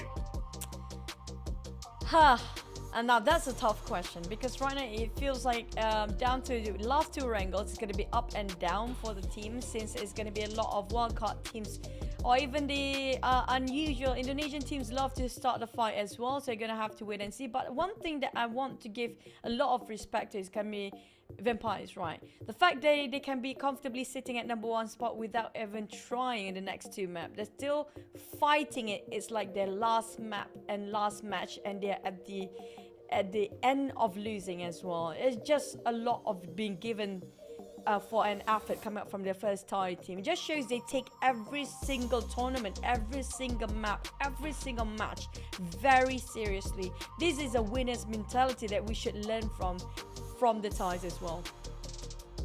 Yeah, I mean, what you said is very true. It doesn't matter the level of the tournaments or what significance there is. If there's people watching, then you have a duty to uphold your performance as well. I mean, it's not a scrim. After all, this is an official tournament. There are prize pool on the line. It's still worth thousands of dollars for the first place, which now $6,000 goes on to the way of Vampire Esports. Good luck, congratulations. There is also the MVP prize to be won, right? So there's pressure and incentive to perform, and not just you should that, do your very best. They got the even for most yourself. chicken dinner as well, and each chicken dinner costs a price. So it's going to be a lot of prize for these guys. They're going to be celebrating before they head into the official SEA Games and even the PMSL. Now, speaking of PMSL, the Pro Leagues in the future as well, this shows us the other teams. Are they really ready for the official Pro League and the SEA Games in the future? Because this is going to be very soon, as we speak of, and it's going to be within the same month.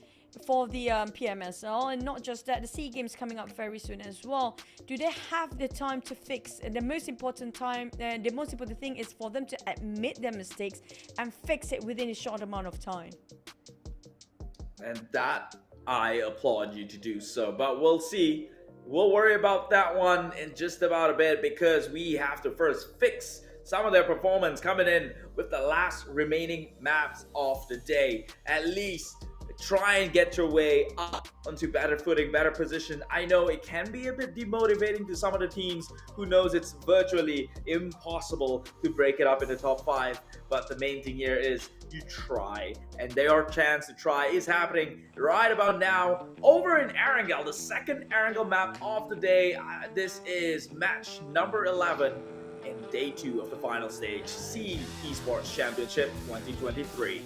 Yep, down back to Erangel. We're left with only 2 more maps set to go. Our second last map of the day and our finals in CEC 2023. Come up from the the southern part, just on the outskirts of Sanhok's community base, up to shooting range, a bit more towards the left side of map itself, but we feel like it might ended up right on top of this flight path based on the last circle. Now the last circle ended up right on top of Jogopol, and it was a really tough one, since we do know for a fact if you didn't actually got yourself in a Jogopol northern side or even in Zaki early on, we saw how many teams kind of drowned themselves inside of the water as well. But if it's going to be Pochinki, I don't like Pochinki circle due to how many buildings they have. But it's down to the next circle whether the players are happy with it or not. But the ones that are actually dropping in Milta power, I think it's going to be on the side of Philippine teams. It's going to be a bit of a tough one. They have to go through some teams, since the parachute won't actually glide all the way right on top of Milta power. So they actually have to fight for these vehicles early on.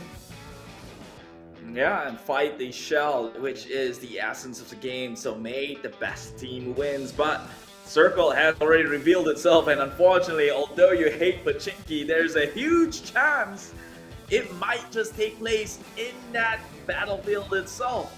But look at the likes of Geek Slate here. Their usual spot over at Quarry, I mean, that's always their usual rotation to go on from that end, is now taken over by Infinity. That's going to limit their loot space all the way down to Ferry Pier, and I guess it's not a bad thing, seeing as though you could look to gatekeep some of the teams coming out from SNB. Meanwhile, FOD now up against PG in this same compound that is school, trying to teach each other a lesson. So far, they got themselves respective building. As FOD got themselves a bit of elevations to do, and they got a better view when it comes to those elevations to work with. We do have the Brunei around the corner as well, but Philippine teams fighting against GZ at first. This is a team that want to get into Milta power, have to cross path against GZ. 20 on his knees and will bleed out and just finish off by saving his ammunition. He's just gonna punch it in for Raimon. He didn't even have that much of a weapon to work around, only a couple of shotgun and pistols, and got himself an extra gun in along the process as well. Just gonna a bit of an upgrade, and that's an extra bonus elimination. I'm not sure where are the rest of the team, as his teammate being knocked down just now. But back to his side, another loud team, PG. They are one of the teams that are really aggressive these days, waiting for Honda to start the initial fight. I'm not sure about back out though, but we do know Porza and also Honda always make a play first. They will have to, but they're up against the teams who excels in, well, block-to-block warfare right now. We're talking about Cambodia, right? Let's take a look at the circle right now. VPE took up Severny shooting range, trying to make their rotation down from then on. SLD, as per usual, over in Yasnaya. Infinity over in the Quarry section. So all these teams have gotten one corner of the map divided amongst themselves, and the moment they break in, it's going to be quite the bloodbath. But first, down in the middle, they're going to have to worry about that themselves. 69 for the first time since forever finds themselves on their own. Yeah, never actually. We witnessed 69 being very peaceful early on, but the one that I have my eyes on to is going to be right on top of farm. I have a feeling the second checkpoint, most of the team will actually try to go towards the Potato Hills right on the outskirts of Pochinki, so we might actually have a second or third phase or third stage of a circle quite hectic right around there somewhere because of the circle itself. It feels like in the center of it. But on top of farm, we do have 3 to 4 teams around there. And FOD PG is starting to make a move here as they got a bit of trading to do it. Honda got himself a shotgun and swap over to Scar L with Lizzie trying to shush him out. But there's FOD who tried to pick out as well. Now playing around the corners here. Honda trying to climb up the stairs just to be safe a bit more. Lizzie cooking up the nade, tossing about the corners of where FOD players are. Laos of PG might actually win this fight. You say that, but they are one member down already. I'm fearful for them because Cambodians, they just got themselves, their members picked up and now has the members advantage. And they're going to go from the outside in, tossing nades, just playing pockets. One wrong move and PG might find themselves flat down. Right now, Lizzie keeping composure by the stairwell. Makes a run up. That you could actually use that to ignite in the middle of the warfare, but I doubt we'd ever see that one transpire. Right now, another Philippine team having their way with another Laos team. It is GZ, who's kind of got the circle of this entire top hills, but gets shot down. Monboy claims it, a lucky shot with that 888. Both Lao team happen to be aggressing some sort of an action right now. Cambodia team with Lizzie, just as they had those very small amount of window to actually push in one they had that knocked down early on. But now they lost that kind of window and FOD take reign over this compound and making sure they can't even jump down as well. As PG losing more men and leaving only Poza left. But Poza with the bison, what can he do? With the Brunei now creeping in as well, and Poza taking advantage, going around it, making it down. One knock and it's finished off to a Charco, but Poza managed to finish off at least one elimination, not going empty-handed as their sisters team. But FOD, they couldn't even get a rest as the Bruneians tried to wrap things up easily, not really easy, trying to finish off the entire team of FOD who keep on getting those reset back on up their feet, but now double knockdown, make it almost 3. The Cambodians struggling to just survive here. Struggling to survive, that is what they teach you over in survival school, which is probably the lessons they're taking right now. But unfortunately, will they learn? Will they live to tell the tale tomorrow? Or will they actually get gunned down? Bruneians, they're a bit hesitant to actually make a push onto, and that's going to give some time for the revive and pick up here for Cambodia. Newbies, I'm pretty sure he might have heard the jump. They might have given some sort of a thud audio signals here. And now Bruneians will be in a stalemate. I do wish they would be a bit more confident when trying to make the push. This has shown time and time again that they have not been able to capitalize opportunities presented in their face. And talking about which, Geek in a lot of trouble. Micah shot down to his knees. Yeah, but it's going to be Infinity Tie second team here. Just spot them out when they're trying to just scout for perimeters and finish off straight away. While trying to get intel, they got shot down instead. Now, Tanya and the rest of Infinity trying to find where are their flankers. Yeah, and definitely spotted out on snipes, and Logan will chase the heck out of them. Look at how commitment they're giving to us this side, and just pop up a couple of smokes, grenades, just to get into where the gigs were back then. But Infinity straight away taking a bit of an upgrade of loot from that death box and trying to scout out where are the rest of the Malaysian teams. But they already flee from the crime scene. For the side of Brunei, still having a go. FOD, they almost got knocked down entirely before now back up their feet, with Newbies and Chewy living with Piazza have nowhere to be seen. They are actually taking two-way fight here from the side of Bruneians. Vampire has been their next target from Piazza as their flanker here, as Shrubs. Again, the MVP of the team get knocked down here twice in a row, back-to-back in Erangel. Feels like he got himself in a tough spot to work around. Sticky situations, that is, but that is not new for Vampire Esports, who's now occupied the center of the circle. School is looking like a formidable place to take this battle right now. Vampire, they will have to crawl their way out of the rut. Right now, Tony K has got eyes on the Cambodians and the Bruneians, who is fighting well within compound. That smoke is making it more obvious than not. That will give somewhat of a position away. And now Newsy made the venture forward, finds himself in the front line. 1v3 here. Surely you might want to hold the gun at the barrel off until your teammates come on over, which is already happening. Schweppes getting a little bit tagged there. Looking at his health bar, he's not being the healthiest of all. But Nuzi, maybe if he could get that surprise grenade. Oh, he spots one crossing by. Surely, this should be the signal to toss one in. Saw it. Oh, he saw that creeping gesture. Will it detonate? It will! Oh my god! He did not. He just stared at the grenade for the slightest of seconds there. But unfortunately, Gosu gets one member down. I believe that was Schweppes from the back end. Yep, and Stone just revived him early on with a small shack in between. Side of Devon, KE will actually be rushed in by the side of Gig, but out of nowhere, Infinity still chasing the tails. Look at how committed they are for Infinity to chase down a Gig Gig of Malaysia. And for the side of Vampires, they finish off the Brunei's, wrap things up with Tony K arriving, helping his friend here, Nuzi. On the side of Schweppes, he managed to get back up on his feet with Stone trying to help him. And Tony K now managed to revive on Stone again. This is teamwork what we're talking about. Tran G again knocked down on Strap. Or finish him off straight away. I think that's the longest time SLD have been invested so much against one player of VPE for the longest time. But for FOD, the fight against Ryan having a close since the VPE already arrived there from the ties. But it's not done and dusted yet. They have to have another go. SLD on the other end, they are roaming everywhere. Look at where they stand for the players. It's all across the map.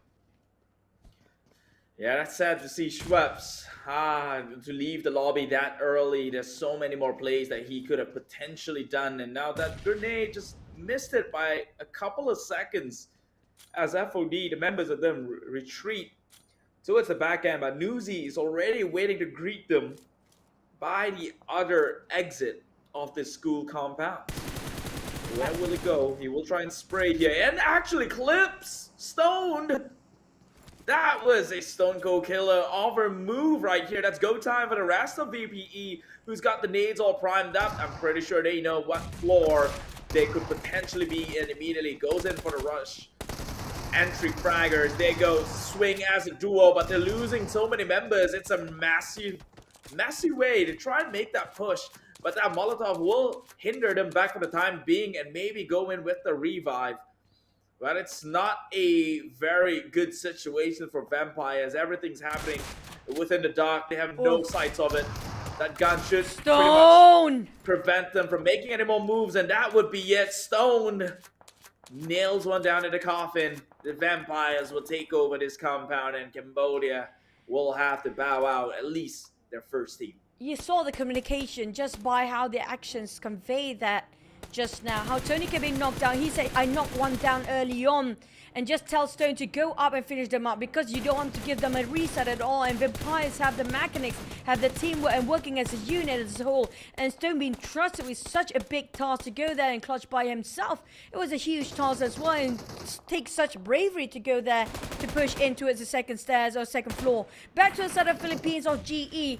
Right now, the Myanmar will be visited and greeted by the Philippines with a couple of nades being exchanged from both teams there. And West coming up from Ichi from the back line, giving a bit of a support for Master Zion Smile. The Philippines, they will try to reposition themselves as Monboy try to push forward, but at the same time, haven't got a glimpse of where the hats of the GE players are.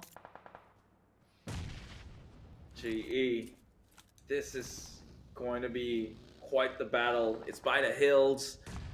No heads were shown, but doesn't mean that no, they're not there at all. Right now, Philippines take a bunch of the bullets onto his buggy already. It's running on fumes at this rate. I'm not even sure if that's the safest bet to do. A couple of shots from an opposing direction could mean the end of that player, but thankfully, so no one is within that compound to, end their lives. Right now, Geek, who's lost Micah so earlier on, now finds themselves just by the bottom of school here, and with company, that is KE, another Cambodian team. Now, speaking of another team who love to fight, is going to HF Axe, who usually will be very quiet, but these days, the past two games, when it comes to Erangel, they have been very aggressive here. Sinon might spot out KE players and Philippines who just cross over to their side, but they are taking a bit slower than the usual. while giving a bit of a warning shot on the other end, and that's just gonna pull back Philippines towards the other side for a bit of a retreat, but the circuit happens to be commencing at the same time as well. YG not contested with Rabies DX coming up from behind out of nowhere. We do have ended up on 69 circle this time. They are in between of all the other places. It's going to be in the center of it with no one's in the land, but Gig Slate coming up with Rankit, having a bit of a go. Damn good exchange fire with Rankit finish off all the other members here, remaining with Damn with a lot of responsibility for the Malaysian name, and Malaysian team and just made a bit of a mistake with that angle. The trajectory of that, we have been witnessing this quite a bit in this tournament. That's how you know they're not getting their A game on. Come on, this is you throwing a nade. Surely you can't get that one bad, not at this high level of a caliber. Meanwhile, SLD cannibalizing their own kind here, shooting down the likes of DX, has got at least one member down, and now he's trying to go in and see if he can seal the deal. Paragon and the rest of SLD goes to sliver of HP, but it is Trong who will fall down on behalf here. Quan G coming in from the back end. This is a flank side push here. I'm not sure if they're comfortable. Did he see them towards the right hand side? They will. Passes through the door, gets shot down. A little bit confusing, but Lamborghini will be hiding his way for the time being within this small little toilet within the house in Malaysia. Gets shot out of the game without a fight at all. At the same time, we do spot it out. The both Vietnam team are actually having a bit of a stab against each other here.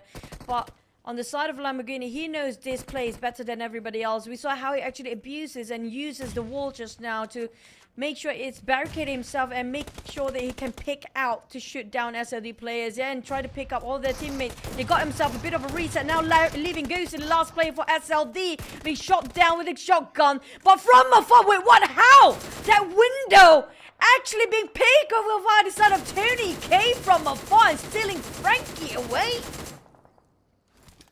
It is Tony K. Hey, if it came from the Wonder Kid, never question what he can do with his fingers. Right now, GE also on the gunfire, 69, who has been passive this round. Pretty good, but meanwhile, Master Smile kind of committed suicide right there. Will be denied eventually. Infinity to take up that kill, but 69 finally tastes blood, and he wants some.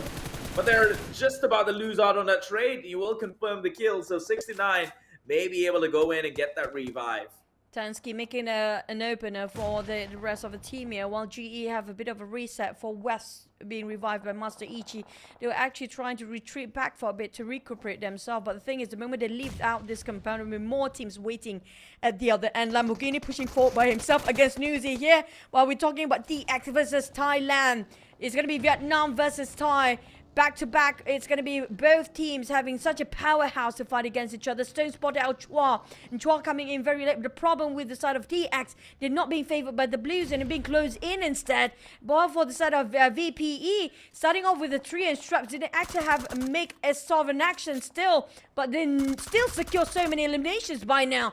Philippines Pickles on the second team here, spotted out 69, who just finished off the entire team of GE, almost half of it. Still remain with Master Ichi and West on the other side. But now they do have the elevations working on the end, and Pickle just keep the spray open just to make sure they cannot even pick out and give in sort of a warning shot. A warning shot indeed. It also, every bullet that came out was intended to kill, so I'm not sure if any of those was a warning indeed. They will try and get their best here, but Pickles will make his way off to Blanks.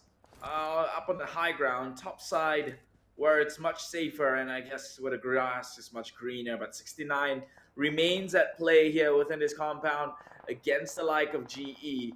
They have been able to pick up their one member, and they're going in with full force. Meanwhile, HFX, Agency ND, under gunfire by another Filipino team here who's got 7 kills. Coming out from PH, this is already signs of life. They're kicking back hard, trying to survive and stay within the game, despite it being only two more maps away before it concludes. Now this is the fighting spirit that we hoped for. Yep.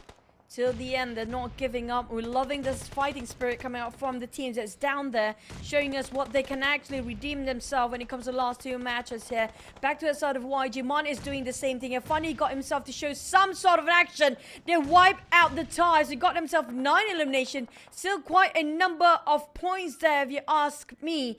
The worst scenario for the Thais first team VPE is like they get themselves 10 points. That's their worst case scenario and worst performance. But still high enough if you compare with all the other teams out there. But it's done and dusted for them at first place for now. But the one that's chasing for number 2 is still a lot of them, including Cambodia second team and Thai second team. But speaking of the Philippines, they still can have a last bit of a push in the last few minutes. Tani finish off, haven't come up for Infinity. It's going to be a second Thai team, still having a full squad. While Mela pushing towards the side of Myanmar team right across them. The other two are playing as support at the back line. YG 1 second, cute Loki. The entire team of YG still have a 4, while GE leaving out with 2 men. The Philippines are fighting each other, I assume, right now, based on the kill feed.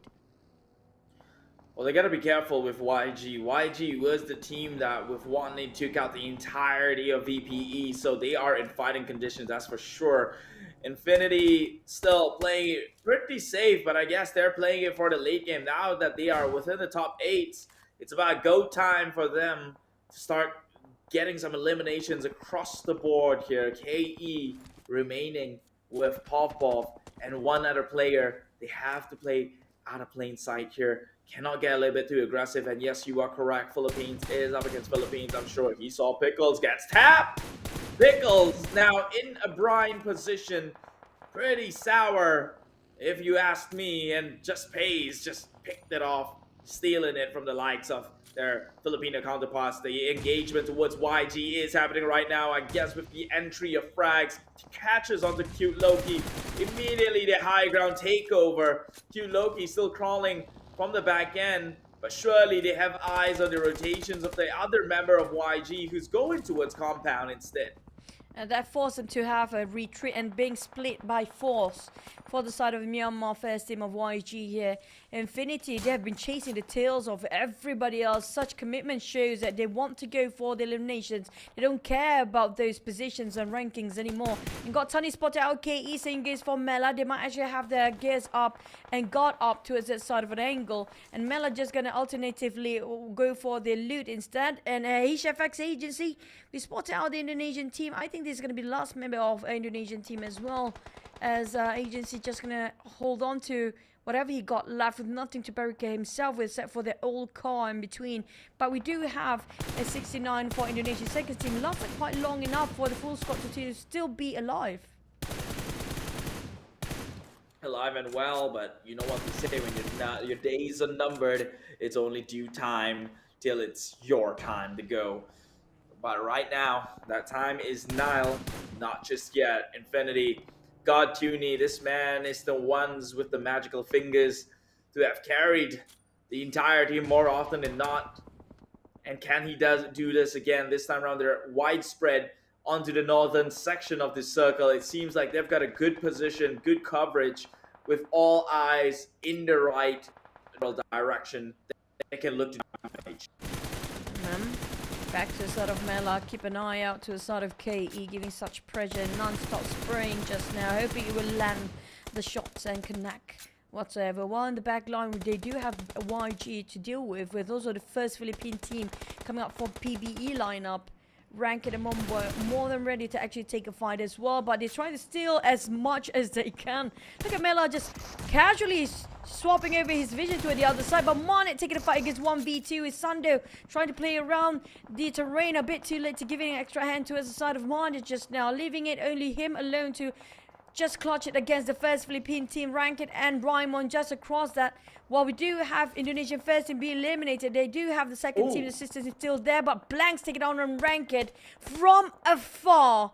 And on the side of Infinity, taking advantage of this as well, being a third party from afar as well. Now, Infinity playing just like how VPE played in Miramar. They're trying to make sure that they were not being exploiting their own position while taking the fights from very long distance and just keep the taps on to make sure they got those eliminations instead. Yeah, it's just free pickings, high ground, free pickings, everyone in front of you. have to be able to get as much done as possible before the circle closes in. And if it closes away from them, things are going to look a bit more dire, as if they need to scale down from the hills into the open while everyone else has got the shelter to play with. It will not be an easy feat for them, but they will have to worry about it when the time comes. Meanwhile, 69 still in play. Already scaling forward is the rest of Infinity out in the open as they find themselves outside of the circle, as I mentioned, and now they make it into the open grounds where they will be viable to the hunting grounds that is set up. Now, the Thai team, especially Infinity, are way a better monster, just unleash the beast when it comes to an open ground, open field sort of a fight. They're better outdoors than indoors, and they prefer it that way as well, as they can see what's happening outside. But we do have one more Myanmar second team here being eliminated, leaving only one Myanmar team with one last player remaining. This is what happened if you happen to be this sort of circle still indoors, because there's so many angles to cover, and the one the compound they actually have so much of a window. It's so hard to actually take covers from as well. At this point, on the side of Infinity, they do have most men to work around. The other team that actually have 4 men to an entire squad to have play around with. It's going to be Indonesian second team coming out from 69 here, which has been quite a while that we haven't seen them last this long. But on the side of Thailand second team, this is what they wanted, this is what they planned. They want to divide their intention towards 2 different angles entirely. The other 2 going for the Indonesian team is 69. The others going for the teams that are going against them are maybe on Myanmar side or even on the Philippine side as well. Speaking about the Philippines, they still have 2 representative teams still within this top 5 of the circle, but I do reckon tempo will be slowed down drastically from here on out, as when you're out in the open fields, you don't want to be as obvious as possible because you get gunned down like it did with Myanmar and one team from the Philippines. It is Philippines ones that's taking gunfire right now. You want to be able to snake your way through and avoid as much eyeballs upon thee, and maybe be that disturbance, that hindrance that came from the grass. Instead, Philippines, Infinity Mela, they eliminated one team from the Philippines who has gotten themselves 9 eliminations, so it's not for waste. But 69, best game so far, 6 kills, and in the top 3. Yep, they have been run and gun all day long and finally got themselves a bit of a end of the tunnel, that light they've been waiting for to redeem themselves, to show how they can actually be a powerhouse as well. But Infinity, Logan and Tony to go into rush with the Philippines, or maybe even reunite with the rest of the team with Bear and Mela, where they try to take down on the team with the most squad, on the most player first. While 69 challenge them with just pop-up smokes, trying to make sure that they can actually start to venture out and navigate themselves right across to a side of Infinity. But the thing is, it's so hard with such a distance between them. It's gonna be a flat field the moment they step up this small hill here right now. B on the other hand, scatter out the rest of 69, know exactly where they are. Still have 5 grenades in his hands, 3 health utilities of that first aid, and a lot of bandages. Almost shredded his fast even. But here comes whoever started the first fire will give away the position. It's gonna be 69 taken out on the side of Philippines now. This is gonna be the winning one for Infinity if they take an advantage of it. Here comes the first name drop about on side of Bear, taking advantage of what Philippines have to offer. Was 69 now separated their attention into 2 split, and there's going to be 1 split second as well of their divided intention. It's going to be a sort of Infinity to take advantage, leaving Indonesian team only leaving with 1 player, Ravone, left there. How can he actually do this with Blue Zone shrinking even further, burning their backs, and the Philippines trying to just spray and pray, and 24th row right in the line of sight of Bear, easily taken down as well. Feels like the time might take this chicken as well here, Keith. It's looked more likely than not right now. They have the manpower advantage. They have the coverage around the circle, and now they're only left with 2 members from the Philippines who's trying to snake their way. They kind of get jurisdiction, get the angle right. They are looking at it, but not willing to show off and fire. But Blanks shows himself, immediately gets everyone onto one side, gets got Toonie, maybe they can play around with. He takes 2 down. Can he clutch it out for his team? But eventually, till not, it will still fall onto the Thailand. It is Thai's second team in place to assume that number one position and walk away with that winner chicken. The rain coming up from this country is so prominent right now. Today has been an all Thailand evening. Yeah, but I have to agree. They have been playing so long, they didn't land that much of the chicken, and now they are climbing up the stairs and just joining in their sister team, maybe placing themselves in the second place here. Now we have to say, picking up Bear coming up from FaZe, just completing the Infinity line. Now, even though they lost Newsy towards the side of VPE, but Beer standing in here as well. The entire team working out as a squad definitely have better communications. We saw how they waited for the right time, that trigger discipline, Kev. They saw the entirety of 69 of Indonesian team right across them, but they hold their trigger finger, and that having that trigger discipline, just waiting for who start first and they be the third party, knowing that the fact they don't have that much of resources to play with as a start.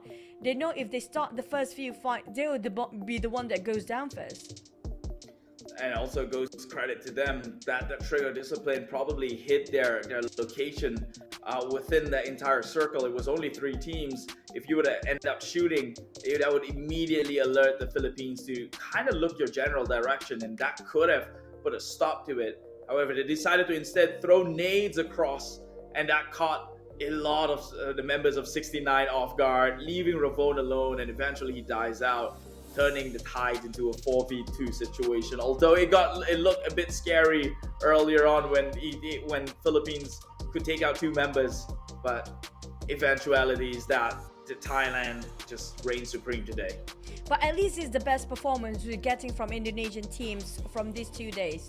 It's the first time we're looking over the Indonesian teams getting such aggressive and proactive rotation since the start, coming up from 69. It's always them trying to initiate fights early on in every single map, but it didn't turn out so well. But this time they're starting off very quiet with no neighbors. Turned out so well for them, getting on top 3. They might actually have to keep this going. Yeah, like I said yesterday, clearly it's not working out. They're biting more than they can chew. They gotta lift that feet off the gas pedal, let it cruise a little bit. Do whatever Cambodia's doing. Like, that's why they've been performing, right? They let things transpire a little bit and then take the opportunities that you can, and it turned out remarkable. Like, this is the most points 69 has ever gotten in a single day comparatively to yesterday. Yep, I agree, and this is the most point they got themselves for eliminations as well. But still, the Thai flags waving onto the teams to focus for our final stage in our second last match of the day, with 11 eliminations coming from Thai second teams, which is going to be the Infinity with the most damage and the most survival time. When it comes to the grenades though, we have to give it towards the side of Indonesia's second team here. There have been multiple times for the side of 69. Love their grenades. They have been run and gun. They've tried to bulldoze people. It's just sometimes to wrap things up, the closure of those fights they're having difficulty with. I mean, it's always hard to kind of like confirm a kill, especially in the situation that you're in. But nonetheless, anyways, they still get decent amount of frag potential that they have outputted, and it is Thailand in the end of the day who did whatever VPE did, shooting from a perched up position, getting 11 eliminations across the board, plus with their rank points bringing the map to 21 in total. Philippines with 9 of their own. This was what we were so proud to look at. It's a breath of fresh air. After for so long, they haven't put any numbers that's impressive enough on the screen. Here they are. They're doing it despite being the last 2 games of the entire tournament itself. Indonesia with 69 showing signs of life. If they had put up such display earlier on, this would have been a different outcome. Now for MVP this time is going to be Philippine first team coming up from PB lineup, if I'm not mistaken. Casido coming in for this time. This is well deserving. Look at the damage output. 913 with 3 eliminations. That's brutal. I mean, like, they dish up so much damage. This is the case where they kind of share the same boat for the Indonesian and also the Philippines. The damage output wise is so huge, but it's just the elimination to translate into those points. It's a bit of a problem. Yeah, people capitalize on things. I'm pretty sure that it was Infinity who took most of the kills because they were having wars of their own, and Infinity just came in, just sniping things down, sealing the deal for themselves, and that's how they got so many points. I mean, I would have done the same thing in their position. You're perched up there, everyone's having their war down in the low ground. You might as well just capitalize on that situation. So credits is given where credits is due. Philippines looking really scary towards the last few maps to play here in the Southeast Asia Esports Championship 2023. But I'm loving this for the fact they're giving us a bit of their introduction to its PMSRs to SEA Games. It just shows they are there. They are there for us to see them as always. They're under the spotlight right now, finally here with us in this tournament, waking up to the last few maps here. But when it comes to damage output and elimination, is still taken away by the Thai second team, which coming up from Infinity, and the first Thai team also not that too far behind when it comes to these towers. We do have the Indonesian team that on the third place, just on the second Indonesian team, placing themselves quite one of those towers, not too as high as Philippines and the Thais right now. But we can see the regions and the nations here. Laos kind of being suppressed in this map. The Vietnam team also feels the same boat. Same goes for the Cambodia and the Myanmar. It feels like they're toning down or being tamed for a bit in the last two map of Erangel. Yeah, Vietnam getting tamed is one heck of a shocker. I really thought that this could be the game that they come in strong. It looked like they had potential and chances earlier, but then the most unspeakable of things happen, and here they are with only 1 and 2 points each respectively, and this is where it gets really, really crazy. What a statement to behold here. Both the Thai teams occupying the first and the second spot respectively. That's saying a lot about the quality of players that come out from this region. Well, we're looking over for the Vietnam first team trying to catch up, which is going to be DX or the Xaviers trying to catch up to its Cambodia second team, which is just 3-point shy difference. I feel like they want to have this sort of a pattern, like, okay, fine, Thais take it for the first place, but we maybe have this alternating flags between the Vietnam and Thais for the top 4, right? But Cambodia say no to that. They deny that. They try to hold on to their last seat there when it comes to the top 4. With 75 points, they're still holding on, but it's down to the last map, next one of our last Erangel as well. But for the rest of the teams on the second page here, didn't budge as much due to the last minute push coming up from the Philippines just now. Just bumped them quite a tiny bit, but still able to actually squeeze in the top 8 in the last minute. Quite a far-fetched, but they have to get those double digits. But the one that furthest away is going to be Bruneians. We haven't got to see or witness the best of them yet. I don't know what happened to the team, but it just lost from the radar. Yeah, we've seen they tried to square up against Infinity, but unfortunately God 2 was a god, and gods don't bleed like normal men, and they counter wipe that 1v4. So they're probably still devastated over that, because come on, that was your best shot at making things happen for yourself, and even that you failed to execute. And so here we are in quite of a pickle. But I do still wish to see everyone within that roster or within that entire leaderboards give it everything in this last match later on in the final Erangel of the day, which we'll get into in a bit. But first, we're going to take a quick break, and during that time, we'll catch up some of these highlights.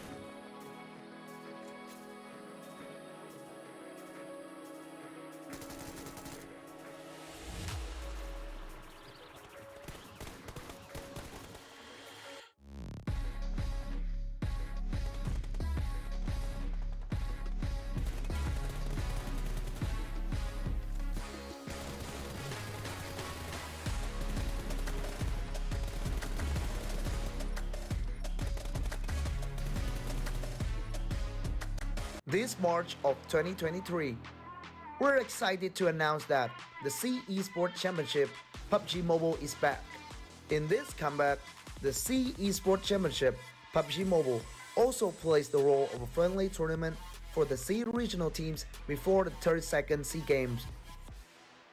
20 teams from 10 countries: Vietnam, Brunei, the Philippines, Malaysia, Timor-Leste, Thailand, Myanmar, Laos, Indonesia, and Cambodia will compete to a prize pool up to $30,000. The C Esports Championship 2023 PUBG Mobile is divided into two phases: qualifiers and finals. The qualifiers will have 20 teams divided into 5 groups, competing in 3 days from March 8th to 10th without live streaming. 16 teams with the highest point will be qualified for finals. The finals will kick in from March 11th to 12th, and we're happy to broadcast it for all the fans. Each day of the finals, the teams will compete in 3 maps: Sanhok, Miramar, and Erangel, with the maps order alternated. Totally 6 matches per day. The teams gain points will be decided based on their ranking and eliminations after each match. Each elimination is counted as 1 point. Winner chicken dinner now grants the team 10 points. Second place gets 6 points, third place gets 5 points, and the points decrease gradually for the lower ranked teams. In this tournament, we will witness the best team fights for the $6,000. Runner-up team will get $4,000 and $1,500 for the second runner-up. From top 4 to top 8, they will get $500 for each team. With each winner chicken dinner, team participants also get $115 for each match from qualifier stage to final stage. More than that, we're also awarding individual prize such as finals MVP and gunslinger with $500 each. Now, are you ready to walk with the tournament? Let's enjoy the survival party.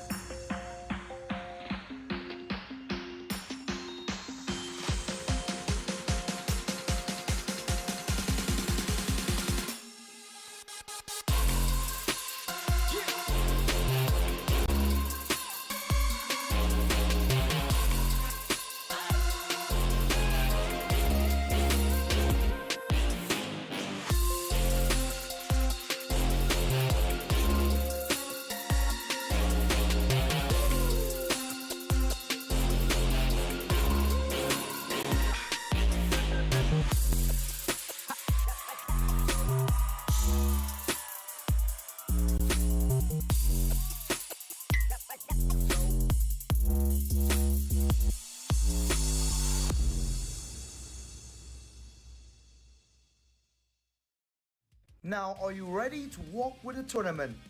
Let's enjoy the survival party.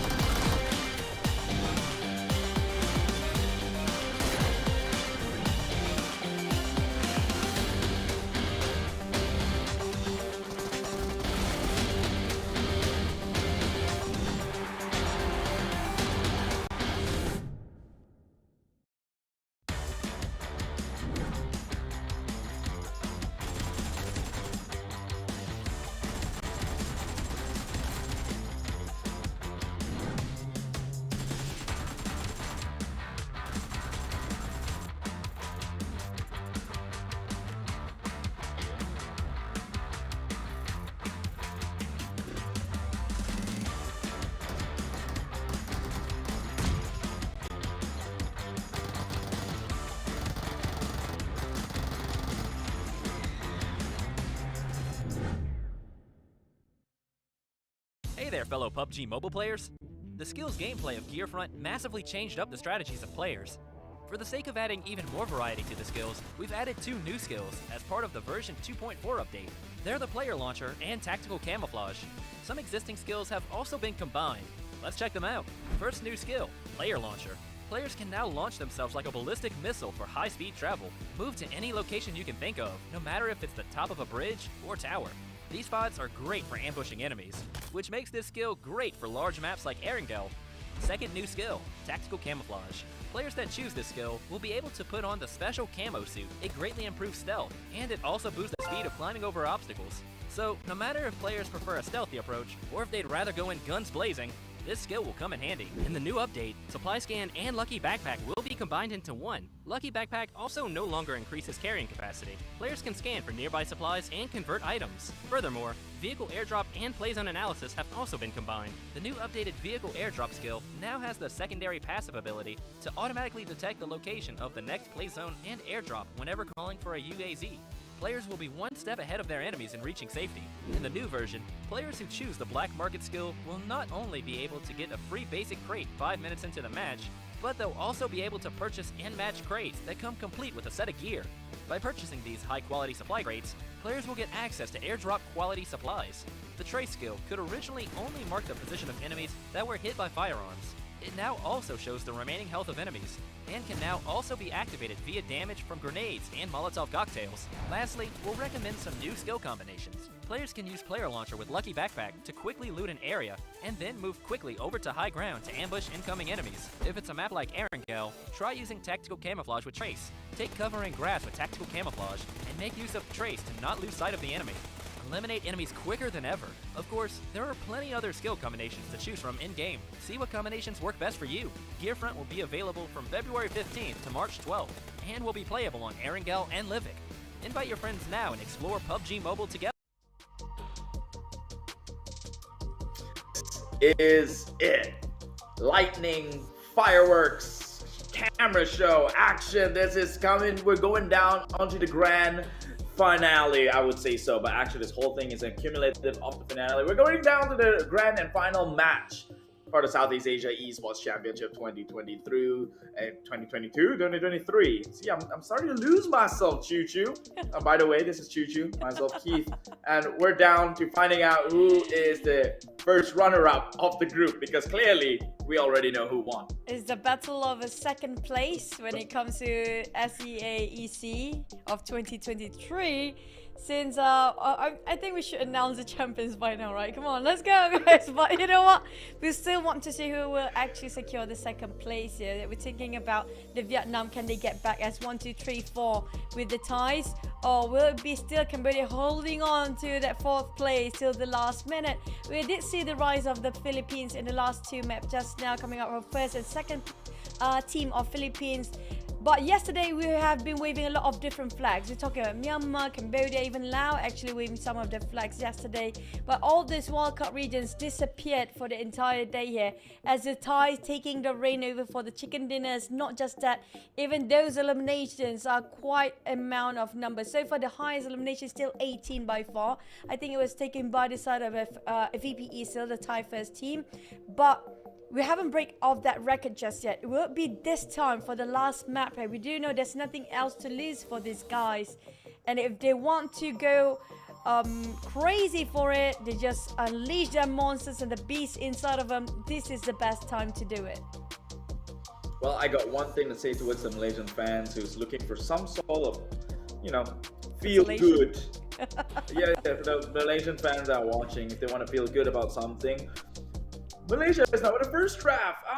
Last checked, they were there bottom of the first draft. So, hey, at least you could say you're not the bottom half. And I mean, it's fine being in the bottom half. Someone's gonna have to be saying this slight improvement, although it could be better. But yes, the question is, will it be an absolute dominant from these nations? Thailand and Vietnam will occupy the first top 4 positions, or will Cambodia remain slot here at the top 4 positions, and Vietnam from actually having 2 representatives on the top? It all goes down to this last match of the day. It's an Erangel match, so anything can happen. It really depends on where the circle is, and if that circle closed, the side of VPE again, I'ma just midway pack up and leave. You choose this whole thing yourself.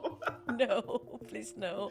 But we mentioned about this behind the scene earlier on, Keith. We talked about the teams that fighting against the Vietnam and the Thai teams, other than these two nations, the other nations, the other flags, when it comes to Southeast Asia tournaments, are they ready for the Pro League in the future, in this short amount of time? Because right now, what we're looking over is some of the players might actually, or some of the team are trying to test out new experimental stuff when it comes to their lineup, even the new players, or try to swap in and out of the players that we do know there's a lot of transfer windows, new players coming into change of the roster and stuff. Do they have enough time to improvise within this short amount of time, given the fact that the PMSL even is very near the future? I believe in one thing, right? As a principle, there's a time and place for everything. Although I kind of forget my time and place every now and then with my words, but that's disregarding the point. There's a time and place for things, and everything experimental shouldn't happen on an official platform. It should happen when you're practicing, when you're strategizing. And so scrims, that's what scrims are for, right? So I wouldn't accept that as an excuse if a team says that we're just experimenting. Just admit that maybe we gotta work harder towards the official matches that are coming out, like PMSL or even the SEA Games. Yeah, I agree. And also, given the fact that we have the SEA Esport Championship, sort of a sneak peek in the future, like for whatever gonna happen in the nearest future as well. This sort of tournament also given sort of an impact, like Vietnam and also Thailand, giving such an aura or that vibe that maybe in the future tournament, the other teams will have a bit of too much respect given to them to contest in certain compound, that set a tone for this team to actually take reign over and leash all the other teams to make sure they sit where they're supposed to be, and they're taking reign over this entire map or this any tournament in PUBG Mobile. That's sort of a setting the mindset of the other team that should respect these guys. This giving a lot of space for this team to actually perform better than they are right now. Yeah, I mean, after today, after seeing two Thailand teams on the top, would you dare say that you could take them on even if you put in your best? I hardly doubt so. But right now, we got that one more chance all these other teams to kind of make a difference in their standing. It is the last match of the day of the tournament. This is day 2 of the final stage here in Asia Esports Championship 2023. Erangel, Flight Path, Novarapnoye. Yep, it feels like it's more towards the southern side, but the circle always tells us the truth, and that's where the players' practice will be in play. Depends on how much they actually really revise on the circle pattern. But back towards our match here for the day, the last one. I'm waiting for the teams on the second page to rise up to the occasion and push themselves upwards, even though it's a bit too late. But hey, it's never too late to start something, right? Just shows that you are unswayed by the prowess showing by the side of the Thai teams, the Vietnam team, and still challenge them till the end of it. Till the end indeed. You know what they say, it's not over if you're still in the game. And so with every last breath, this is one to look out for. And take a look at the drop spots already. VPE taking a new position within Erangel, all thanks to the flight path, of course. Now they'll have Schwepp's position over in Quarry, but look at that circle. Severny Stalber, no one who made their bets down in SMB is going to be happy for all the amount of teams you'd have to travel over. This is rough. This is really giving the players a bit of a toughest challenge in the Erangel by far in our tournament here. I feel like we might ended up right on top of Yasnaya Poliana, but it depends on the circle. If it happens to be generous enough, it won't be hot shifting all the north all the way. Because if it ended up on top of Severny and still have a lot of water ratio in it, we might actually have very little land to play alongside with it. So far, not much of a clash is happening just yet, but we might actually have a bit of a skirmish between 1 or 2 players, including a Philippine first team. FOD just landed themselves. Happened to be clashed with the Philippine first team, who just went monster in the last map. I am talking about the Philippine team actually do have what they have to offer for us. They have been really run and gun, and scout out a lot of the teams and just getting those eliminations. But this time happened to be a bit of a tough challenge. Unfortunate clashing against FOD. Cambodia, one of the teams that really love aggression as well. Yeah, I mean, this is the last map. If anything, I'd like to see all these teams play it a little bit risky, take a little bit more opportunity, you know, overstep boundaries a little bit and trying to get, you know, something happen for themselves. You'll never know if it might swing onto your end. Right now, Philippines, 2 members looking onto Easy's way, but he's tossed on the nade. It will clip just about a little bit here, but he immediately tossed down the smokes. That's going to tell him on what position is, but he caught out the hit for Rankid himself, who is behind that rocks per se, and he cannot transfer the sprays and will instead go down in the making. Nang, on the other hand, trying to reposition himself.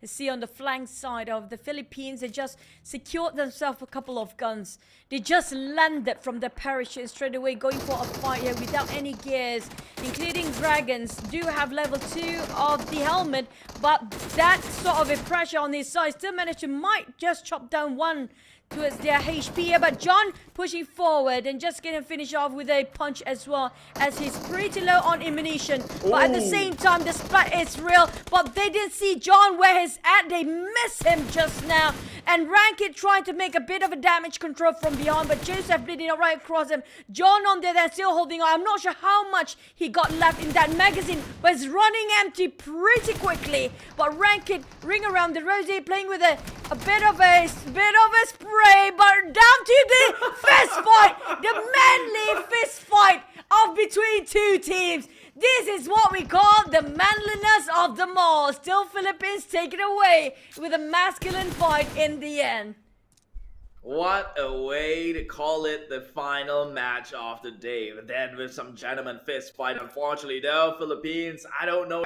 I mean, you're playing within the rules, but you pulled out the gun at the end when you knew it got a little bit tough. So I kind of have to shun you on that. If it was going to be a fist fight, you should go fist fight all the way through. I mean, they're running out of bullet. They don't have a choice. Again, this time choosing, well, on their own. Look, they have really changed up the strategy. What do you think about that, Choo Choo? I mean, like, they for the fact that they realize, you know what? When we get the engagement too early, it's not working out well for them. So why not we just play it like how we did before and just avoid friendly neighbors for now. And they spotted now that's going to be their strength, where in the mid-game, they're pretty aggressive and they can actually take in all these teams by surprise and try to do it once more. But at the same time, we talked about the ties, right? Infinity again stepping himself on top of Starboy with GE right across them and SLD on top of Yasnaya Poliana. Feels like they want to fight over Yasnaya here and try to mark their territory and widen the spread even further. But I have my eyes on the side of VPE. They realize the circle is just too far off. They might be the bulldozer coming up from behind. As always, they always be the third party, and they can play as low as they can because they do have the time. And that's what I honestly would want to see. Today itself, the theme of the Thai teams, or especially VPE, it always seems like they had the circle, they had the high ground to play around with. Sure, it closed on them eventually, but what about this time when they have to brace through all the other teams that are going to be in the way and see how fare they well in that sort of settings. If they do make it in a top spot or come out with a favorable results, then that is set in stone. It's really not the luck of the circle. These guys just undeniably is on a different league. I mean, like, it has shown us, they have shown us when it comes to back-to-back Miramar, they got back-to-back Chicken and back-to-back in the center of the circle. Just shows a big statement there already. But when it comes to Erangel, maybe it's quite hard to predict the circle these days in Erangel. The circle can go really far off and the hardship is really punishing for the players mostly. But back to the Vietnam first team, they were strong in the first day of the league. In the qualifiers, throughout the process of the qualifying into the playoff. They were quite strong in the first day as well, but in the last minute taken over by the side of the Cambodians and Myanmar team, even Laos. But right now it feels like they a bit more settled down with just placing themselves at 3rd and 4th right now, but they might actually squeeze in the 2nd place in the last minute as well. But provided they have to get themselves like what, 20 sort of elimination plus those chicken dinner, that's still a hefty amount of kills if you ask me. So far the highest we got is just 18. It's so hard to, it's so hard to reach the 20-ish these days due to the aim assist being turned off for quite a bit now. Wait, so if they turn aim assist off, and if the Thai teams are shooting this good, then they were never using it in the first place. That's true. How about that? Food for thoughts. That's actually above it. Leagues. Because I mean, like, if you compare with China, like, people have been asking why China team is so strong. Like Nova team example, right? They have not used the privilege of this auto assist and aim and whatsoever, and being played in the roughest position, the roughest circle in the first place. So they get used to it. It's their habit. So if you turn off all those stuff, it's not even going to be detrimental for them. It's not even some sort of a handicap for them. They're used to it. They're used to the harsh environment that's been provided to them. Yeah, and it's an environment I wish everyone would adopt, you know, because you gotta factor in for the worst case scenario. Now, talking about the worst case scenario, it did close towards Severny Starber and somewhere in between, and it did take 1/3 of the entire map filled with water. So it is a worst case scenario of what you mentioned, and right now they're gonna have to settle things out. 69 and Yangon. Myanmar versus Indonesia, but all the nades have been primed one after another. He's got to be careful. 1 sec may not last a single second here if they do come in with a push, which they are. Already propped up the nades. 69 has got members, far left corners, and so on and so forth. A nade caught through the wind. Only gets Sando a little bit by the splash here, but nothing too detrimental just yet. However, his car will not be in commission for the time being, but 1 sec with the nade with the back end just paid it with his life, and Brunei to take down Hulk as well, and suddenly the tides have turned. The Indonesians here. Brunei, Rev 1 actually gets a nade onto Brunei as retaliation. Now they're left with Sando to trying to hold the fort here, but then PPE, they're coming up to clean. Newsy, he's right in front of the enemy's lanes. He's low, but they've got more people, more players on the inside. Newsy got the kill, but he's not dead just yet. And the rest of VPE, they're running straight in. Stoned is going to get primed up with that nade and gets taken down. Tony K is on the opposite end. Does not know what to do. Schweppes, can he clutch things through? He can. Takes 2 down already. Only 1 member left from 69, and he's going to go ham at it. Schweppes is the man.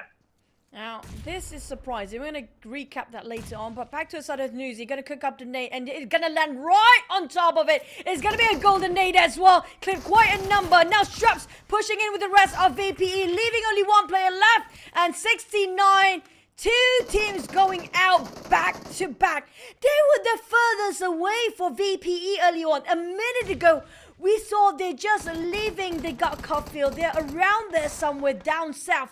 But all of a sudden taking their advantage. We're not done yet as the Bruneians fighting in the blue zone against KE of Cambodia. Out of nowhere, this fight's happened in the 2nd stage and still inside of the blue zone. Both teams feels like a lose-lose. Now to recap what happened, there was a swift moment of time. They just happened to transition and easily taking the fight into their lap just now for the side of VPE. Yeah, just unfortunate that Stone had to be the victim of that ballistic bombing. Otherwise, man, that Schweppes though, God, just clutched it up clean against 2 members himself. It would have been real sour had Newsy go in to try and help and overcommit and get him on the knees. That would have been fatal. But thankfully so, the Vampires made it work. Right now, KE up against Bruneians. Bruneians up against KE actually. 2 members within compound. This is Chewy trying to make his way through, but he's got to be careful though. KE gets shot down on the exit. Piasao does not give him a chance, and that would be it for KE. The Cambodians, the 2nd team, the best performing team, already out and only have 1 elimination points, which means Vietnam can look to take it over. The top four, it's going to be back-to-back Vietnam team, provided they are not being eliminated early on. Even though it's up north the circle, but every team there is, most of them actually comprises of the center of it. Infinity especially, with GE coming up from the northern side of Savannah. DX just marching right on top of Savannah as well. Having a look at how Lamborghini is scouting over to the side of Kick Malaysia. SLD come out from the southern part. All the big teams on the top four already inside of circle. Provided they actually don't even have to fight anymore, they're still putting their best effort, showcasing what they can offer to us when it comes to the last map of the day, including how VPE come out from down south up to the north within just a minute. And not just that, 69 has tried to negate from any fight, and that's where the fight is actually following up till the last breath. Just now they're being eliminated early on. Try to take matter into their hands and work up, but now this time we have Vietnam first team, Lamborghini and the rest of DX trying to march up to the side of the Thai teams. Quite hard for them to actually complete that task, but GE of Myanmar having the Philippines over them. Small taking their elevation at the vintage point, get a quite view up there. But at the same time, the Philippines are burning those houses down, but still have no clue where are the rest of GE players are. GE, they're spread out. They have to be careful though, because Philippines, when you're sticking together, that one nade clips onto 3, although it was a splash damage shared amongst all, but now they kind of got the rough idea in their situation. Rankid takes another hit here. West is falling pretty low. Surely he's healing in that position. The smartest of all ideas, he will get the heal done. But look at the position of GE. They are enclosing this entire compound, and Philippines, they're forcing them to make the next move and getting shot in the process. So West is in position. Master Smile though gets taken out. That's a mistake. A hole in the defense. And now Philippines can look to make the march up forward. That's one angle uncovered already, but the blue zone isn't too kind. And West hiding inside the smoke could be that thorn in the bush that you need to capitalize and cripple the likes of the PH. Well, these guys are burning themselves in the blue zone. We do see and witness just now from the kill feed, Kick Malaysia just start to fight against PG of Laos, but West right now have to take cover. Slither of health remains. Lucky enough not clipped by those grenades. Now Rankit pushing forward. West still hiding at the corner of the house here, with being surrounded by the entirety of the Philippines. But at the same time, when this is over, I swear to God, the Philippines hoping those death boxes coming up from GE do have first aids, because they were chucked down by the Blues, and that's going to be super harsh, because it's going to be 1% of HP chucked down per second in this fourth stage of the blue zone. At the same time, they're not wrapping things up as fast as they can, making it so hard to find the last player, which is going to be Master Ichi creeping up from behind, spotting out Raimon. But Raimon heard the footsteps just now, leaving Raimon to us to deal with Ichi. Ichi have a huge responsibility on his shoulders to clutch down for the entire team. Rankin got chucked down by the blue. They can't even save him. They have to build this. I'm not sure if Master Ichi do have any sort of vehicle to play along, but I still try to take one more elimination before he goes down. Dragon will be left behind with only bandages to work. It's not gonna work now. It's gonna be a lot of HP chucked down by the second. Master Ichi desperate enough to find that dragon to get that one more bonus point, but this is not gonna happen. Both are going in different way and separating themselves. For Master Ichi, that's it. That's just no way for him to get out from here. When the man tries, I don't know what the thought process is for going into the deeper end. Surely with that sort of circle, you would have expected to make the way out of there. Master Ichi got a vehicle himself. I think that was the game plan all along. You know, he's gonna make it well above the blue, but gets gunned down. Ryman was in place, and now let's take a look at HFX under gunfire by the other Philippines. Nichols turning them into mush here with that brine of a man. He's trying to shoot them down, and HFX, the pacifist of a team from Indonesia, will walk away with 0 kills. For the Philippine first team, they get scouted out by another team differently, which can be from the side of Brunei, if I'm not mistaken. On the side of Gig, they have to take the fight against the Thai teams just across them if they want to pass over the other side. For the Gig, they actually have to give away Micah again, or Mika here, against the Bruneians. Chewy just next to him, bandaging himself, while VPE taking Piazza from a different corner entirely. Pickle with the DBS, ring around the Rosie with the Lao team here, trying to exchange with those shotgun, but Assassin Axe with those elevations works well on this side as well. Here comes Symbol to finish off the job alongside with him in case there's a third party watching them from afar.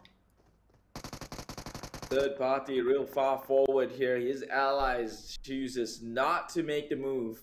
It was a gone case from the get-go. And talking about gone cases, PG, how are they looking to scale these mountains? Not especially with Geek Fam or Geek Slate in place. And now the circle again further exacerbating between the divide of terrains here. Look at the team on top. It's Infinity, G, and possibly PH. If they could make a way through right now, looking at like Infinity has got the better coverage of the map and the high ground to play around with. Not just that, Kick also trying to scout out every single position for all the teams out there. ESB or the Bruneians struggling to climb up the small hill here, with SLD taking the vintage point of view with the highest elevations, guarding over those coming out from the southern part. Now they have to cut across SLD to make it alive for Kick Malaysia team.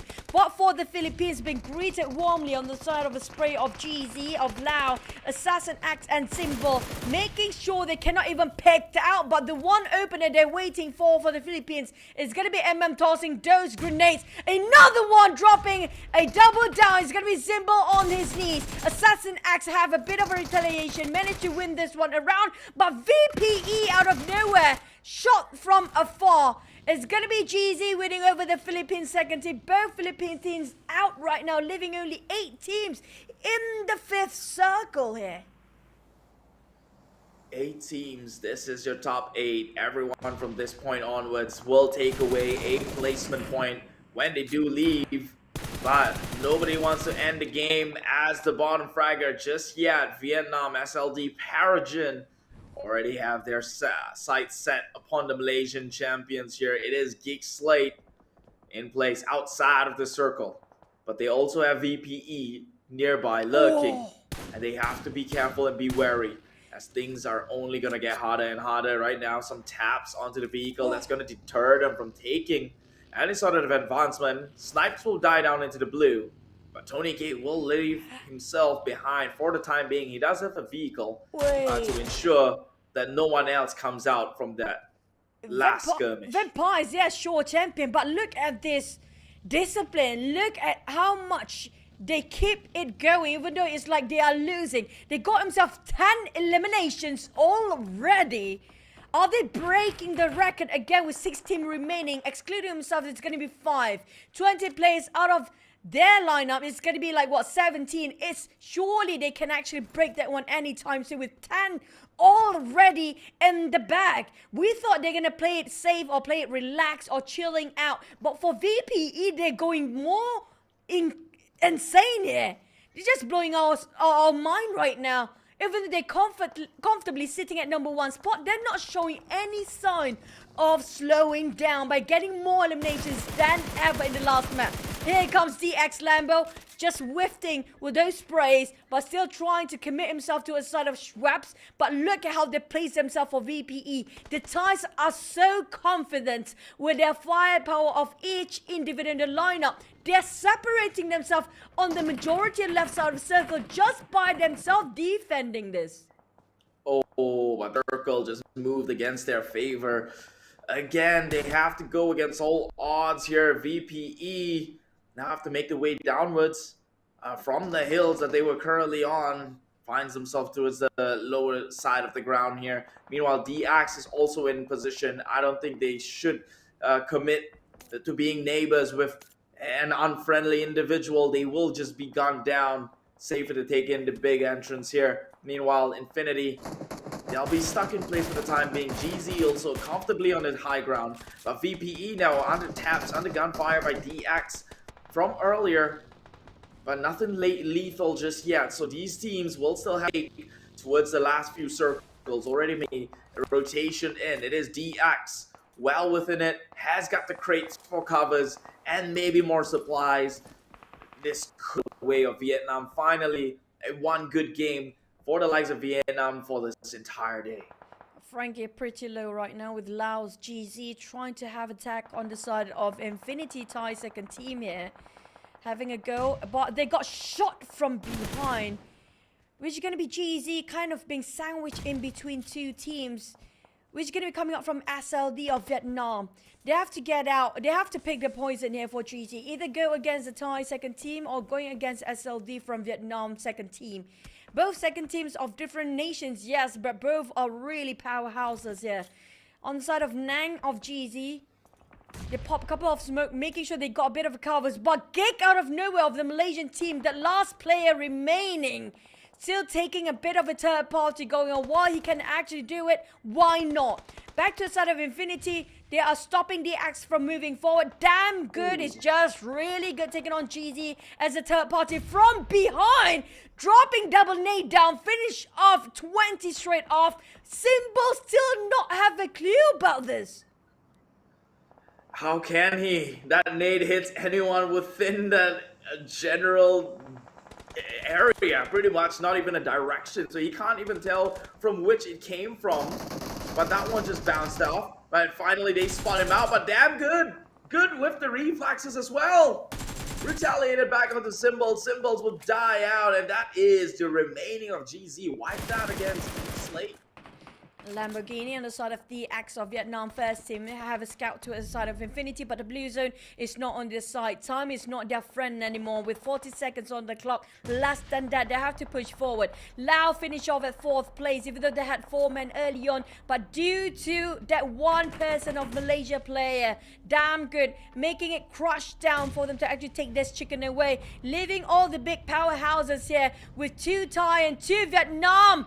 Both of these nations having a go to show who's the alpha in the last map, in the last match here.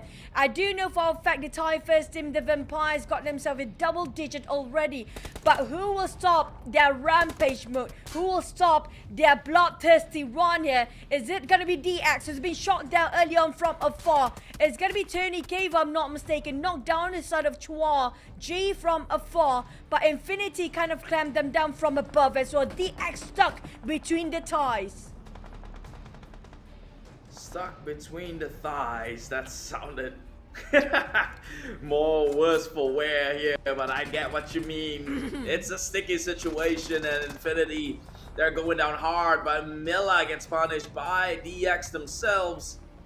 Right now, a bunch of grays within outside of the circle compound. VPE takes down members from DX himself. So there's a war going on between the Vampires and Vietnam's #1. Schweppes is on his knees. Tony K hiding behind a tree. Newsy has to play within a very compromising situation. Only has the smokes to render the bullets for the time being. But can they find their way out of this? Right now, playing from the low ground. Schweppes is totally out of it. There is no way someone could go in for the revive. As I say that, Tony K is making that effort. Now it seems like a risky situation, but this man is built on risks. They did not get here. VPE did not get here comfortably, and they're retaining, so they're holding up this real well. Could even go in for the revive, but how long till that circle blue comes in? Lamborghini's on his knees. 3 more of the Xavier is in place. I have to give this guy, Tony K, reaction and response time is just miraculously fast. But Tony K, due to the blue zone as well, not on their side, shrinking on that side first. While Frankie is slowly pushing forward. VPE down to only last player here with both of them bleeding out. While Newsy still make a place from afar. Just next to him, his teammates are just shouting over for this revive, but Ravy stopping them from moving forward. Thanks to God Tunny from behind, backstabbing, leaving the Thais down to 2 of them, and the last player of Thai still remains there. With Vietnam only have the second team with 3 players of SLD, a bit further away from the Thais down there. But Tran Chi spotted them out. Zing coming up from the flank side with the M416. Spotted out rotations coming up from Infinity, but Newsy will be scouted out and ambush in. The only Thai team that can stop the Thai teams is gonna be the Thai teams. I mean, it's God Tuni, the man from who's nowhere nearby to get that kill. At the end of the day, this guy is literally doing. Though right now, Thailand versus Vietnam, it's all credit still to the first team in Thailand, VPE. They walk away with 12 kills and a top 3 finish.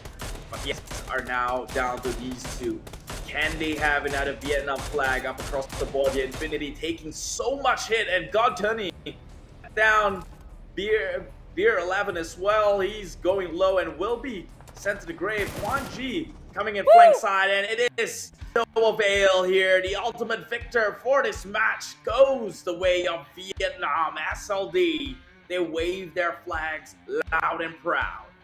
I feel like the kryptonite for VPE, it's gonna be Infinity, but the kryptonite for Infinity is gonna be coming up from the Vietnam team.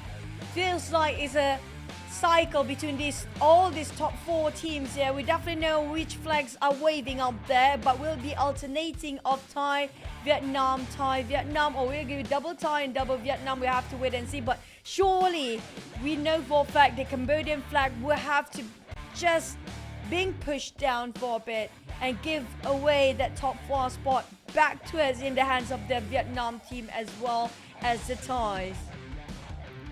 Yeah, at this point, it can't be argued with. Both Vietnam team had a great game.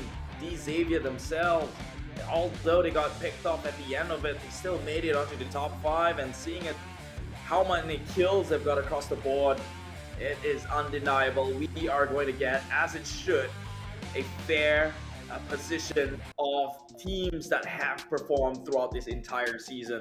Like literally, if you had 2 ties in the first and second position with Vietnam coming in 4th, I don't think anyone could argue with that, with the performance they've put up. But the fact that they are not complacent about their position, I mean, they got themselves in overall rankings very comfortably in the top spot already for all the teams. The 4 teams that we're talking about, the 2 nations of Vietnam and also Thais. It just shows that they are so diligent, they are so respectful for the other teams and respectful towards all the fans out there to give such a performance down to the last wire. They are playing as though that's going to be their last game for their entire life, every single map. And that's something that all the other teams can actually learn about. They are taking their mistakes in, admit it, and not doing the same thing for the next one. And they are making it better, and they're progressing every single map as well. It is very, very impressive, and I have to say, it has been quite the treat to watch these teams, right? Vietnam, they've had their fair share of glory, albeit not today. Yesterday, a lot more action from the Vietnamese squad themselves. There's a reason why we fear the regions, that is Thailand and Vietnam, is that simply said, they're good and they're actually good, and they don't take things for granted. All the way through, towards the last second, they fought their entire lives out there. Congratulations to that. But we do not know who the winner is yet. Supposedly, at least we're supposed to keep it a suspense. We will then figure out in just about a bit, but I'm sure we have to go through a bit more statistics before we get into the juicy part. Who is the champion? Who is next to the champion, the first runner-up? The first runner-up is going to be interesting though.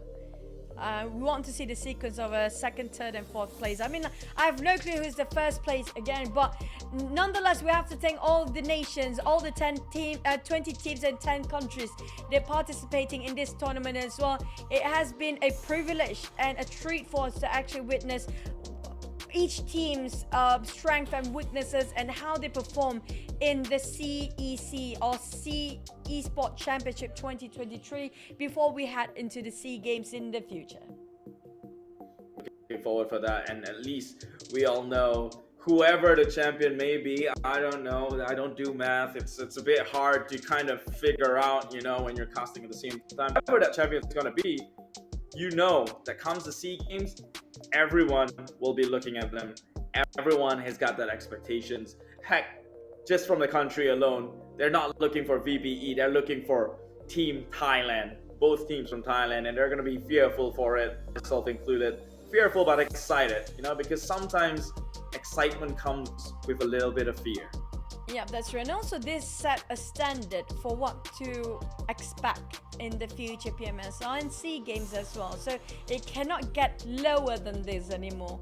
Everybody set a bar, even their performance, even the fans and viewers watching out there have this sort of a standard, this bar set up quite high. Like if the CEC as a pre-hype for SEA Games, as an exhibition show for the of the SEA Games, even for PMSL very near future, what can they push in when it comes to the very big tournaments at stake like the SEA Games and even PMSL here? Like this is already a big stage we're talking about for CEC, but what if things are changing in terms of the format in the future as well, like the long league of a run, not just that, the mental strength, and we're talking about the physical strength and stamina. It's gonna be a long journey for 2023 for them. Yeah, but let's for a second here play ball, right? Let's say maybe some of these teams are taking it easy on the tournament. At least they know, on a positive note, that they have to keep up because they're nowhere near close where what Thai teams are showing right now, what Vietnam teams are showing right now. They are taking things easy. There's also the chance you got to tell yourself, what if those regions were taking it easy too? Yeah. And they're crushing it. Hey, I'm kind of worried if this is like, some teams are like, no, we're just like trying to experiment some stuff and trying things out. What if the teams up there is actually doing the same thing and they just show like whatever they're trying kind of really scary, and that's not their best? What happened if like the Thais and the Vietnamese not trying their best yet? That's scary in that sort of prospect. I mean, like, you know what? I mean, like, I don't want to even say it, but hey, be ready, guys. Yeah, that's a scary thought, but I think, well, generally speaking, everyone agrees that competition makes things better. If it wasn't for competition, you won't get improvements, and if no one else is doing better than you are, then you will not improve yourself as it is. So this is great. This is wake-up call to a lot of the teams. A lot of the other teams has also picked up where they left off. Cambodia deserves a shout out this entire tournament. Who are they? They came from the wild card, yet they were holding it within the top 4 for the longest of time, and in fact they might still be in there because I don't know. I don't even know who the winner is. So. Yeah, that's kind of true. And I want to give a lot of respect for Lao team as well. I'm loving how such a big difference the last time I casted for them in previous, like even the SEA Games, even the past year's competition, they've been improving in such a progress. I'm talking about tremendous amount of progress they made since the last time I saw them, and this is just a start for the team coming up from Laos, even Cambodia and Myanmar as well. Now Myanmar has not been the best team out there for the longest time, but for this season I feel like this might be it. This is where they start their new beginnings and have more in the future, because it feels like they just break through a barrier they've been stopping them for quite a bit for some time now. You know what's sad though? While we're talking about nations back and forth, see who showed potential, who did not ones that came out of our mouth to, shed a little bit more light on the Indonesian team, who, let's be honest, seems a bit dulled out throughout the entire competition. It's not because they're bad, it's just because, come on, someone is stealing the spot. That goes to Thailand and Vietnam. I mean, like, we cannot deny the prowess shown by these two nations, right? But also when it comes from the Indonesian team, they used to be a big powerhouse. But I don't know what happened. It feels like they're in a slump right now. I'm not sure if it's going to be the same for the SEA Games or even PMSL. But I'm hoping to see them where they used to be in their glory days. We missed that. They cannot implement the same sort of strategy back then of how they play due to the change of the format, due to the change of the patches, due to how the blue zone and the circle itself just changes within the time right now with the heart shift and everything. So it's not the same anymore. They have to accept the fact that all these are gone. It's a new era. They have to wake up and realize, you know what, we need a new strategy to approach the game, because back then, back in the PMCO days, back in the first season, the circle shifted was not as hard shift as today. It didn't even shift as much, it just shrinks in the center. And the blue zone wasn't hurt as much as well. They have so much time to take their own time to just look up and think about it and reassess. But these days you don't have that time. Time is so essential for these guys. You have to make critical thinking and make a judgment call just within split second. So you have to realize, you know, the old days are gone. The glory days are gone. They have to make a new name, a new beginning, a new start for themselves. Ladies and gentlemen, what we just witnessed here was Choo Choo getting passionate about the game. See, if it wasn't for people like her, y'all won't be improving and taking this seriously. I'm so you embarrassed gotta when give you up say the, that. you gotta give some reaction down in the chat. Do you not see the passion of fire in there? It's burning real bright. But I have to every single word she's saying, right? This is the cold hard truth and reality. Like, let's go back to Darwinism. The strongest species isn't the one who's going to survive. It's the one who adapts. Patches have changed. Metas has changed. Playstyle has changed. It's time to change. Get on a horse. Yep. Or, you know, stay behind. If you're not on the bandwagon, well, that's a lot of... Yeah, I mean, if you're not with the change and you're not going anywhere, that's the case for most of the veteran players. I'm going to give it a whole truth. So they're having sort of a forum and a talk here while waiting for the stats, right? So, I mean, like, there are cases where the veterans are really having a hard time to adapt.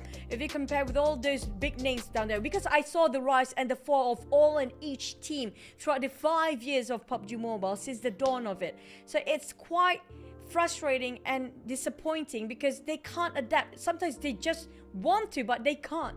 There are times that they're hitting a wall and just couldn't do much about it. That's where we saw but their thoughts are like golden thoughts. They are so wise. They are experienced players. So we need these veteran players sometimes to just take a step back for a bit and see what has changed. Sometimes they are with the flow so much they forgot that things has changed around them.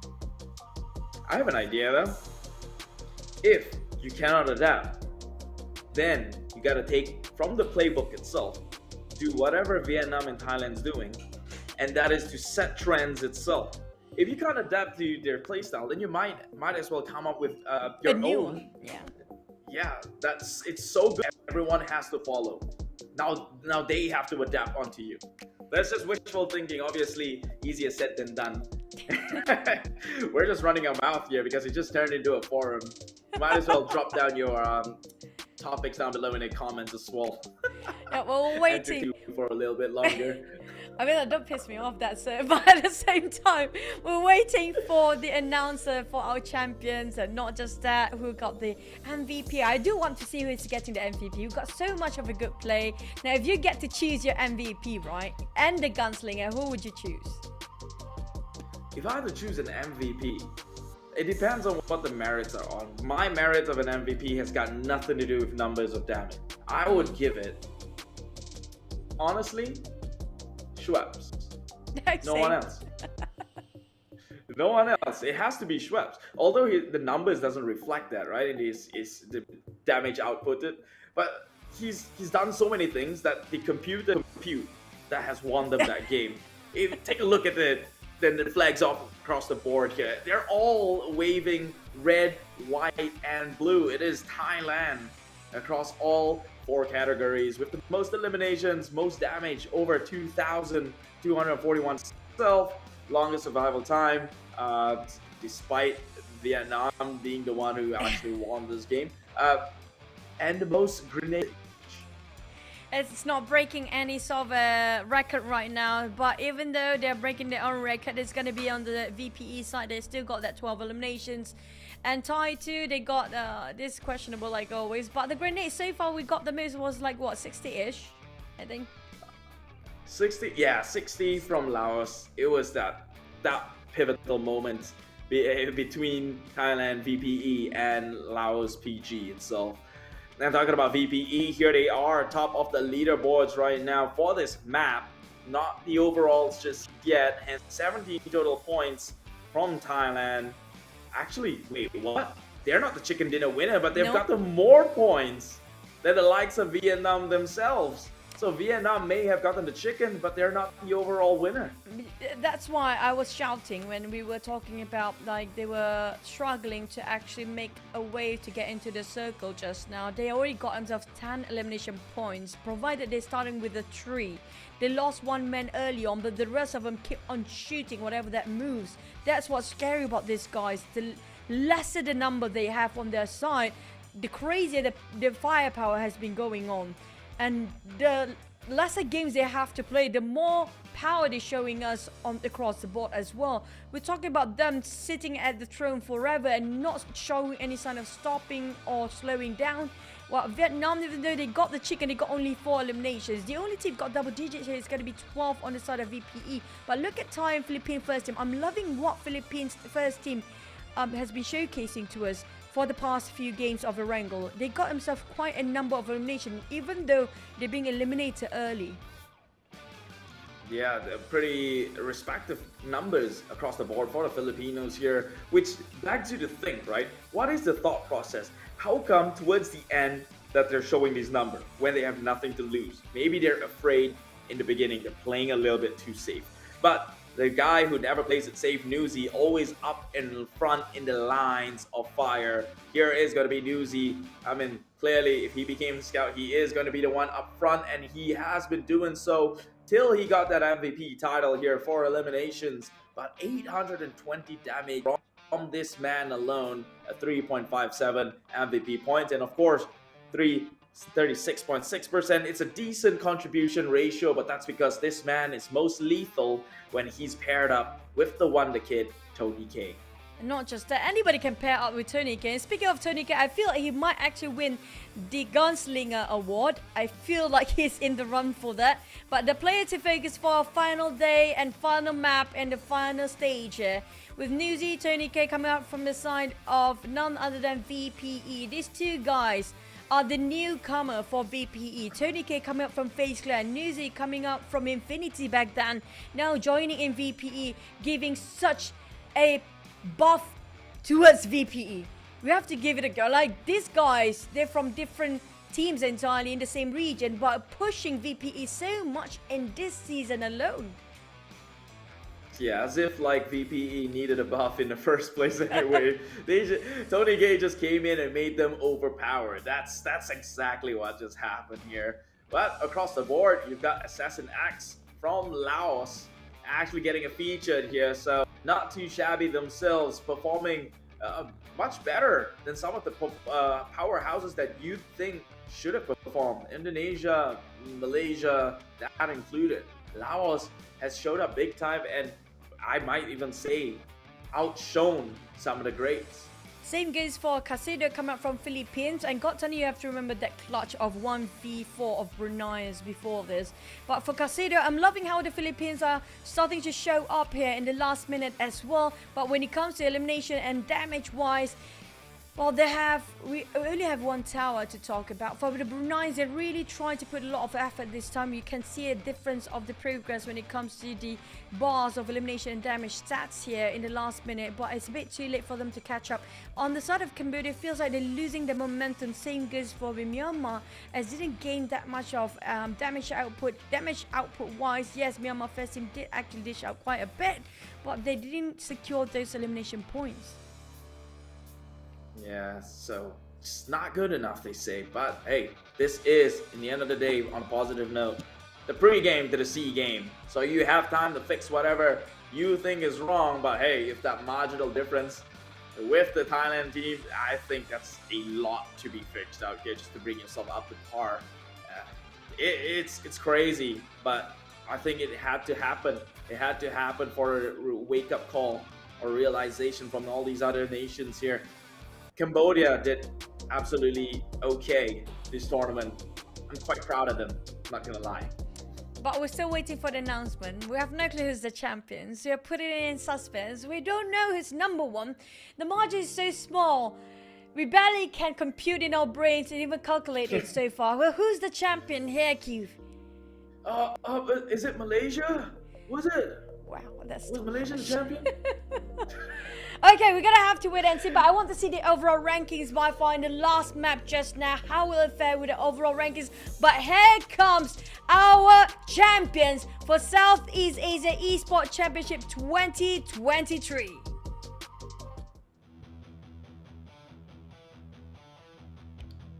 And there you have it, coming in at third place, the ones waving in red and with a yellow star to lighten up their path here. Vietnam as the second runner-up or third place on the CEC 2023, $1,500 prize pool won by their end. A small token of appreciation, but ultimately they have established themselves as one of the greats in this tournament.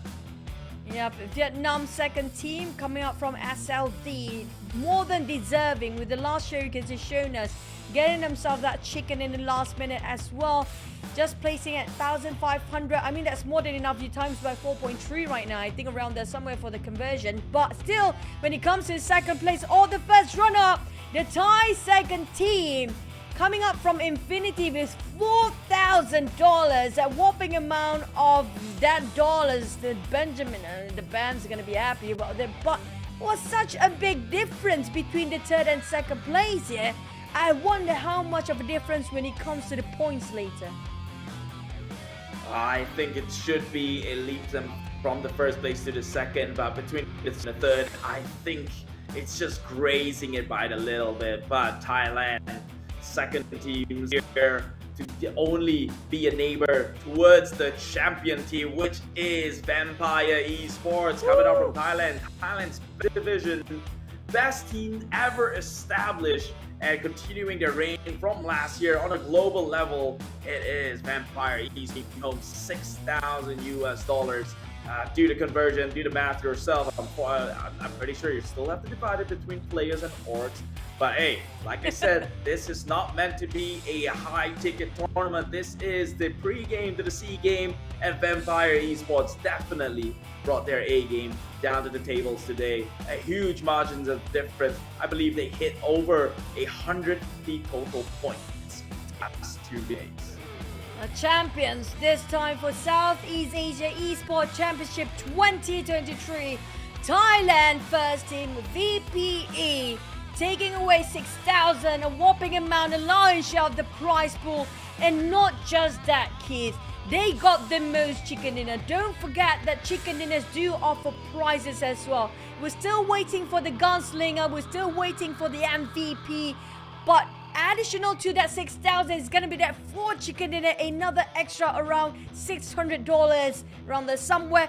But the points just 7 difference between the third and the second place. We're talking about that 4,000 minus 1,005. That's around how many of a difference for that 7 points? That's a costly 7 points, by the way. Yeah, that's painful. Like, if you duplicate it, if you gave a multiplier to the third place finish, they still would not have made as much as the second person in the tournament alone. But I guess that's why it makes sense to kind of battle for the position. All the top tier prizes now going to the side of Thailand. Vietnam gets a little small token from it, and only 7 kills different. If only they didn't have such a 2 bad games, if they could make it closer with 2 games earlier on today, that could have been 7 additional kills onto their end, and they would have won that margin with an extra winner chicken dinner. But alas, should have, could have, would have. We'll now see all the reward segregation. Now up to the 8th place, at least if they're not taking away that number 1, 2 and 3 spot with a whopping amount of prize pool, they get to go back.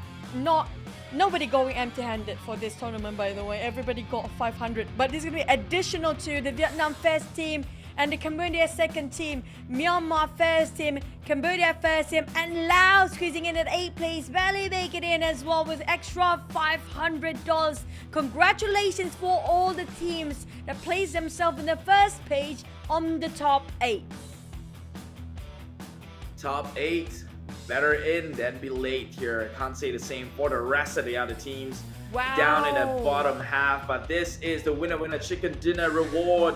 Up across the screen, Thailand's best team takes home $900 additionally to the 6,000 Thai second squad brings home 600, similarly to Vietnam second squad. Malaysia gets 3 chicken dinners, so that's 450. Not too shabby, I would say myself, similarly to Vietnam here. And well, Myanmar taking on 300, the rest taking on 150 from Cambodia, Philippines, Myanmar second team, and Brunei. So Brunei still gets something in play.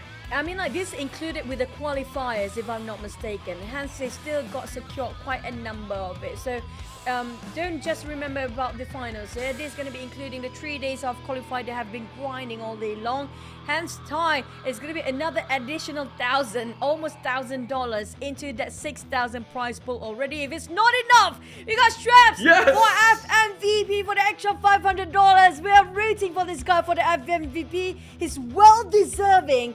And this is his time to shine. It's always about, you know what, Newsy and Tony K back then. But for FMVP, it's definitely going to be Straps. No way it's not him. Big smiles, big styles. This man has been showing us the pose in which he breaks his hands time and time again. And this time around, he can be cheerful about it. FMVP, that 500 is his to take home alone without sharing with the squad because he deserves it. Schweppes, time and time again, making it clutch for his team. Vampire Esports owes this man a lifetime. I mean, that's being exaggerated because you still have to perform the same way he did come SEA Games, but with his name there, I'm quite confident he could. Yeah, about down to the Gunslinger Award. Now, we have quite a number of names out there.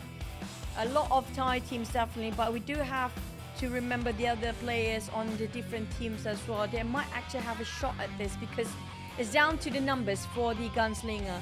It's not just MVP, it's going to be the overall. We do know for the side of Straps, he is a nade god. His nades were the opener for the team, making so much plays for the rest of the team. But you know what? He got extra $1,000 just for himself. I thought it's gonna be somebody else. You're gonna reach Straps again. Okay, this one I would say I did not see this one coming. If you had told me Gunslinger go to the side of Straps, I thought it was impossible to kind of quantify what he did. But seeing as though he got the Gunslinger award, I'm not gonna. I can't mad at that.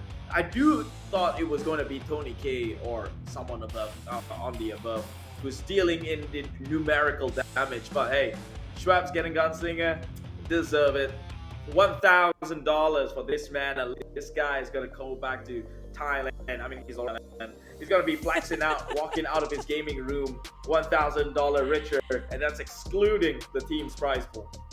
Oh my god, imagine how much within just this amount of time they got themselves all the prize pool. But nonetheless, we have to thank for all that you guys been supporting us since day number 1. Sorry for our shortcomings and production crew don't cut me out yet. I need to thank you guys. Thank you so much for Verissa, VNG Games, Sidespin Quantum Studios, and Level Infinite and Crafton, as well as PUBG Mobile for having us. And thank you, Keith, for sharing the deaths with us. And I think that's it for both of us. See you guys next time. Thank you. Bye-bye.